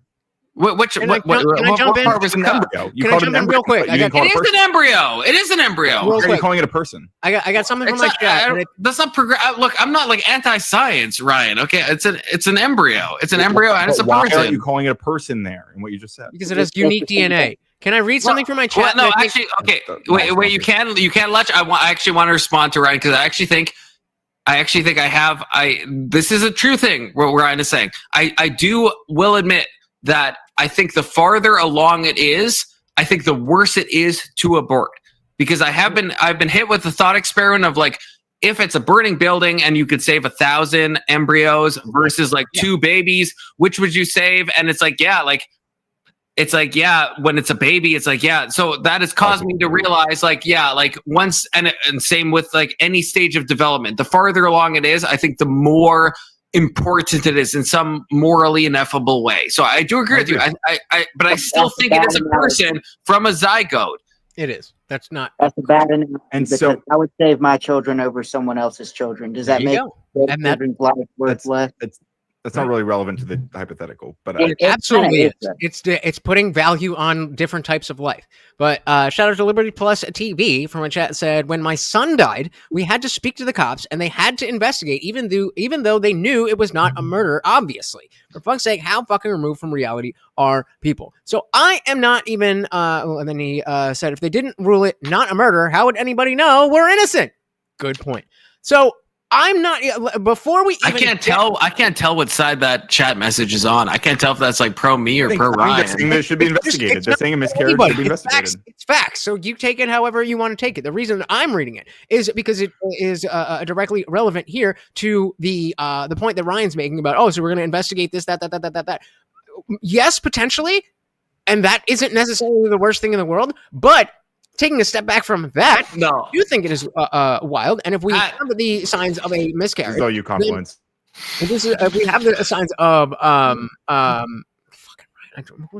we have the signs. You don't. Hold on. We don't. Okay. I'll let you cook. The main thing on abortion is not persecuting women who get abortions. It's persecuting doctors who are giving abortions. And so in that process, you cannot prevent some whore from sticking a fucking hanger up her shit because she didn't want to. That's going to happen if she wants that to happen. That is not a legal thing that we have power over. What we do have power over is institutions being able to enable this. And the legal status of this to be exactly the same as murder because it is ending a unique DNA sequence. No, wait, holy shit. Wait, I think I hope I'm misconstruing you, Lutch. Okay. So again, so if you intentionally take the life of a baby, right? The key word is intentional. If you're like a mother and you miscarry at, let's say, like the first trimester, then there's no reason to think it's intentional. And to read one of my own chat messages from section 230 says, no, only miscarriages where there is reasonable suspicion should be investigated. That's something I would agree with. If there's some reason to think that you took some type of their names are there, some type of drug to intentionally, you're taking like pennyroyal tea to get rid of your baby, then sure, it should be investigated. But if there's no reason, if you just had a miscarriage, we don't want to put through mothers who've had miscarriages are traumatic enough. We don't want to put mothers on fucking trial for that. I read that chat out. Let me make a point. If my child dies in his sleep, will there be an investigation about his death? Yes. Yep. Yes. You think that's traumatic for me? You think I want to go through being investigated by the police? What's the difference? Certainly not. Good point. I guess okay. What I would say, and I don't know, I don't know who agrees with me at this point, but what I would say, the difference between like SIDS is an incredibly rare thing that happens to a very small percent of children. So yes, if you have like a crib death, then yes, okay, then the harm factor is like, yes, you should be investigated because maybe something was like untoward. Or either way, but with miscarriages and chemical pregnancies, that's like 30 to 60%. It's really hard to know the data, especially on chemical pregnancies, because they happen so early on in like the fertility cycle and stuff. It's so common that to investigate all those would would cause way more harm than they would like It would be solve. Like impractical. I agree. I did. Well, it would not only be impractical, it would also be immoral. And I don't think you would disagree with that, Ryan. It would be immoral to subject all those women I don't when agree. only an epsilon % of those women have actually done something bad. I don't okay, agree Lex, that it you would don't be agree. immoral. Sound off. I don't agree that it would be immoral. I absolutely agree that it would not be pleasant. And as Liberty's saying, that's what happened to me. It wasn't pleasant. That's how everybody knows that I'm innocent. If you have a dead baby, it should be investigated. This Now, is where they want your taxpayer resources to go. hold This bullshit. Bro. Listen to them, guys. Listen to what they tell you. Can I finish? Can I finish? I thought you. I'll allow it. Thank you. Oh my god, this guy's So so gracious. nice. What an amazing person. So since I have the floor. No, I'm just kidding. The idea, again, the reason I brought that up is because there's two different points that we can argue. If you are interested in persecuting the women, then there is precedent for that. I'm not defending that. I am saying there is precedent for that. Secondly, and separately, I personally am saying, again, that we don't go after the women, we go after the doctors. Then we have a situation where the only people who are actually doing abortions are the people who are doing shit at home. And yes, that is dangerous. That is not safe. That is all these other things. But the number of babies dying will be infinitely less. And that is the goal. Well, according to the national data, that's not true. Like even with states that have banned abortion, the natural level of abortion has not gone down like at all. Meaning So like they that's, went to the next state over? Well, sure, yeah, potentially. Yeah. So Or what happens when they yeah, or they find another way to do it. can't go to the next state over?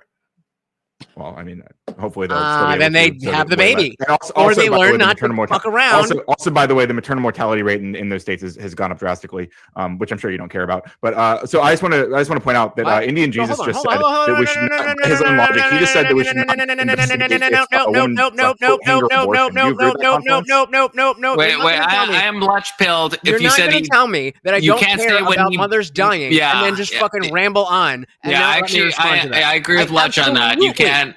I You can't say You don't care. absolutely. If you want to throw abortion ban, you don't care about that. I absolutely care about that. There's a Okay, difference. so you'd say, oh, I absolutely care about just that, fine. Ryan. It's I absolutely do. But there's a difference between my personal emotions and the principles that underlie our legal system. Do you agree, or do you think it should be based on what Lutch feels? Wait, but we're talking about what the law should be. Yeah, should the law be what the law should be based on legal principles, or should the law be based on what Lutch thinks? I would expect you to vote. I would expect you to vote for me? representatives that would want to change the law to So again, the things the you question is, desire. should it be based on our legal principles, or should it be based on my preferences? We live in a democratic republic. So the question was, should our laws be based on legal principles, or should they be based on Lutch's principles? The answer was we live in a democratic republic, so it should be both. You should be electing representatives. I could so you're okay with me personally deciding? 23% of Gen Z was aborted. Oh, but you don't care about that. Yeah, I think you don't. I think you don't care. Yeah. Yeah, that's why I'm you would want a fighting. federal ban on abortion. Holy projection! Yeah. So if you want a federal abortion ban, then you don't care that the maternal mortality rate would rise drastically. Well, you don't care. if you want abortion, then you don't care Ryan, about dead okay, babies. You don't care about dead Ryan. babies. How dare you not care about dead babies? Ryan, you see how gay of a fucking argument this is? That is a bit of a gay. That is a bit gay of an argument. Okay, because like if you might not trust me, I do care about maternal mortality rates, but I also Just want not a enough to federal kill abortion babies. ban. Just not enough to kill You're saying babies. those things are You care more about a federal abortion ban than you do the maternal mortality going up. Is that fair? Yeah. I care Okay, more well, there you about. go. I care more about Yeah, but millions that of babies doesn't- okay, dying but than I that do doesn't care mean- about. I'm Those women perfectly. who you just said, though, I'm perfectly happy to Ryan. stand on that. Ryan, that's not what you said. I am Can I perfectly ask, happy to stand on that. I Can I care. ask Ryan, when you ask or when you bring up maternal mortality rates, are you saying they like died during childbirth, or there was complications with the child with the labor, or was it throughout the progression of the pregnancy? So all I'm saying is that all I'm saying is that in states like Texas, which have implemented these state abortion bans, I believe Florida's also done this to some degree. But at least I know Texas, the maternal mortality rate shout out since to that was Angry implemented has ABT. gone up Welcome, 33%. Meanwhile, party. it's gone down 7% in This that is same a time. freebie. Do you know how they're qualifying? But y'all know how that shit works. Mortality Y'all know rate. how that shit So works. it means the women We'll get are a freebie. dying at some point before childbirth, presumably. Okay, yeah, that's why I'm asking you. I guess you don't know. They're dying. Yeah. Okay, so Higher rate than they were, a 33% higher rate than they were before. Do you think if a woman was going through a pregnancy and she had to have a life-saving procedure, and in the result of that life-saving procedure, the baby dies, would they qualify that? My bad, brother. You gotta let me know. You know, I can't be paying attention. medically, Oh yes, my it would. goodness. Well, there you Do go. you have any facts for that, or are you just saying that? We already got his treat. No, and let I'm me aware. I know this for with a the fact. It would be big called, 20. definitionally. Angry it is, amputee. medically. Thank you so very abortion much. Oh, defined let's as see the, it go in there, willing in there, or knowingly. We already finished the other Ending one. the life of the fetus. Can't use it too much. Yeah, but this is only true colloquially and to like I don't Republican think senators. dogs are supposed But to have in that much, the but- medical Okay. literature, it's not defined the way you just said it at all. Thank you so very Ryan, I don't know. Removing a fetus from the womb, like Right, Ryan. I don't know if that. Ryan, are you confident on that? Like, are ectopic pregnancies, are those counted as abortions? Yes. That's- As long, if that's my final yes, question yes, I is would say if- yes. Yeah, they are. if Yeah, you they have to have I believe those if you actually have to Are they? Are they yes, actually? yes. Is this like facts? Yes. I'm pretty sure. Yeah, I'm ChatGPTing this. You guys carry on. Yeah, I've dug into this. That was Get my me line on my question. way, but In my view, that wouldn't necessarily be an abortion. That would be a complication in the surgery. Yeah, I no understand- I sane do person think would they- call it that. But I guess Yeah, Ryan's I saying in the understand that. medical definitions, it would Yeah, be I Well, do classified he's as the that. same person, but this is one of the issues with the Republicans who are writing these laws, right? Like they're using this colloquial definition of abortion that doesn't align with the medical definition, and this is why doctors are finding themselves in these situations where they don't know if they can save people's lives because it might be in conflict. And there's ongoing court cases where they're still unsettled, right? In Florida, at least there's multiple, I'm and more just in saying, Texas. look, this is AI. I'm saying ChatGPT disagrees with you, okay? I asked it, are ectopic pregnancies classified as abortions in statistics? It said, usually no, ectopic pregnancies are not counted as abortions in official abortion statistics. Okay, that's a separate thing. So hang on, official abortion. But that's what I statistics- asked. Wait, that's what I'm specifically the fucking- question. Let Are me be clear, let me ectopic be clear. pregnancies Let me be counted clear. as abortions? Yes, that's a different question. Medically counted as abortion versus being considered in the abortion statistics. That's different, right? That's what we're talking about. Stats. Well, okay, wait. So, okay, Is that can you not what we're talking about? Maybe he's making right. Can you, What is medically known as an abortion includes what's handled when dealing with an ectopic pregnancy. That's what I'm saying. wait. Can you? Okay, so wait, not wait, in. calm down, hold on. I Fine, think can you- that's a bit of a backpedal. Wait, hold on. It's not Okay, that. so Wait, let's go ahead. Let's go ahead. Go ahead. Say that applies to the abortion stats. I don't think they usually measure it that way. No. So, Ryan? Can you just explain the difference, the relevant difference on how it's counted in the stats versus how we talked about it medically? Was that the two things that you said? I mean, the whole point of my question was, saying that if you have to have a life-saving procedure and that happen and there's a complication for the baby to save the mother, that wouldn't be an abortion. Yeah, so I'm just reading from Wikipedia right here. I know you guys might not like Wikipedia, but it says specifically, abortion is the termination of a pregnancy by removal or expulsion of an embryo or fetus. That's okay. That's not a medical definition. That's emphatically. Look, I happen to not like Wikipedia. Sometimes I do. That's it a depends. lie. You said It that you depends if did. it aligns with me. It depends. Okay, but that's what it sounds like. Well, that is no. I'm being for real. But That is bullshit. Confluence. But when I'm looking, Ryan, I'm trying to find what you're finding. Medically, I don't think an ectopic pregnancy is counted in any medical sense as an abortion. I could be wrong. I'm Googling off the fly right now. I don't think an ectopic pregnancy is counted as an abortion. I don't, and medically, statistically, in any sense of the word. Wait. Hold on, quick question. Is the procedure to handle an ectopic pregnancy identified medically as an abortion? That's what we want to know, right? That's the real question. Abortion, the termination of the pregnancy. If it's a termination of the pregnancy, that would be the abortion killing the baby. If the baby dies naturally, would that be the termination of the pregnancy? No. Like, is the abortion what's causing the termination? Or the termination of the pregnancy? Wait, why don't we do this? That's a clarifying thing. I think. Wait, hold up. I just want to say this one thing. I don't think an ectopic pregnancy. It's not an ectopic pregnancy is when the egg has implanted in the fallopian tube.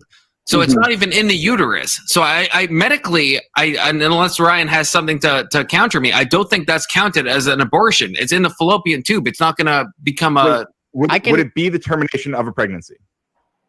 I don't. Yes. Medically, colloquially, perhaps. Medically, I actually think you're wrong, Ryan. I think you're wrong. So here's the point. Here's the thing. So what I'm saying, to be clear, hang on, Jesus. No, I don't want to wait. I will make this better. I will make this better. I don't want you to do another thing.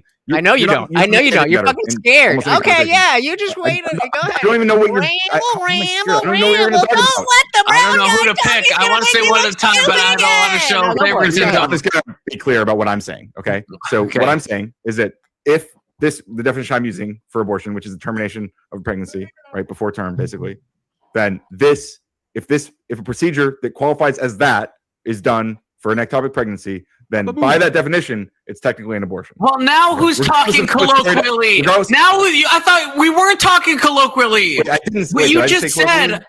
No, you didn't say no. But no, I'm saying what you're giving as a definition is a colloquial definition. Like definitionally, it is. You're not using. I'm saying it fits under the umbrella of what we would call an abortion.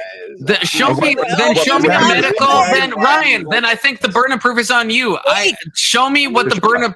Show me where it says. I'll let you go in a second, Lush. I know you're like. I know you want to go, but Ryan. Ryan, I want to hear because like. From what I'm looking at, an ectopic pregnancy is not considered a medical abortion under any standard of it. So if I'm wrong, I'm wrong. Okay. Yeah. And okay, so let's go off. I'm willing to bite that. That might be true. Okay. So let's just say that if hypothetically we took the ectopic pregnancies out of the abortion conversation for this colloquial conversation. So when we say abortion, we just did, but go ahead. Right. I'm saying let's go with that. So if we are taking that outside of what we are calling abortion for this conversation, and then we talk about abortion, then now the ectopic thing can be a separate conversation, and maybe there's a carve out for the ectopic pregnancies. So let's put that to the side. So if the ectopic pregnancies are not counted, and we're just agreeing for the sake of the conversation, then how does that affect your opinion on abortion laws? I'm against restricting people from getting an abortion. Sorry, is that one more time, please? I said I'm against restricting people from getting an abortion. Okay, so then why does the ectopic thing? Yeah, Ryan is insane on. Actually, Lech, that's a good point because me and Ryan have talked, and Ryan, you have said up to the point of birth, it is morally fine. To terminate the pregnancy. I said it should be legal. I didn't say it's morally fine. I never said that. Okay. So okay. You don't agree with this. But so morally, it is murder. So here's what I've said about a specific question, right? So here, let me be clear because that is quite a claim, right? So it's not far from the truth, but I want to be very clear about what I do believe. Okay. I believe that what he just described, this people getting an abortion moments before birth or whatever, or even 9 months, even 8 months. This is extremely rare. In fact, don't talk about the rareness. No, I don't give a fuck. I don't give a fuck. It's about the principle. I don't care if you don't care. I'm telling you what I believe. I know, but that's a distraction. You know that's a distraction. No, I'm trying to explain. Okay, if you listen, I can. Right. Okay, so the reason I bring up how rare it is because I don't want to live in a world where it might, like, I can imagine, I don't even know if these women exist, but I can imagine there's a woman who wants to get pregnant so that at 8.5 months she can get an abortion because she loves killing 8.5-month-old fetuses, right? That's a strong. That's what I'm talking about. Let's let Ryan cook. Let's let him cook. So what I'm saying is that I don't think these women exist who are doing that. However, if those women did exist, I would not want to write laws that would stop her and someone who needs an abortion at that point from getting an abortion. Right. Okay, but when I say needs an abortion at that point, I believe that almost every abortion post 8 months is by some degree medically necessary. Okay? Ryan, you clarified nothing, brother. Morally, if you end intentionally a third trimester fetus, are you committing murder? That's what I want to know. What's your not legal, not rare, murder's a not legal term. Murder's a legal term. So no, it's you're not. saying No, it is. no. It is, actually. Okay, so No, wait, Ryan, this is a crazy thing for you, Ryan. Ryan, if it's the unjust ending of a life. The Ryan? unjust ending of a life. So we're Okay, trying yes. to colloquial definition of Okay, this okay. conversation. The unjust Hold on, ending of a life. I just want to say something can be legal and a moral term at the same time. I'm just saying that. So I agree. Murder is a legal term. It's also a moral term. Okay, the two things can be true at the same time. So we don't. So I'm asking you about the moral part of things. Is it morally? Are you murdering from a moral? Don't even Yes. use the word. Are you unjustly ending a life? Dude, Jesus, shut the fuck up. If we're talking Ryan, about, if say you're something saying, with when you make use some the- fucking sense. We're all I here think I'm- trying to. Oh my God, Ryan, please! It's fine. We're all Thank you. here. He's so Confluence. close. When you say the word murder as a moral term, you're specifically loading it as an unjust killing, right? Yes. Yes. Yeah. Of course. Yeah. So I don't. So what I'm saying is, every situation that I'm aware of where this happens, there is some justification. You might not agree with the justification. That's not what I'm asking, though. That's emphatic. Ryan, I want you to answer the fucking question. It is answering the question. It's not. It's not. Okay, I'm then how is saying. it not? Walk me through. Okay, how is it not? what I'm saying is if no, I want no, everyone, no, I want to say this first. I want to finish this. Okay, Ryan, what I'm saying is a third trimester baby. Let's say you want to end it. You have no reason to end it. You just Okay, decide. now you're saying, you know what? You're not saying there's no I reason want to to end it. Yes, I'm loading this into my hypothetical. Okay, I agree with that. I agree with that. But I'm saying, so in the third trimester, you're like, I just want to end it for any reason I so choose. Do you think that is the unjust killing of life? As in, it is morally wrong to do? Yeah. So to the woman the hypothetical woman I brought up, who's doing exactly what you just said, right? I believe that woman is like a moral monster. I wouldn't endorse that person, but I wouldn't want it to be illegal because of people who might need one at that point. And I don't want them to have to prove to, Confluence or a Republican senator or whatever that they actually need it. Sure. Okay. That's at least that's a weight off my chest. At least you're not. Okay. Can I ask That's a good. question to Ryan, kind of on this topic, because you're talking about just reasons and unjust reasons. So Okay, I have to pee. Don't say anything like super interesting though. Say like boring stuff. Okay. So we've all heard of postpartum depression, where after the baby, the woman gets depressed. But there's also prepartum depression, where before the baby there's a lot of hormones happening. Women can get super depressed. Is that a reason to get a late stage abortion? We say, is that a reason? Are you asking whether or not it's justified? Saying it's just or unjust. Like, would that be just like the mental health of the woman? Would that be justified, even though everything was physically fine, but mentally there was depression or anxiety that happening? Would that be a good reason? Might find that to be like a less moral reason than like something more directly related to health. But I still. Yeah. I mean, you can see the angle I'm taking. It's like mental versus physical. So it's like, where do we draw the line? Like, I understand if I don't want the state drawing that line. That's my whole point. Who should then? No, they shouldn't.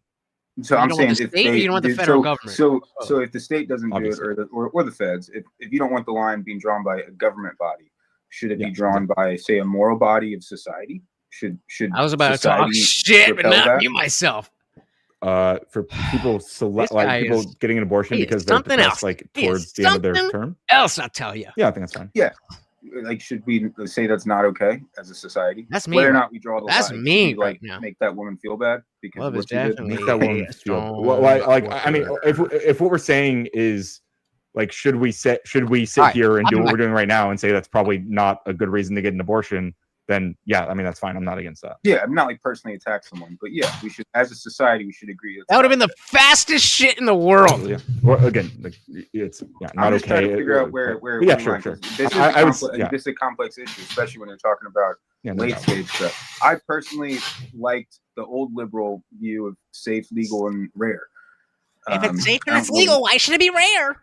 I don't know when we moved away from that was the Hillary Clinton campaign talk when she was talking about it in 2000. Yeah, but she's well, I think that's actually still the pro-choice position, because what most pro-choice people advocate for, and actually there's a lot of pro-life people who are technically pro-choice because they're like, oh, I wouldn't get an abortion, but I believe in the right for people to choose, which is those we call those people morally cucked. That's what we call them. Right? I mean, you can call whatever you want, but I'm just saying a lot of them call themselves pro-life but they're pro-choice in practice. But like the reality is like the pro-choice people in general, we're also advocating for things that reduce abortion, like access to contraception, better sex ed, stuff like this. Like nobody's. I mean, the only people who are like stoked about abortion are like women who are like trolling people who are like, super aggressive about being anti-abortion.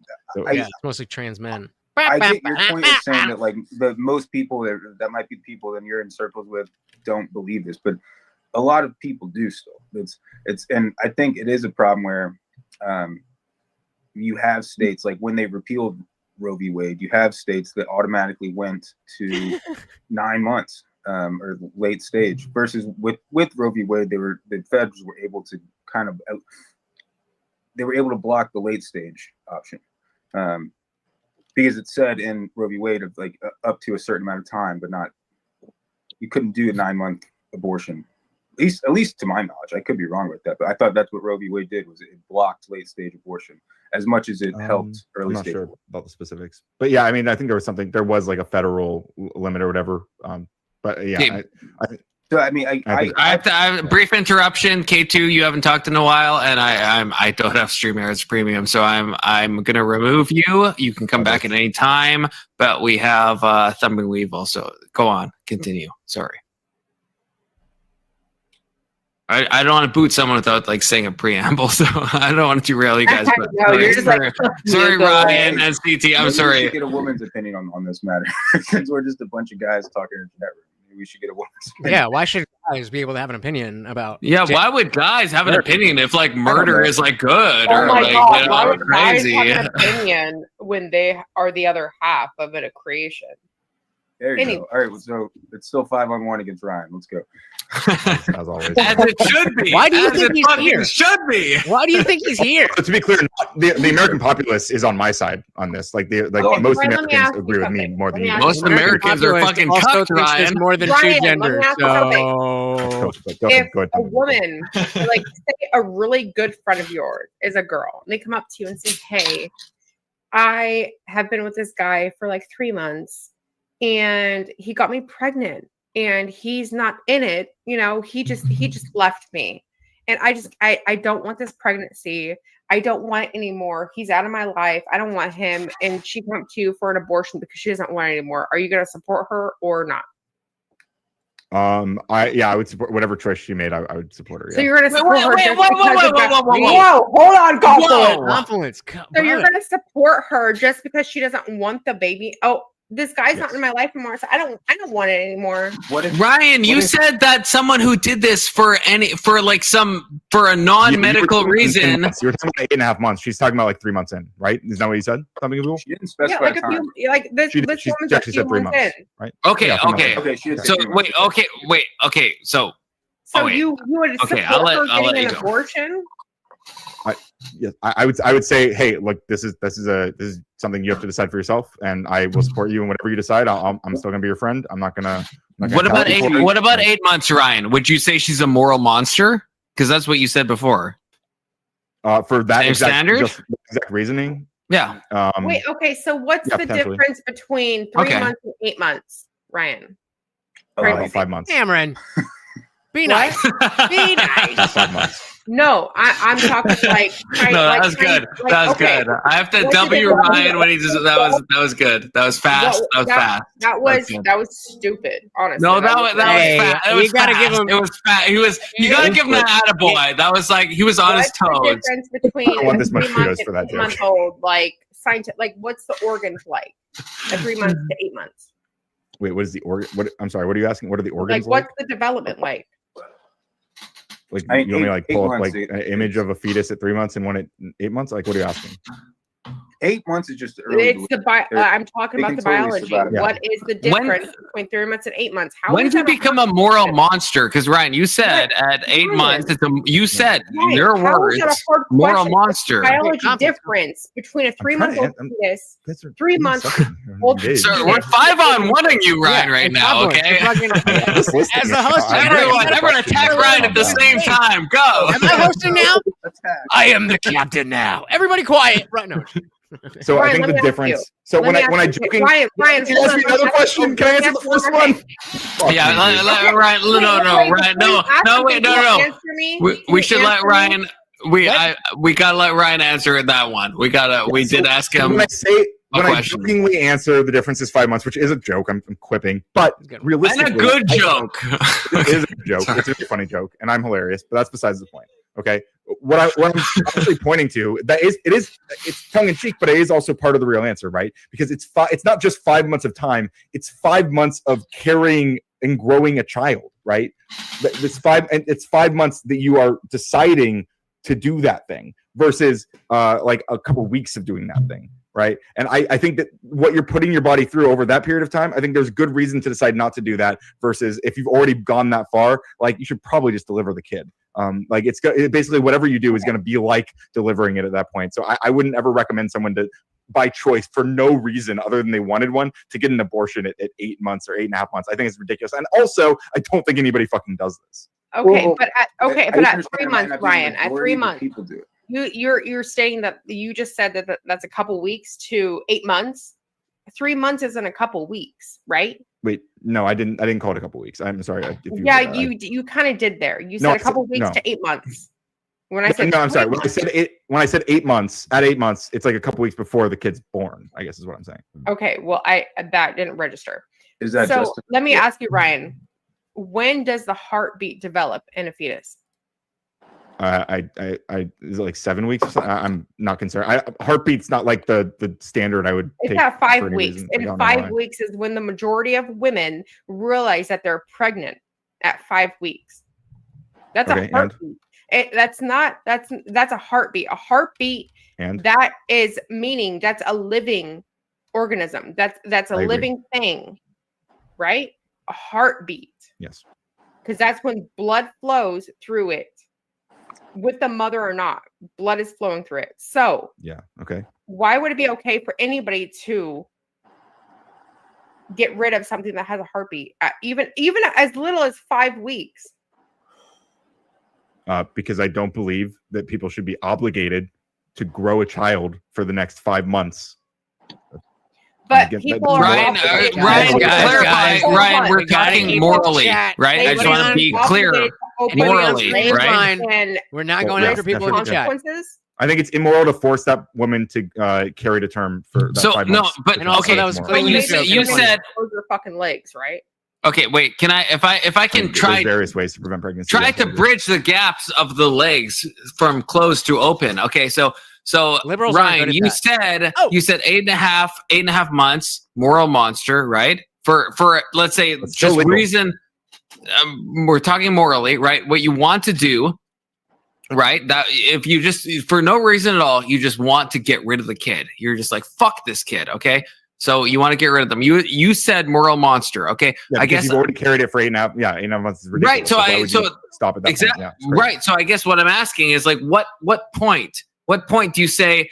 So moral monster at 8.5 months. When are you like now you're like omni-goated and you're an autonomous woman with agency and you can do it anytime you want? Like when do we switch over from like those two things? Like at what specific point? I don't know if there's like a moment. It's kind of a scale of like when I think it would, like if you've been pregnant for like 6 months, I would say like, well, so if the same friend came to me at 6 months, I'd be like, well, I mean, you've been carrying this kid for so long, like are you just gonna like after that, like I mean, I'd have a little bit more discretion. I'd be like, well, still, I mean, that is another 3 months. You have to be pregnant. Like there's a lot of stuff that can happen in that period of time. I mean, the maternal mortality rate is going up with these abortion laws. I don't know that I would. But you keep. I think you keep. Ryan, you wouldn't apply the same standard to like a 1-month-old baby to like a 3-month-old baby. It's no longer growing inside of the person, so all of my moral concerns about this are completely gone. Okay, so is that your? But you said 8.5 months is a moral monster, which I that's a W Ryan moment. I agree with you, but then I guess I want you to kick it back. This person exists, so that's also no. Yeah, well, sure. We're talking. Yeah, that's fine. We're talking hypothetically. They're doing it for fun. They're doing it for no reason at all. They just don't want the kid. And I'm saying something Weevil's example. To be clear, like this person. I know. I understand. I understand. But I'm just trying to clarify. At what point what do you bring it back to where it's like it's nothing? Because thumping weevils is like early on heartbeat, and you would say, okay, it doesn't really matter at that point. But then at 8.5 months, it's a moral monster. So like, what doesn't matter? determines To be it? clear, like when we say it doesn't, like I still think I think abortion's sad. It's a hard thing for people to choose. You keep saying this is Ryan. This is what the meta talk. What bugs me, Ryan, is that you only focus, and you could say the same thing of conservatives in the other direction, but you only focus on the woman. You're not at all. Everything you've said, like everything that I've been listening to for 15 minutes, has been about the woman, but nothing about the kid. It's all about like, well, if she's carried it this long, she might as well go along. But it's like, but then you said moral monster, so you obviously think there's some value there. So at what point is the fetus valuable? Is it a sliding scale of value? Does it become valuable once it gains consciousness? Like, what is your? I think it always has some value. I just my issue is that value is not ever, by my standards, justify using the state to force that woman to carry it. I don't care about legal stuff, Ryan. I'm asking about your. I'm asking. Like fuck legal stuff. Fuck honestly. Like for the rest of this talk, let's fuck legal stuff. Okay, I don't morally. But I'm listening. Wait, you what? I don't promise that, but I'm listening. I think abortion conversations without talking about the legality and talking about real underground consequences are fucking vapid and stupid. But Wait, excuse me. We can say that about anything. We can say that about anything. I can drill this down. I can drill this down. Wait, hold up. I want Ryan to justify that. How, if something is immoral, what does it matter what legality says? Like if we're on like a fucking island and there's no laws, morality still applies, does it not? Yeah, of course. But what I'm arguing is not like I'm not deriving morality from legality. I'm talking about what would happen, like my moral judgments, how legality engages with those moral judgments. Right? But I'm not asking. Okay, for the rest, can we hypothetical? Please, Ryan, entertain me. Okay, for the rest of the conversation. I always do. You always do, Ryan. Okay, for the rest of the conversation, let's pretend we're on an island. We're just talking about morality. We're not talking about legislation, laws, anything. I'm curious about your moral stance, okay? And I think Thumping Weevil, maybe I'm wrong, I think she's curious too when she asks about the heartbeat, right? Like at what point is it morally, not from any government, nothing. We're on an island, okay? It's about morality. It's about does it make you feel good or does it make you feel bad? Do you feel guilty for helping a friend do so, or do you feel better that you're helping a friend out about killing an innocent living thing? So I would feel, again, we're on this island, I guess, and my friend is deciding whether or not they should they have some way to do a safe abortion or whatever. But I'm saying 3 months regardless of where, right? Yeah, or let's say okay, she has a heartbeat or whatever. All right, yeah. So this person and I are on this island, and they're talking about whether or not they should end this pregnancy. Different names. So this is the vertical chat. I think morally, right? I would say I'm gonna. If you decide to carry this, I will support you. I'll be with you. Some say it doesn't matter. I'm gonna help you go through it. Does kind of deliver it if I can. I'll do all this stuff. And if you decide you don't want to go through with that, I'm not gonna throw you to the wolves. I'm not gonna leave you here and say you're a piece of shit. I'm gonna understand that you don't want to go through that process. I respect that.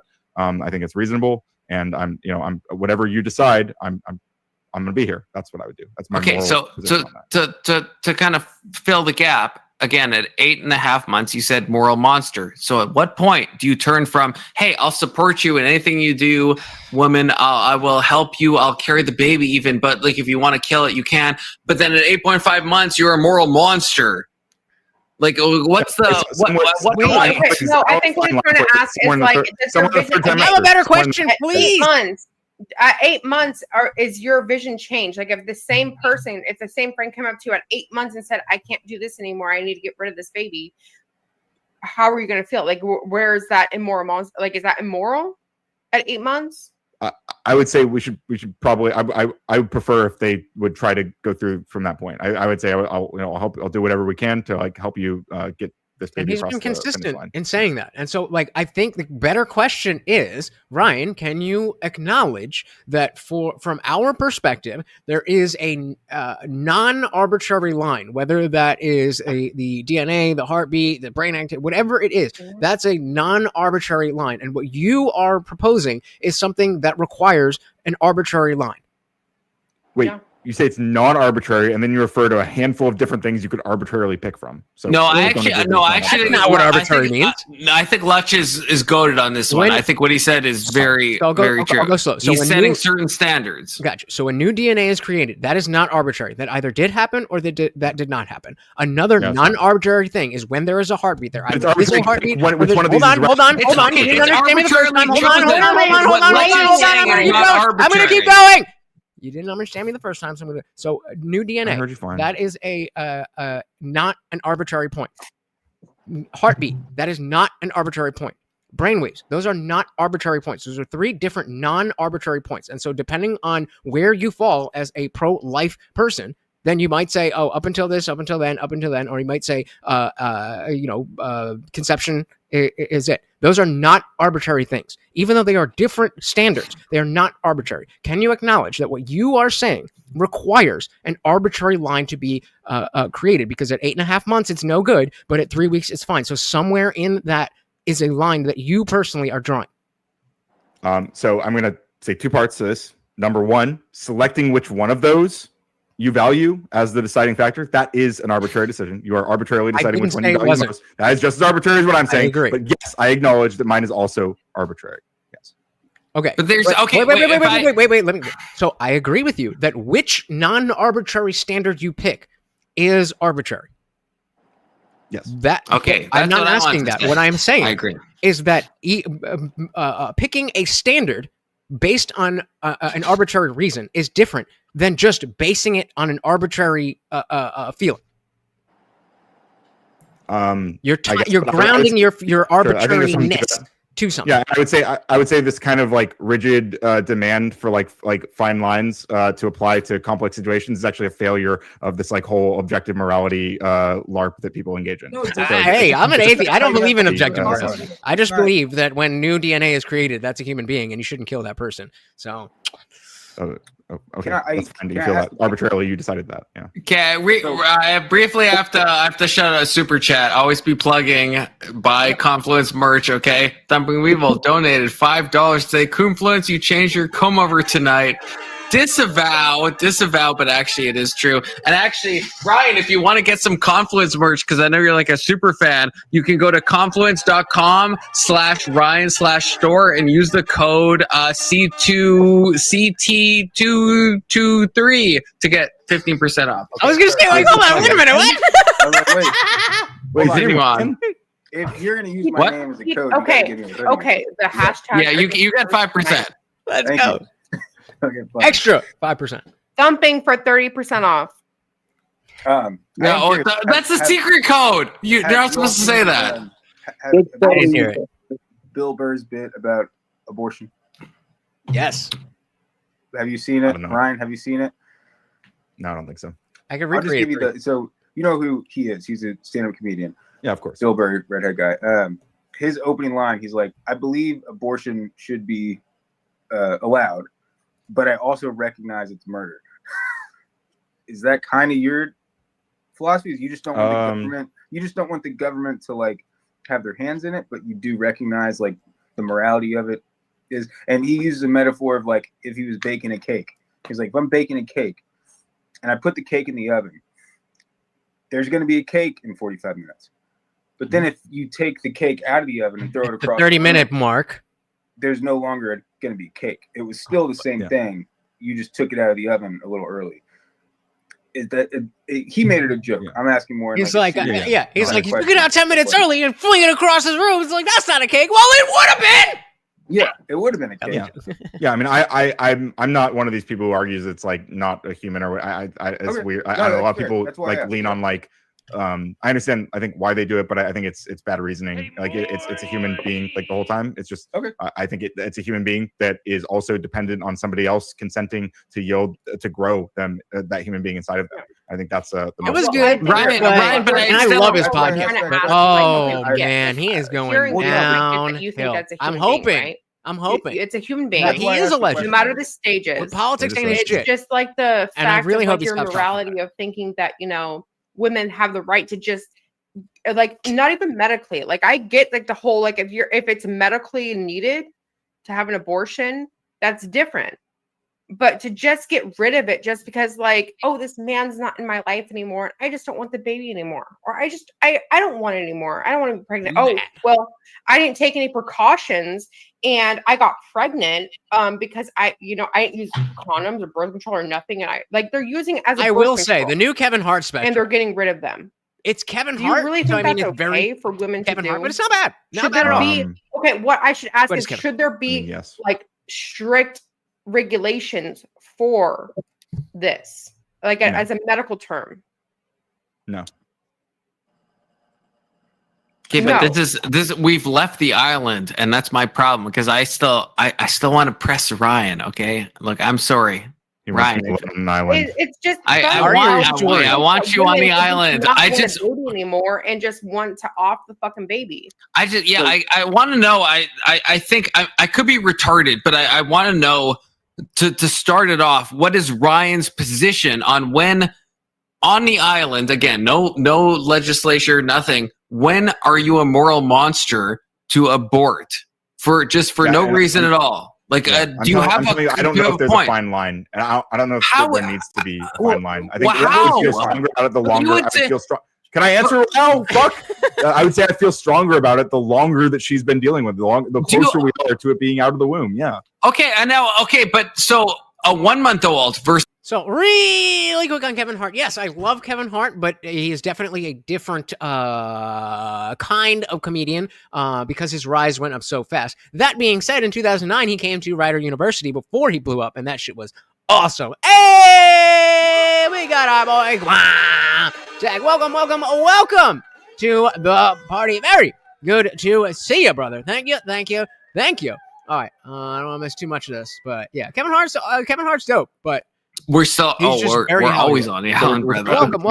No apology necessary at all. So I think it does get more complicated here. Like and share. My goodness. Thank you so very much. You guys know that stuff is free. It's easy. I would say I'm going to help. I'm going to help take care of this child. If you don't want to take care of this child, then I'm going to do it. You're talking about abortion. I'll take care of it. But that's a non-answer. You wouldn't, because. If the woman killed a 1-month-old, you would say that's infanticide. And if they killed a 6-month-old, you say it's infanticide. So you don't draw a gradient pattern between those two infanticides. They're both infanticides. But in the womb, you do. So I guess I'm asking why. Like, what is you're saying? That's it's all like, human let me life get through all of from it. conception, and you agree. And that's what about that? I am happy that you agree with that, right? Right? Like, I don't think I'm saying that like it is growing inside of this person, and we have to weigh like their moral worth as their own individual person, right? And what they decide, whether they want to grow this child inside of them. I think that it's a difficult moral question, right? We can weigh that. She's been growing it makes it more of a difficult moral question. I don't think so, because if you decide, well, you don't, sex, like if we're talking about grape, then there's a little bit of moral grayness, but I still don't think that justifies the murder of a baby. But no, you choose. I separate consent to sex with consent to pregnant or to consent to staying pregnant for 9 months. You shouldn't, because that's not how cause and effect people do. Everyone does. Everyone. Oh, everyone does it. So that makes it true. You rhetorically refuse to because you're. Everyone practically. I like to separate consent from drinking to consent to being drunk. Right thing. Stupid. I mean, if there was a way you could stop. I separate. I wouldn't try to force you to stay drunk because it's the consequence of your actions or whatever. I don't give a fuck. Yeah, because that's not how alcohol works. Yeah, no shit, dude. But it is how pregnancy works. You can stop it. Right. But by only murder.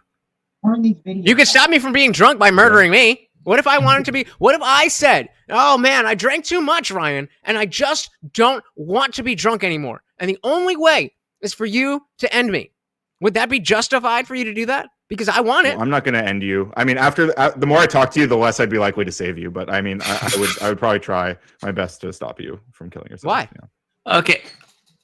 Because I love you, buddy. I don't know if you want to. Okay, I have an insane. And Ryan, okay, you said you'll entertain my insane hypotheticals. Okay, so this one's like fucking rancid. Okay, but like, let's say you're in a society. Okay, you have a zygote, and it's gonna live to be a full blown human being. There's no women, okay? It's the zygote is living independently, okay? It's in like a fucking, Black Mirror-esque chamber, okay? Do you think it's worse to kill the zygote from to killing when it's like 50 years old? I don't get it. I don't. That's the first question. And the second question is, do you think both are murder? He's got two. Well, I think he read. Sorry, one. the He's got zygote one is sitting there. 50 years old. Can you? I don't know if I understood. I might have said that wrong. Okay, so I'll repeat. Okay, so you have a zygote. It's not attached to a woman, because I think your main issue is like, and I can understand this. Your issue is like the woman's kind of her organs to grow this child. Right, sure. So I'm trying to remove that in my insane, and I agree, it's an insane hypothetical. But yeah, so you have a zygote that's growing in like some type of like tube, and it's gonna go from a zygote to being 9 months to being a fully fledged human being. At what point would you consider that murder? Or is there any point? Is it worse to kill to break that tube and kill it when it's a 1 month old, or when it's like 50 years old? Like, are they both murder, and is there a gradation of harm that you're doing? So with no woman, no woman involved. Personally, yeah, I think I would care less while it's like a zygote, but I would probably care more the longer it's like when it's like as it starts to like resemble like a baby more and more, I'd probably start to care about it and probably be like, yeah, I don't want anyone to kill this thing, and like there's nobody's body autonomy that has to be weighed against it. So I mean, I don't see any problem with keeping that alive. Yeah. And the second question, are they both murder? Are they both murder? If you broke the tank on the zygote, it's really hard for me to view the freshly conceived at that moment. It's hard for me to view that as murder, but so is it a vibes based thing? Like, just being honest, is it vibes based on which point you would consider it murder? And I know it's an insane hypothetical, but to be fair to Ryan, he already yeah, probably. To be fair to Ryan, I think almost everything comes down to vibes at some point. But sure, okay. Yeah. No, that's fair. To be fair to Ryan, he did acknowledge that he's drawing an arbitrary line and making other statements too. But like we kind of nailed that down. So well, hang on. Well, I guess I would actually push back. Like when we say if we're going to use arbitrary in this way, it feels like we're using it to be dismissive. But like I don't think selecting my like segment of discernment, right, versus you deciding on a heartbeat, or like I just don't see why like what the word arbitrary is doing here. Well, I would except for I agree with that. I don't disagree. I believe Letch agrees too. I think. Yeah, I believe that if you are deciding heartbeat or a consciousness or anything other than conception, that it is as arbitrary as anything else. It's just at the very least, it's grounded in something instead of 6 months seems. Yeah, I would say it's a weakness of your moral system. I would agree with that. But I have an interesting hypothetical. Shout out to Guam Tech. If we can have robotic wombs available, should women still be allowed to abort? I thought about this a lot. I don't know exactly where. I mean, I think the issue for me is going to be about transferring it to the womb right now. Like what is that process and how intrusive is that process? Let's say hypothetically, I'm kind of undecided. 100%. Yeah, well, it's not about being safe; it's about whether it's intrusive. Confluence. This is why we need mods on the fucking other thing. Oh shit! Oh, okay. Oh yeah, sorry. Okay, time out. Sorry, I'm bad at reading chats. Okay, so hold that thought about robotic wombs. Okay. Oh fuck! Why do I have to read this? Okay. K2, thank you for the $5. He says, "Make confluence, put on a hat." Okay. Look, I understand. I'm 5-headed. Okay. I can't. I don't know how to fix that. Okay, brother. I don't know. And Thumping Weevil donated 5. Thumping. Yeah. Play those sound bites. Play it like repeatedly. Yeah. There we go. I need to have a Steam Deck or whatever you have. Thumping says, "Sorry, I checked on my baby that I chose to have because I have morals and dote off people immorally." Oh, Ryan, that's like a shot against you, brother. I mean, it's actually a shot at the 60% of women who get abortions who are already mothers. So that I think that's my first child, I never even thought about abortion. So yeah, I don't. There's that. great for you. Like it's a cute virtue signal. It's just super not relevant. But I mean, thank you for sharing. Okay. I apologize. It's not a virtue signal. It's not irrelevant. But shout Definitionally out Guam Tech, even though Guam is not in my chat, which that's a fucking brother. Okay, you know, like I understand Lush is super cool and stuff, but like, I mean, hey, I'm dropping the link right now. If he wants to come up, he's coming up. I'm dropping the link to right now. But beyond that, the Guam's Tech his example of a robotic womb, which I'm not sure exactly what the difference is between that and my island, but. Wait, is that who we were trying to like? That's who me and Indian Jesus were talking to about. Because the idea behind the robotic womb is that because as you were saying, Ryan is focused on the woman, and so if we have a woman who no longer wants to have the baby inside of her, then she could then. She doesn't have to abort the baby. She doesn't have to kill the baby. They could just take the baby out and put it in the artificial womb. So if and Guamtech says if the baby could still live without harming the mother in any way, shouldn't that be every reason to keep them around? And I'll say, to be fair, there is a Chinese company that's working on this technology right now. That's in like prototype phases, where like they think they have it kind of figured out. They're still working out the kinks, but this is going to be the future. Is there will be robotic wombs that will be able to carry a baby.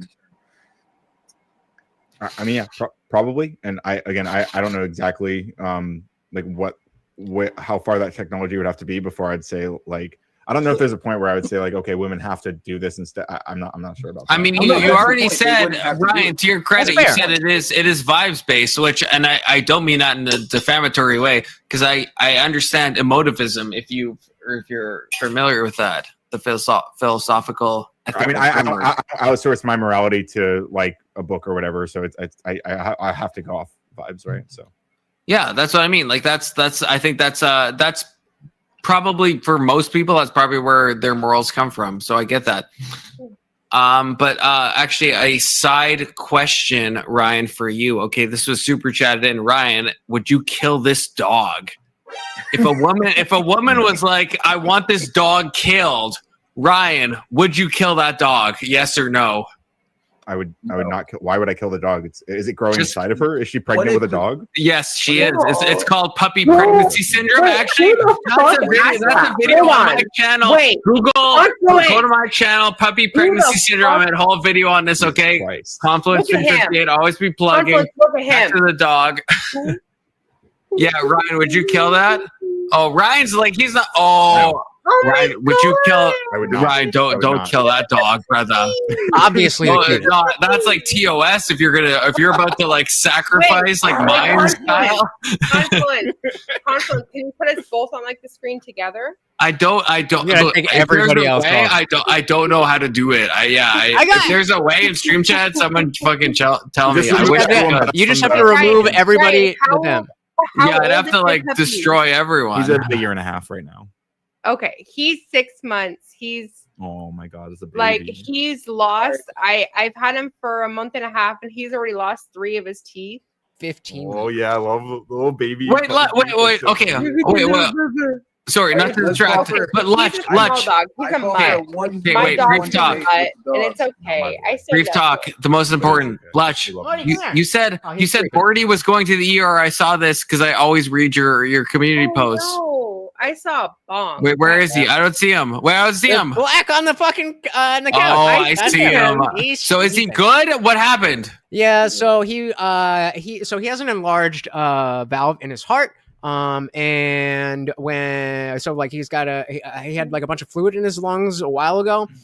He got put on medication. He's been doing decently well. But he was having on Wednesday, he was having more breathing issues, and it felt like maybe not a big deal, but I was like, let me just check this out. So I sent him, and they just updated his medications, and that's why we have the Morty Memorial Fund over here.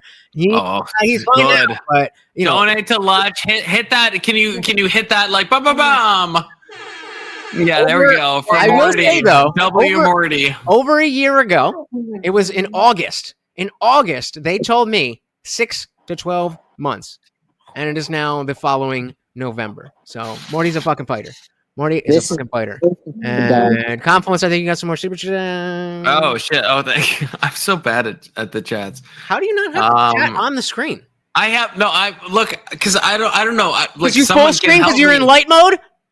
No, I don't know. I have like, to be real, I have a Chromebook like beside my main screen. I don't know if that's the best way to do things, but I have a separate Chromebook disconnected from everything, and that's where I put the chats. I don't know if that's like a good thing to do or not. You Why know? don't you just wait? But so you have?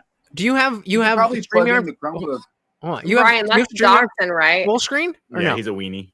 I have you guys full screens. Yeah, don't but do I- that. I'm- So don't do that. Then again, put yourself in dark mode so you don't have fucking. My dog's a Then you can mutt. see all the chats But as he's you're like as the you're talking. same, like he's a little bit bigger I- than Dawson. This is the size he's gonna get. All pups matter. I'm with you. Oh, puppies matter. But not all human fetuses. Crazy statement from Ryan. Crazy statement. Puppies more valuable than humans. That's Okay, not. look, I know you're being that's a Ryan silly, but original. again, just to clarify. I think that is what you actually just said for real. Okay, since you're gonna say that, I'm gonna be clear. I do think that like a fetus has value. I just think that the mother's like choice as to whether or not to grow that child inside of them matters more. Is my position. Have y'all seen that viral video where it's like a man on the street interview and he's going around with a petition to like allow for dog abortions? He's like, do you think we should be able to kill dogs before they're born because they don't have a family to go to? And everyone's like, no, obviously. They're like, no, you can't do that. And then he's like, thank you, sign here. And then he goes to the next page. He's like, do you think we should do that for babies? And everyone's like, I don't want to answer that. Hey, oh, So that is the thing. there we fucking go. Yeah, Ryan, how do you feel about that? Yeah, I think what's people good should now? be people should probably be more honest about. I mean, we have like pounds and like we euthanize like dogs, and it's sad, but it is a reality. And if one of those dogs is like pregnant, I don't know. I'm not Should we euthanize children then? Because there's a lot of people that don't like kids. I know it's kind of like no, I crazy think no, I hypothetical. don't think so. I value human life in general like more than dog life, except for Umbreon. I would kill every single one of you for Umbreon. I am curious, Ryan. And Shout out. This is more of a serious question. Donos to the dog.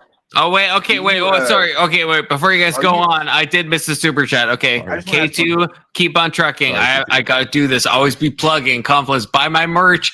Use the code Ryan Radical Coder to get 15% off just off the dome. That's how generous I am to get the mug, okay? And K2 says, and I will read it if I can fucking figure this shit out. K2 says, I believe it's gonna use skin cells to make eggs in the robotic womb. Okay, I think I read that a little late. I think that was probably back. My guess is that was back in the robotic womb talk. Probably. I think I read that a little late. Okay. I think CT has a pressing question. I'm curious what it is. Yeah, well, before you go, I am curious your stance. Like I brought up earlier, talking about Roe v. Wade and how Roe v. Wade allowed federal abortion, or it allowed every state to give early term abortions, but in theory banned late term. Are you for going back to a system like that, or do you like having it on a state by state basis? Because if what we've learned on a state by state basis is you're going to have states that are zero tolerance, and you're going to have states that are up to 9 months. Do you think we should have somewhere in the middle there? I think we should federally codify the right to an abortion in law. But do you think it should block late term then? What? He's saying no. He's saying no. He's saying federally it no. should be legal Yeah, up to all through the pregnancy, correct? Yes. Yeah. And I guess he's also saying there's not a stipulation for only late term medical reasons. He's saying anybody. I'll explain why, because I did say earlier, right? Like I do believe that it might be like an immoral choice for a person to make at that point. I don't trust because we're off the island now. We're talking about the real world. Finally, this is where I prefer to be. I hate being off the island. Fuck. Yeah, don't I know it? But like in reality, I don't trust this like idea of like I don't trust the state to determine when it's like medically necessary. I trust the doctor and the woman to decide when it's medically necessary. And That's who we're appealing to, though. The doctor. I'll be the first to I'm say, saying Ryan, both.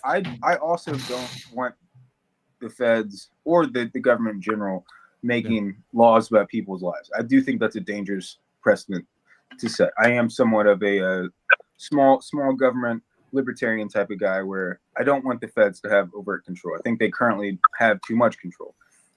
But you also recognize that you and me both. A baby at 8 months is a life. So like where do you draw that line? Yeah, so this is why I mean, again, big enough talk super about, chat, like, you never know what it'll rarity, do. Like, I literally, I'm not aware send that of to me any instead. case of a 8 month or later, or even like 7 months or later abortion where someone's doing it just because they hate. I mean, God, I wish we were on the island. I fucking wish we were on the island right now. Exactly. Okay. You do, because in reality, there's these women that you guys are pointing to, they don't exist. That's the problem. That's right. But hold on, Ryan. We're a bunch of dudes that are online at 12:40 at night.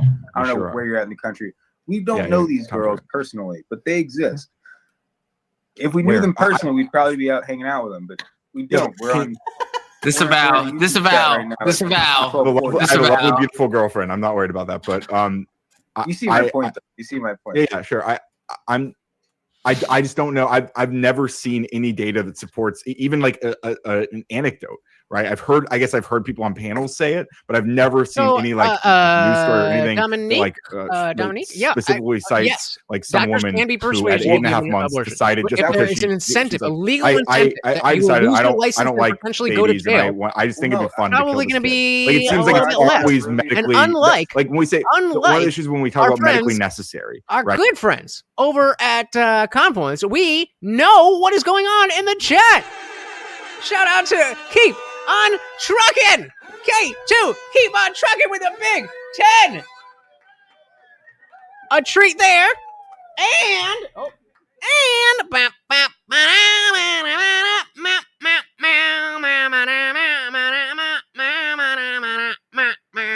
yeah, baby. Thank you,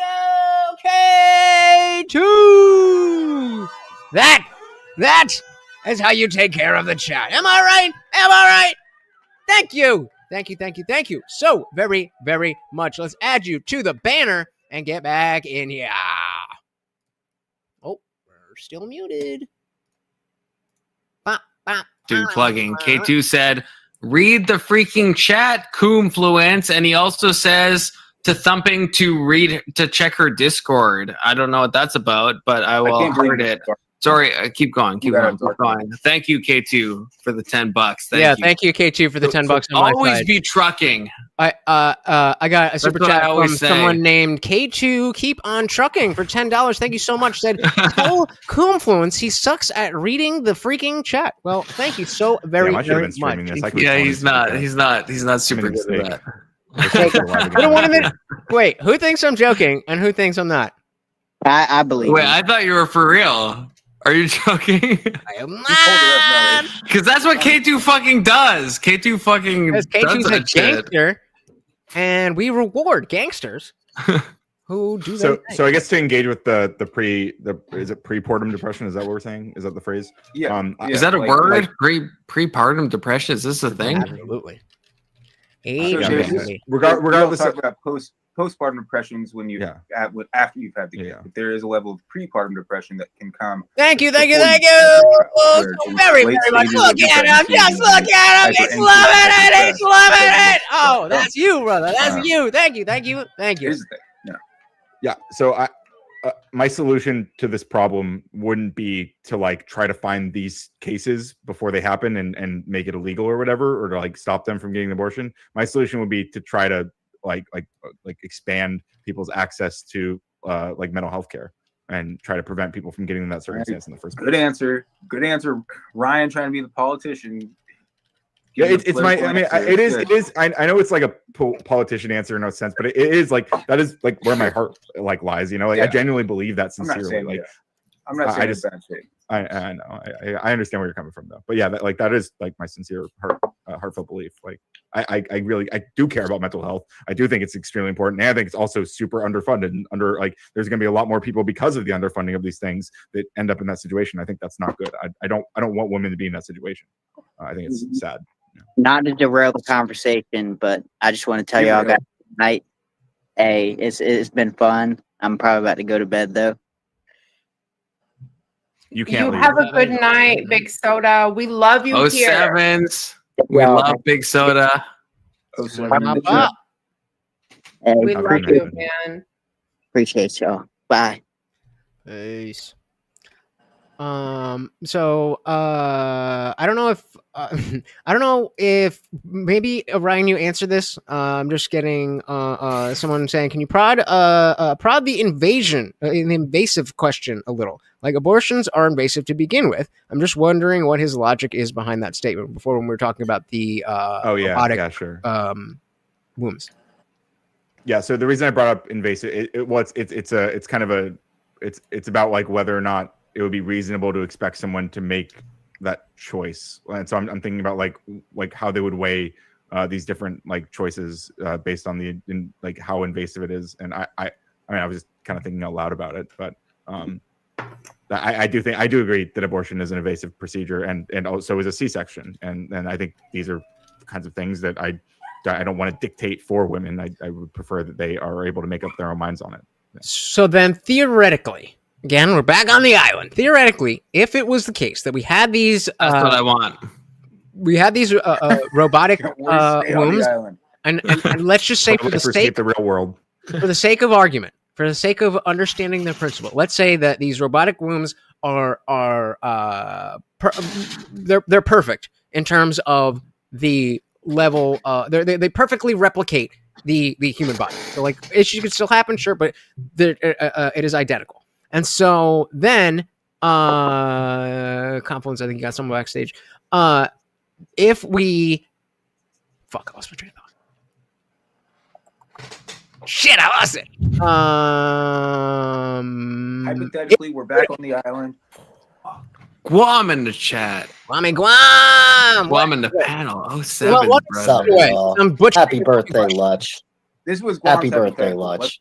Let's let Guam take it away. Yeah, happy birthday. I told you that earlier. Yeah. Thank you. No, I was mostly just kind of wanting to prod on the question of the invasiveness thing because obviously, the abortion itself is invasive, and I think you're kind of going more towards, Ryan, the idea that like nobody should be forced to have to do something like that. Is that kind of what you're saying? Yeah, basically. Like I would never force someone to get an abortion either, right? It's kind of like So I mean, the question there though is that is it necessarily forcing somebody to do something that would save a life? I mean, if anything's going to save a life, it's better than just outright killing it. Because if we have the ability to save the unborn child at that point, it just comes down to murder at that point if you go the abortion route, wouldn't it? Wait, if we have the opportunity to save it, it goes down to murder? I'm sorry. Yeah, if you have the opportunity to save it and it doesn't affect the woman except for having to go through the procedure, which let's just for this argument say, it's very safe, proven, not going to harm her in any way. If that's a possibility, but she still chooses abortion, then that pretty much is murder, right? Yo, my goodness, Jesus! So I think that's probably where holy shit, brother! Being able to let technology kind of take over my God. Some of the now we've got a new arguments that people are having may be the answer. Right now, abortion is just the best that we have right now. Outside of just let the kid get born, man. Oh my goodness! I can't necessarily say I'm fully in favor of. I'm more of a Ron Paul libertarian on this kind of thing. Great day. Shouldn't be illegal, but it should definitely be seen as. Will do. My goodness, thank you, brother. So like you just shouldn't choose it. But I do think that Thank you, technology is thank going you, to thank move in you that so very, direction to very where much. I really, we don't really do have to appreciate make that moral like judgment anymore. It's all just a good thing. Maybe I think that we are so like desperately far from there being like no moral calculus in that, where it's just obvious that there's one thing to do, and I don't know realistically that we'll ever actually get to that. I mean, it's possible through technology that we'll get to a point, and yeah, I mean, like I guess in theory I might support like, okay, like if there's like let's say there's a teleporter or whatever that like pops the baby out of your womb and puts it into whatever artificial womb, then like I mean, I guess maybe I would require that at some point. I'm a little bit undecided about it. Let's say that the invasiveness of being able to put it in the artificial out womb again was just as to the invasive as getting sponsor an abortion. of the stream with Just as $100 invasive. fucking dollars. Look at him. He's loving it. He's loving it. I He's guess fucking there it loving comes it. like, Thank you, brother. because we're using it. Very, It very much. seems Again, it might seem sponsoring just as invasive. the I think stream. like You have a there's some subjectivity fantastic to night. Thank you so this very, as very much. well. I mean, I'd be more open to it, but again, like we are talking about like a far off future, which I think is important to note. I mean, maybe not. Like, not necessarily. It's more about the principle than when will we? I form principles based off of reality, like so. That's the thing. Right. Oh, come on! Don't you can deal with a hypothetical. I did. He's been driving the hypotheticals all night.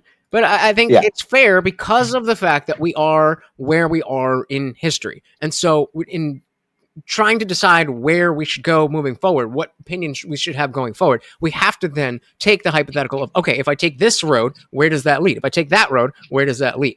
And so, yes, we are looking potentially farther into the future than, he's not thumping.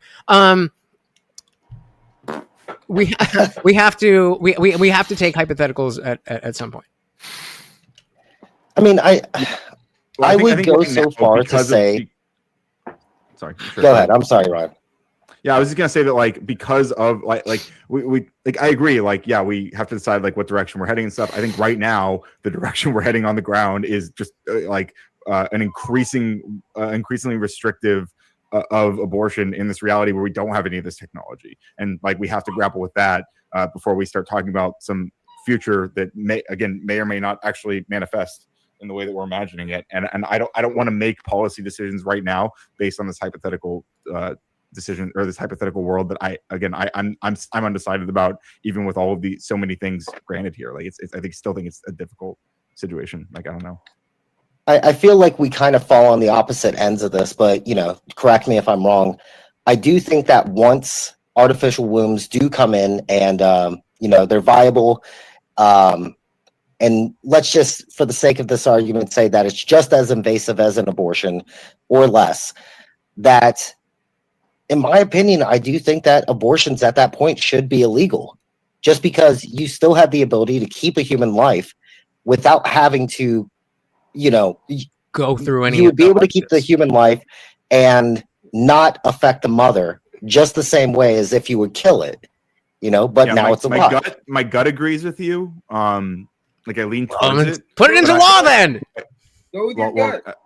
Well, no. The reason I'm not is because I would if I imagine that I'm I wake up and I'm in that future, like I wouldn't.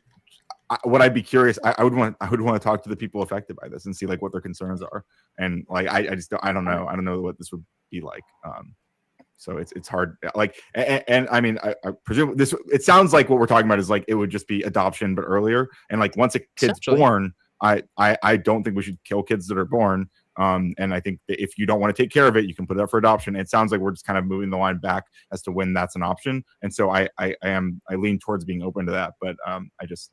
Again, this is all extreme hypotheticals, right? There's a lot of things that just aren't the reality right now. I'll personally be the first to say that the abortion system, or not the abortion system, sorry, the adoption system itself is broken in the sense that you end up having to pay tens to maybe hundreds of thousands of dollars to adopt a baby when there is once we don't need y'all arguably excess babies. So there should be a way to more easily be able to adopt. I think that when robots can raise our children, you will come to the AI side of things, CT. I mean, yeah, it'll be Chat GPT babies. They'll be fucking amazing. See, that terrifies That me. As is someone who hurrah. loves ChatGPT and defends ChatGPT and AI all the time, I don't trust that. Agreed. Dilly for me and Ryan agreeing on something. Y'all don't want Chat GPT babies? Why not? I don't even know what that They'll be would able to do raise your kids. Well, this is I think it might be better than that's some like the- parents in reality right now, but that's like a transhumanism thing. Like, because if you could just no, prompt your baby, I'm a Peter Thiel babies. Yeah. It's like, how do you feel about humanity? Well, I want my babies to be able to control drone swarms. I'm pro-choice for babies being able to choose what drone swarms they use. I mean, there's definitely been a few different sci-fi novels and even shows actually that have come Alright, out should I- recently that have should I kind of put this taken that on? question of like entire civilizations Here's what I'm being gonna do. raised by robots or even computers of some kind and stuff, to the point where like all right, I'm putting. You got to do it. You got to do it on. You don't have to show yourself, but I won't show you. But hold on. Birthday to you. Happy birthday to you. Happy birthday, my Jesus. Happy birthday to you. Oh, won't let me cam up, but thank you, brother. So very much appreciated. You have a fantastic night, brother. I very much appreciate you. Thank you so much. Arigatou gozaimasu. There you go. Everybody. Have a good one. There we go. My own special song. Wow. I feel special. I feel special. Yup. Unmute. yeah, I don't know. I do think that technology not on purpose. is really going to be changing a lot of the way that we see some of these big questions that we have these days. Everything. And I personally think that it's closer than further away, which is why I basically still go off the idea that I am going to be the eventual socialist, just not right now. It's not good. We can't do it. Well, I think there's we keep arguing about these like government structures from the past, like socialism or communism or capitalism. I think eventually we're due to create a new government structure at some point, right? It's going to be something new that we haven't heard of. That'll be like a variation of everything. That'll be like they'll make up some fun word for it, like physicalism or I don't know. Liberal democracy. You know what I'm saying? It's going to be something new that is the next wave of government corruption. I think social democrats are about to see a huge surge in popularity. And it's like not democratic socialists, but like social democrats, which are kind of like libs, but like like a little bit more progressive, maybe. Well, like I think. Well, like Mamdani. Yeah, sure. Yeah. I think these are So Mamdani has a very big, he has a very big opportunity in front of him. And I'm one of the people who is saying, I really hope that he gets elected so that we can either see a better way of doing things. That's what I'm saying. I hope that he does get elected at the time when he was running so that we can either see that there is a better way of doing things or prove what a lot of people already think is going to happen. And I will be the first one. I am, I definitely within the very Christian crucible coded crowd that I have. There's a lot of people who, whether it's the socialism thing or the Muslim thing, or sometimes it's just the brown thing, they don't like him. I will be the first one to be like, oh shit, all right, motherfucker did his thing. I don't think that's gonna happen, but if it does, mark my words, clip it. And nobody's clipping that. I mean, but I'll be the first Yeah, to go say ahead. I don't pray for the downfall of America's greatest city. Yeah. I hope Mandami I pray comes for the in downfall of the idea that socialism would work. Yeah, no, I trust me. And by social, I'm you not just for mean like socialism, but having. he got elected. He got democratically elected to that position. And just like what people should have said for Trump was, I hope he does right. I always said that. We'll I've see. said that both times he got elected. I'm Time like, will well, tell. Yeah, I mean, you might not like I hope the he guy, does but good stuff, but I really doubt it. But I mean, also there was. Why does nobody like me? I'm a true American, but I believe every empire we're all falls. true Americans here. Like every empire falls. What makes us Well, think one's that gone. America isn't going to fall at some kind of point? I mean, one day it might, but like, and also like when we have like a fascist takeover restructuring our federal government, it's probably a good time to be concerned about that. I agree. I agree. If we did have a fascist takeover of our government, that would be a time for I have some concern. terrible fucking news for you, Indian It Jesus. would be a time. It's not Ryan, the time, but yeah, it what's would. the It would fascist be a takeover? time to consider. So Donald Trump is currently consolidating power in the executive branch and reshaping our federal government through the Project 2025 playbook, explicitly through an ultra-nationalist lens. You're saying a lot of things. You're kind of Yeah, you're saying a lot of things, So, but can you first of back all, everything that you're saying? If Wait, he what- wanted to actually take complete power, would we have these things that happened like last week, say the vote on the Epstein stuff, where it actually went to the Congress, or would he have just dropped it on Truth Social? Or then again, would we? Trump had would the the ability to government- release those files this whole time, by the way. Would the government? Did he shut sign down? it, Ryan, or The no? government He would- signed would it, the right? government shut Right. down like it did if he was in complete control? Well, the government. Well, wait. When we say, every, so to be clear, I'm not The saying whole Trump is government like shut in down complete control right now. I don't believe he is. I think there are guardrails that are right now upholding, but I don't want someone pushing on those guardrails and shaking them as hard as Isn't that possible. what I don't think that's a every good thing to do. presidential does? Isn't that No, what it's not every something president evil. does? It's actually fucking not. It's what Trump is doing, and most All presidents. right, Yeah. tell Let me the cat claws away. Ryan, tell me the presidents that don't do the same thing that Trump has done. Joe Biden. What did he Well, do he didn't- differently that Trump did? He Really? approved amounts of bipartisan That's- legislation, working with Republicans that's not- and Democrats in Congress to pass bills that were good for the American people. That Trump fucking shredded as soon as he got into office. Didn't Biden pardon more people than any president before him, Yeah, Ryan? he did. And did he not Yup. stop the Is that not is that not an excessive use of executive power? I don't know if that's true, but Trump has pardoned way more, but it's not even Did close. he not Like, it's stop cartoonish. the oil? Yeah, but You don't we're remember at the the beginning? history goes in like one direction, you know. You don't remember the last day pardons, Ryan, that Biden issued?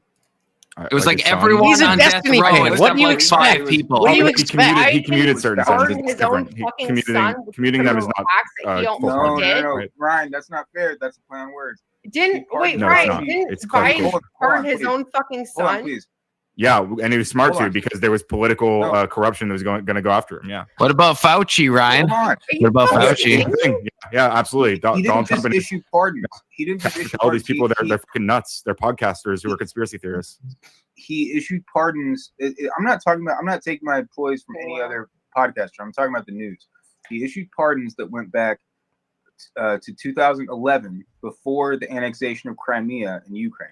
Do you know why those are important? Is because that's when Sure, go ahead. that's when Hunter Biden got put on the board for the Ukrainian energy company that was trying to funnel natural gas through Germany. And then what did the United States do?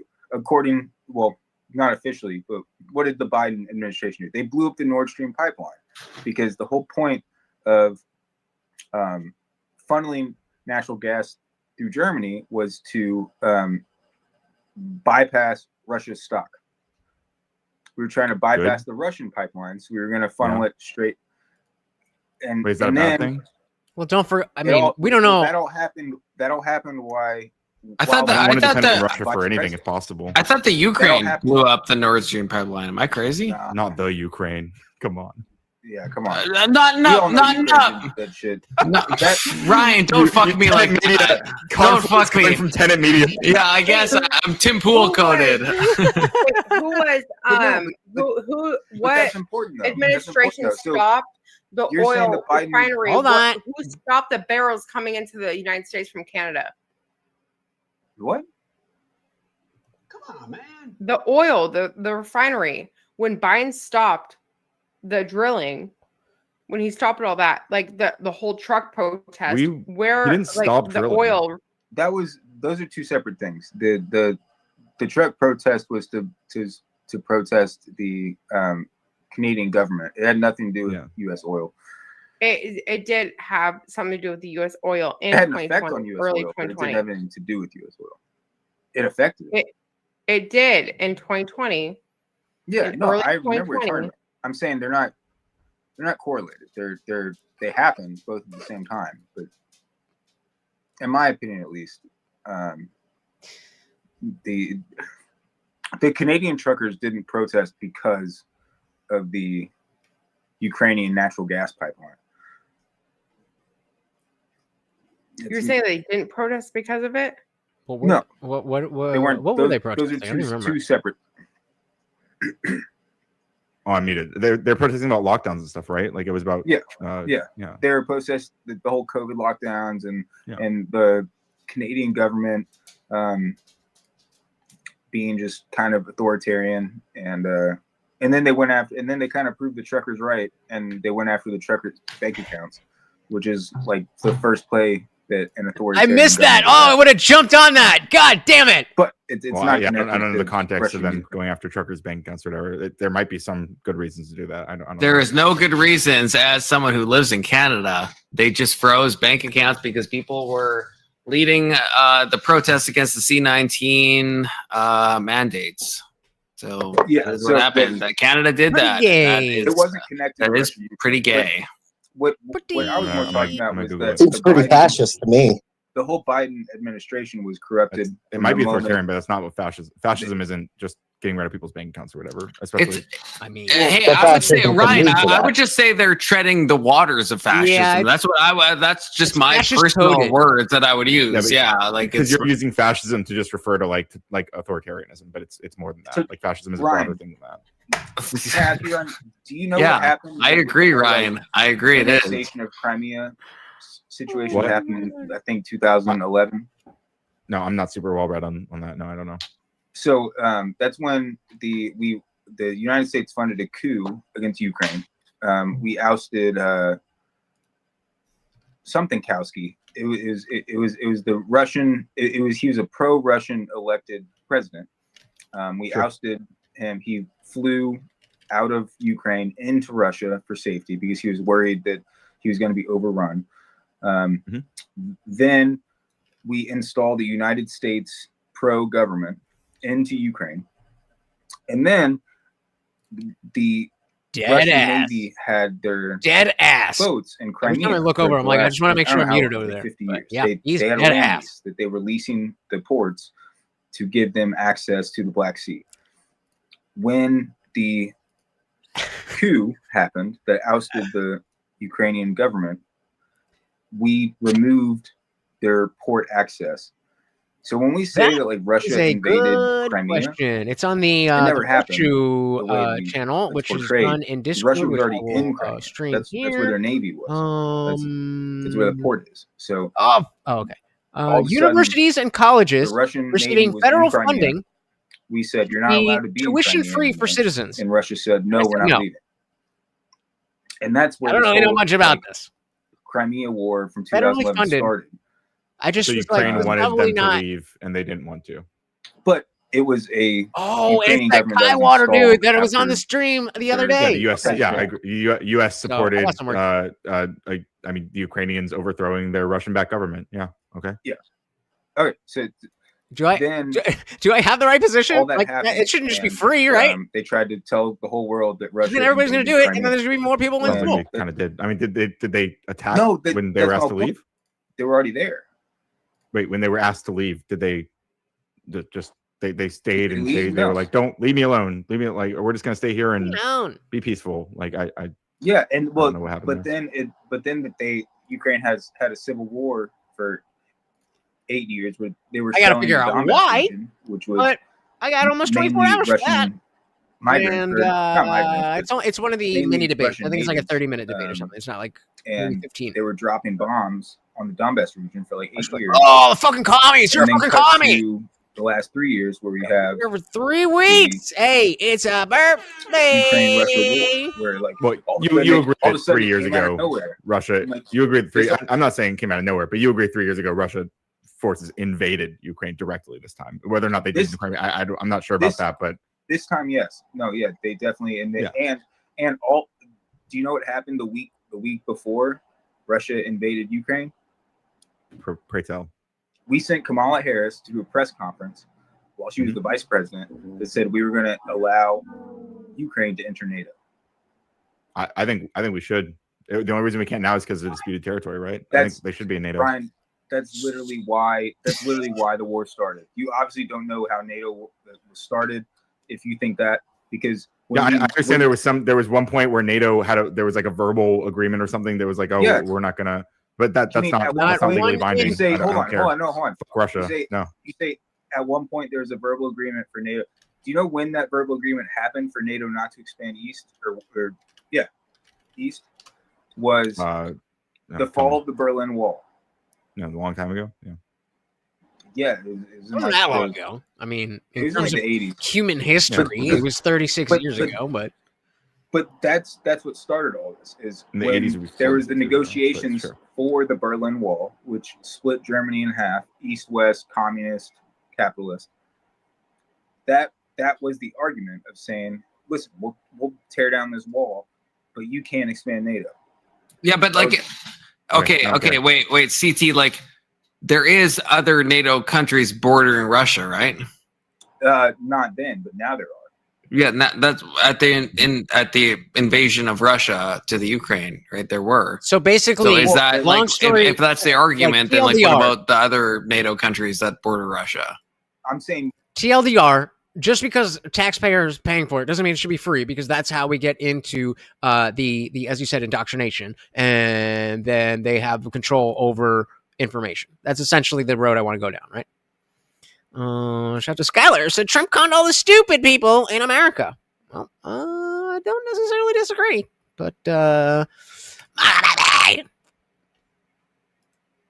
split off and became independent. But so were the countries that also again are NATO now, right? Like the Baltics. True, but Ukraine is kind of like the last one.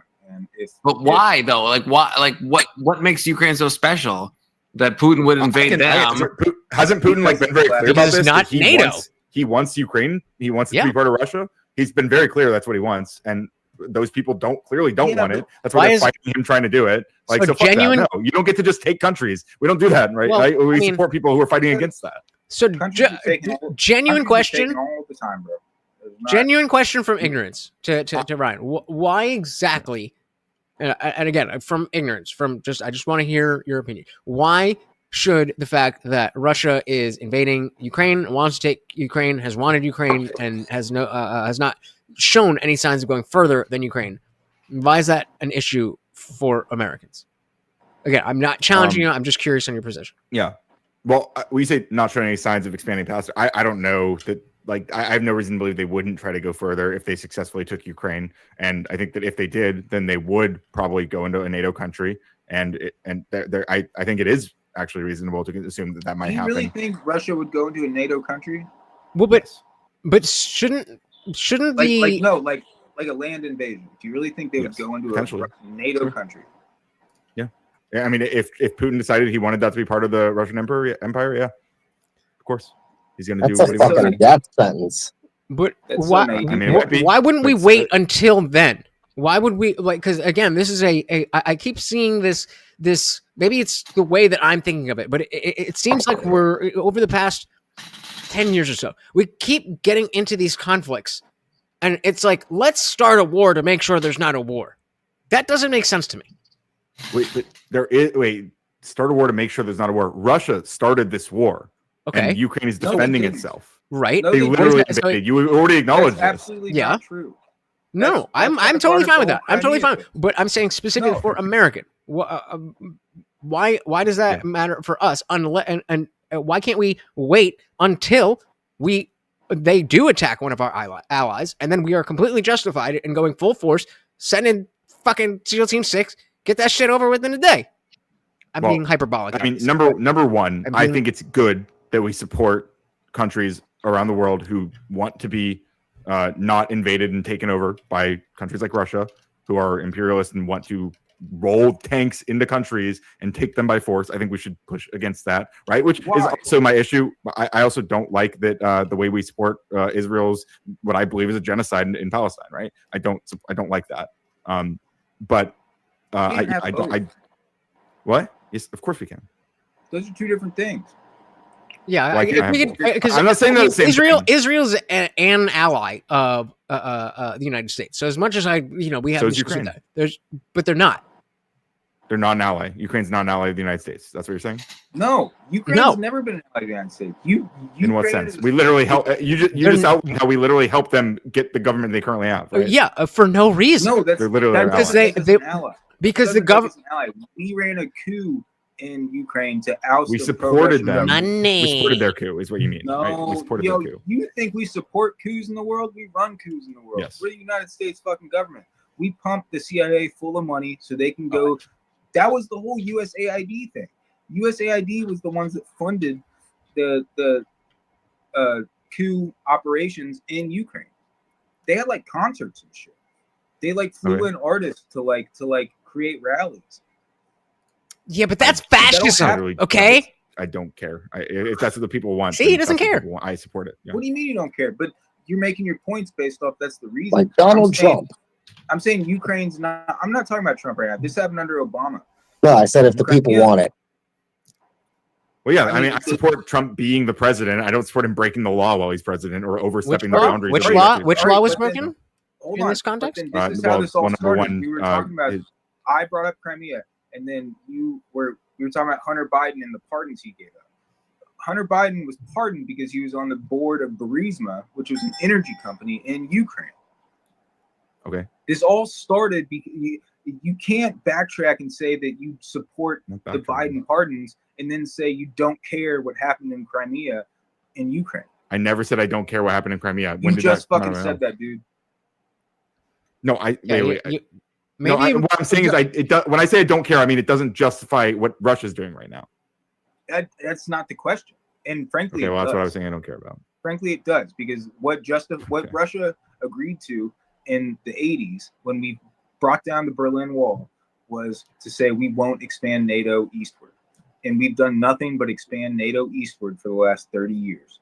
And then once it gets to Russia's doorstep, and it's Ukraine. It already was, as Confluence pointed out. They were already at Russia's doorstep. But go on. And we run a coup to overthrow their pro-Russian government. How is that not supposed to threaten Ukraine? I mean, they might feel threatened, especially if they were unwanted in Ukraine. Their government was unwanted there, and they were like keeping those people from having the government they wanted. It doesn't matter if they were wanted or unwanted. A coup, of course, it matters.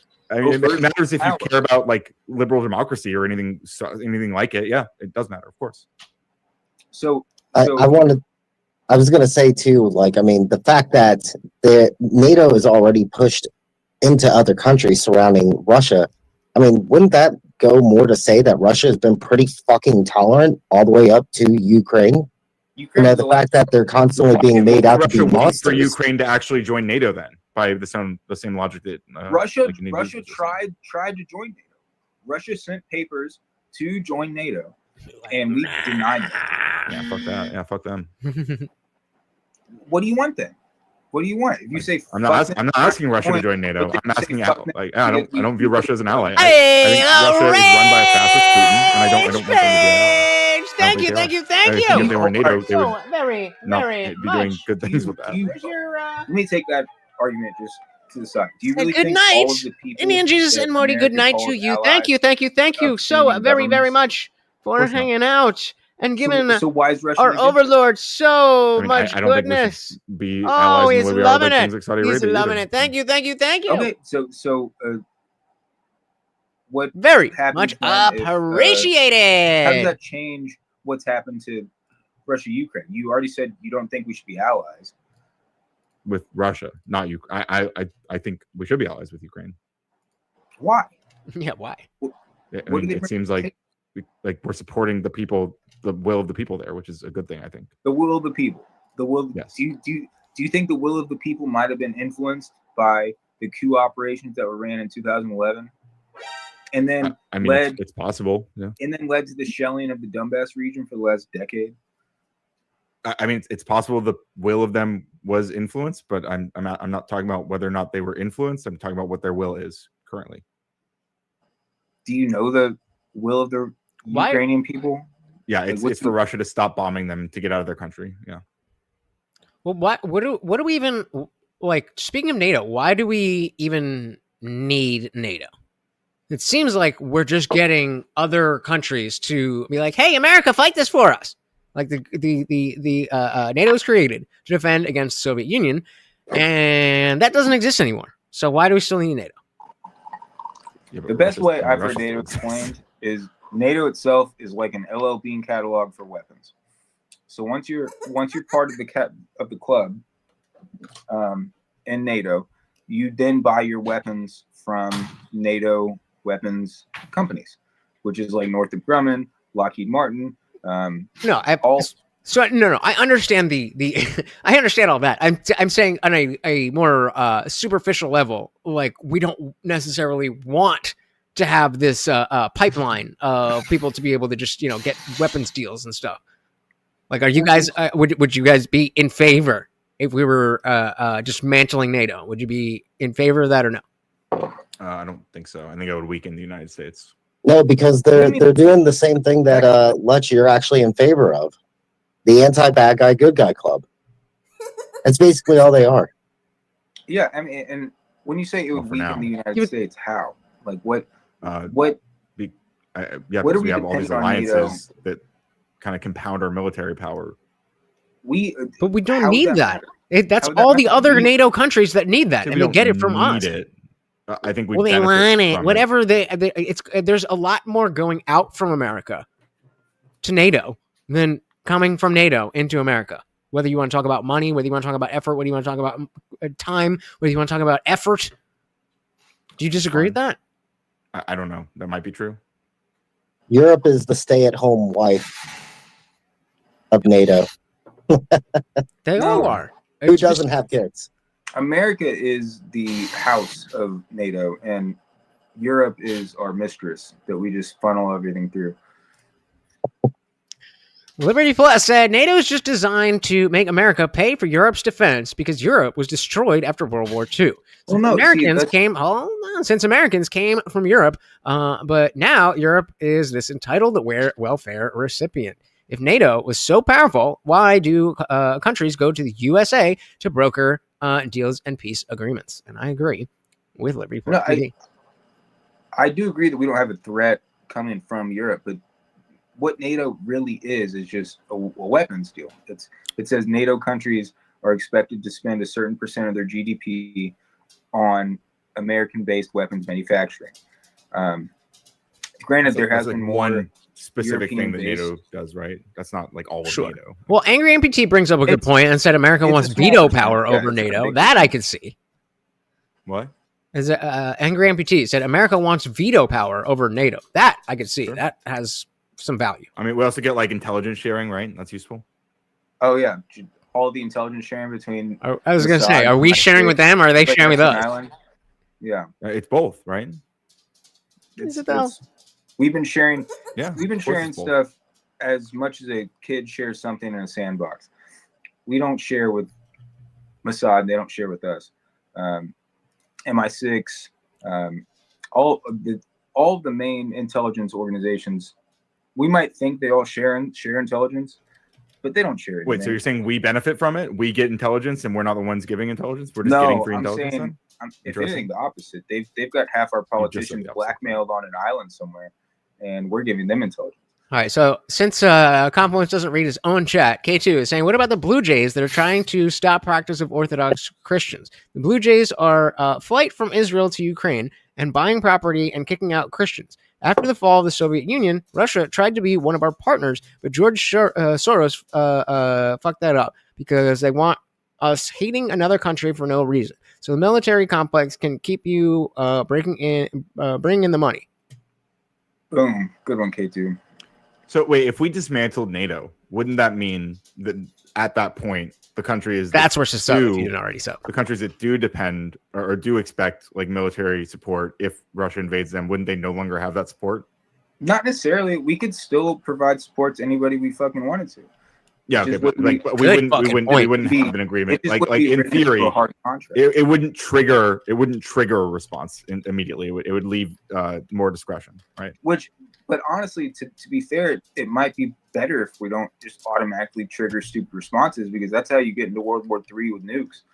Well, Like, say but Russia tries to nuke Germany. We can put that at the foot of Putin, the guy who keeps doing this shit, right?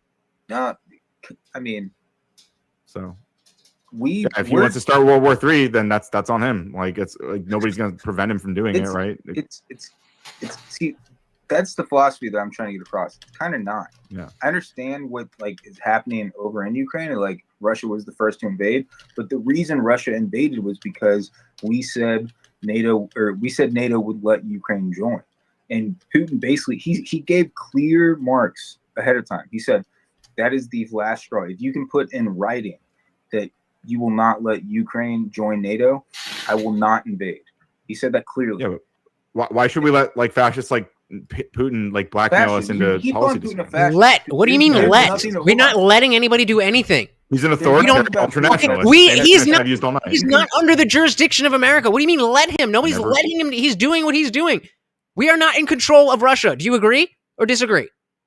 Yeah, no shit. Okay, so then we are not letting anyone do anything. When I say let him, I mean not responding, Because right? that's By not our supporting fucking Ukraine, for responsibility. That's example. the point that we've been trying to make to you for the last half an hour. Yeah, but you haven't made it very well because I mean, No, you're just don't fucking see any reason stupid, to not and we support keep saying it Ukraine. over and over and over and over and over. Yeah, You but just- well, you guys like, just, like, you know, Russian like propaganda. Like, NATO that's what it and seems like like, to be technically, like information share, like, bro. Like you're like just let Russia take Ukraine. What's the big deal, guys? That's Yes, like what you guys have been saying for the past correct, fucking hour. correct, Yeah, literally. correct. It is not worth American military. It's not worth American dollars. It is not worth it for this fucking little I disagree. scrap of land.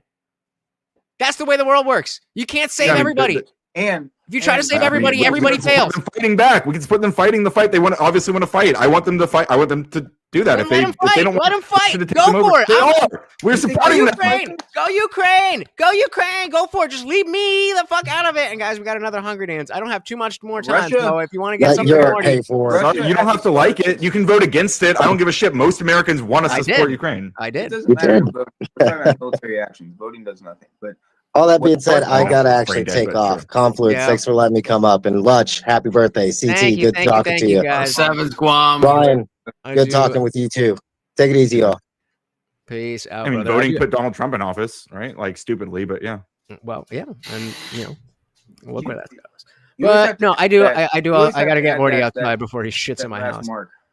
But Confluence, check out your chat. There's some stuff in there. But no, Yeah.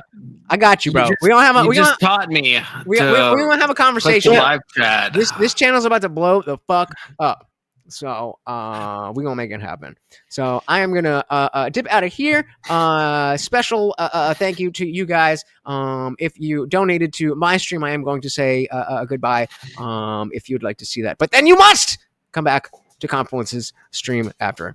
Thank Happy you. birthday, brother. Thank you. Thank you. Happy Thank you. birthday. Much Are you gonna do Discord appreciated. after? Happy You birthday, guys Jesus. have a good one. Peace. You too. All right. Oh my goodness. Yeah, right. Force doctrine. I was like, no, but they're so sad. No, motherfucker. No, motherfucker. This is American. Exactly.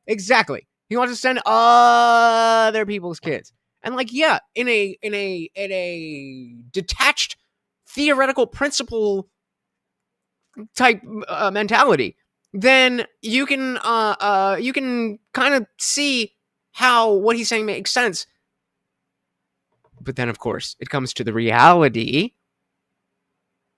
and doesn't make any fucking sense.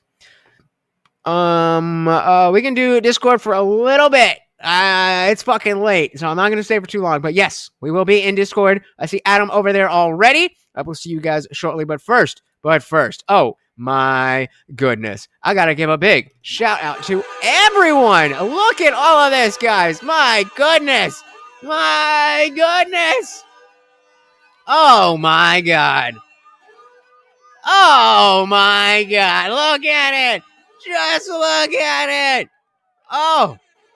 Guys, you have made this a very, very, very happy birthday. And it's fucking hilarious that my dad was here when I was like, I went out earlier and it was a little weird. But hopefully he understands. Hi, welcome to the party. I am about to shut down, but you know what I'm going to do is drop that link to the Discord server where we are headed right now for the after party. If you click that link before the stream is over, it is a members only after party, but I will allow you to join us. Hit that link and come on through. But yeah, it was a little awkward, but hopefully he understands that's because my mom was weird. Like they came and you know they drove up to do holiday stuff, and they're going to a wedding, and so they picked up me and Morty, and then we went. It was like a 40-minute drive to this place where it allows dogs inside, because there's a place near me where you can bring dogs on the patio and stuff, but it's cold and shit.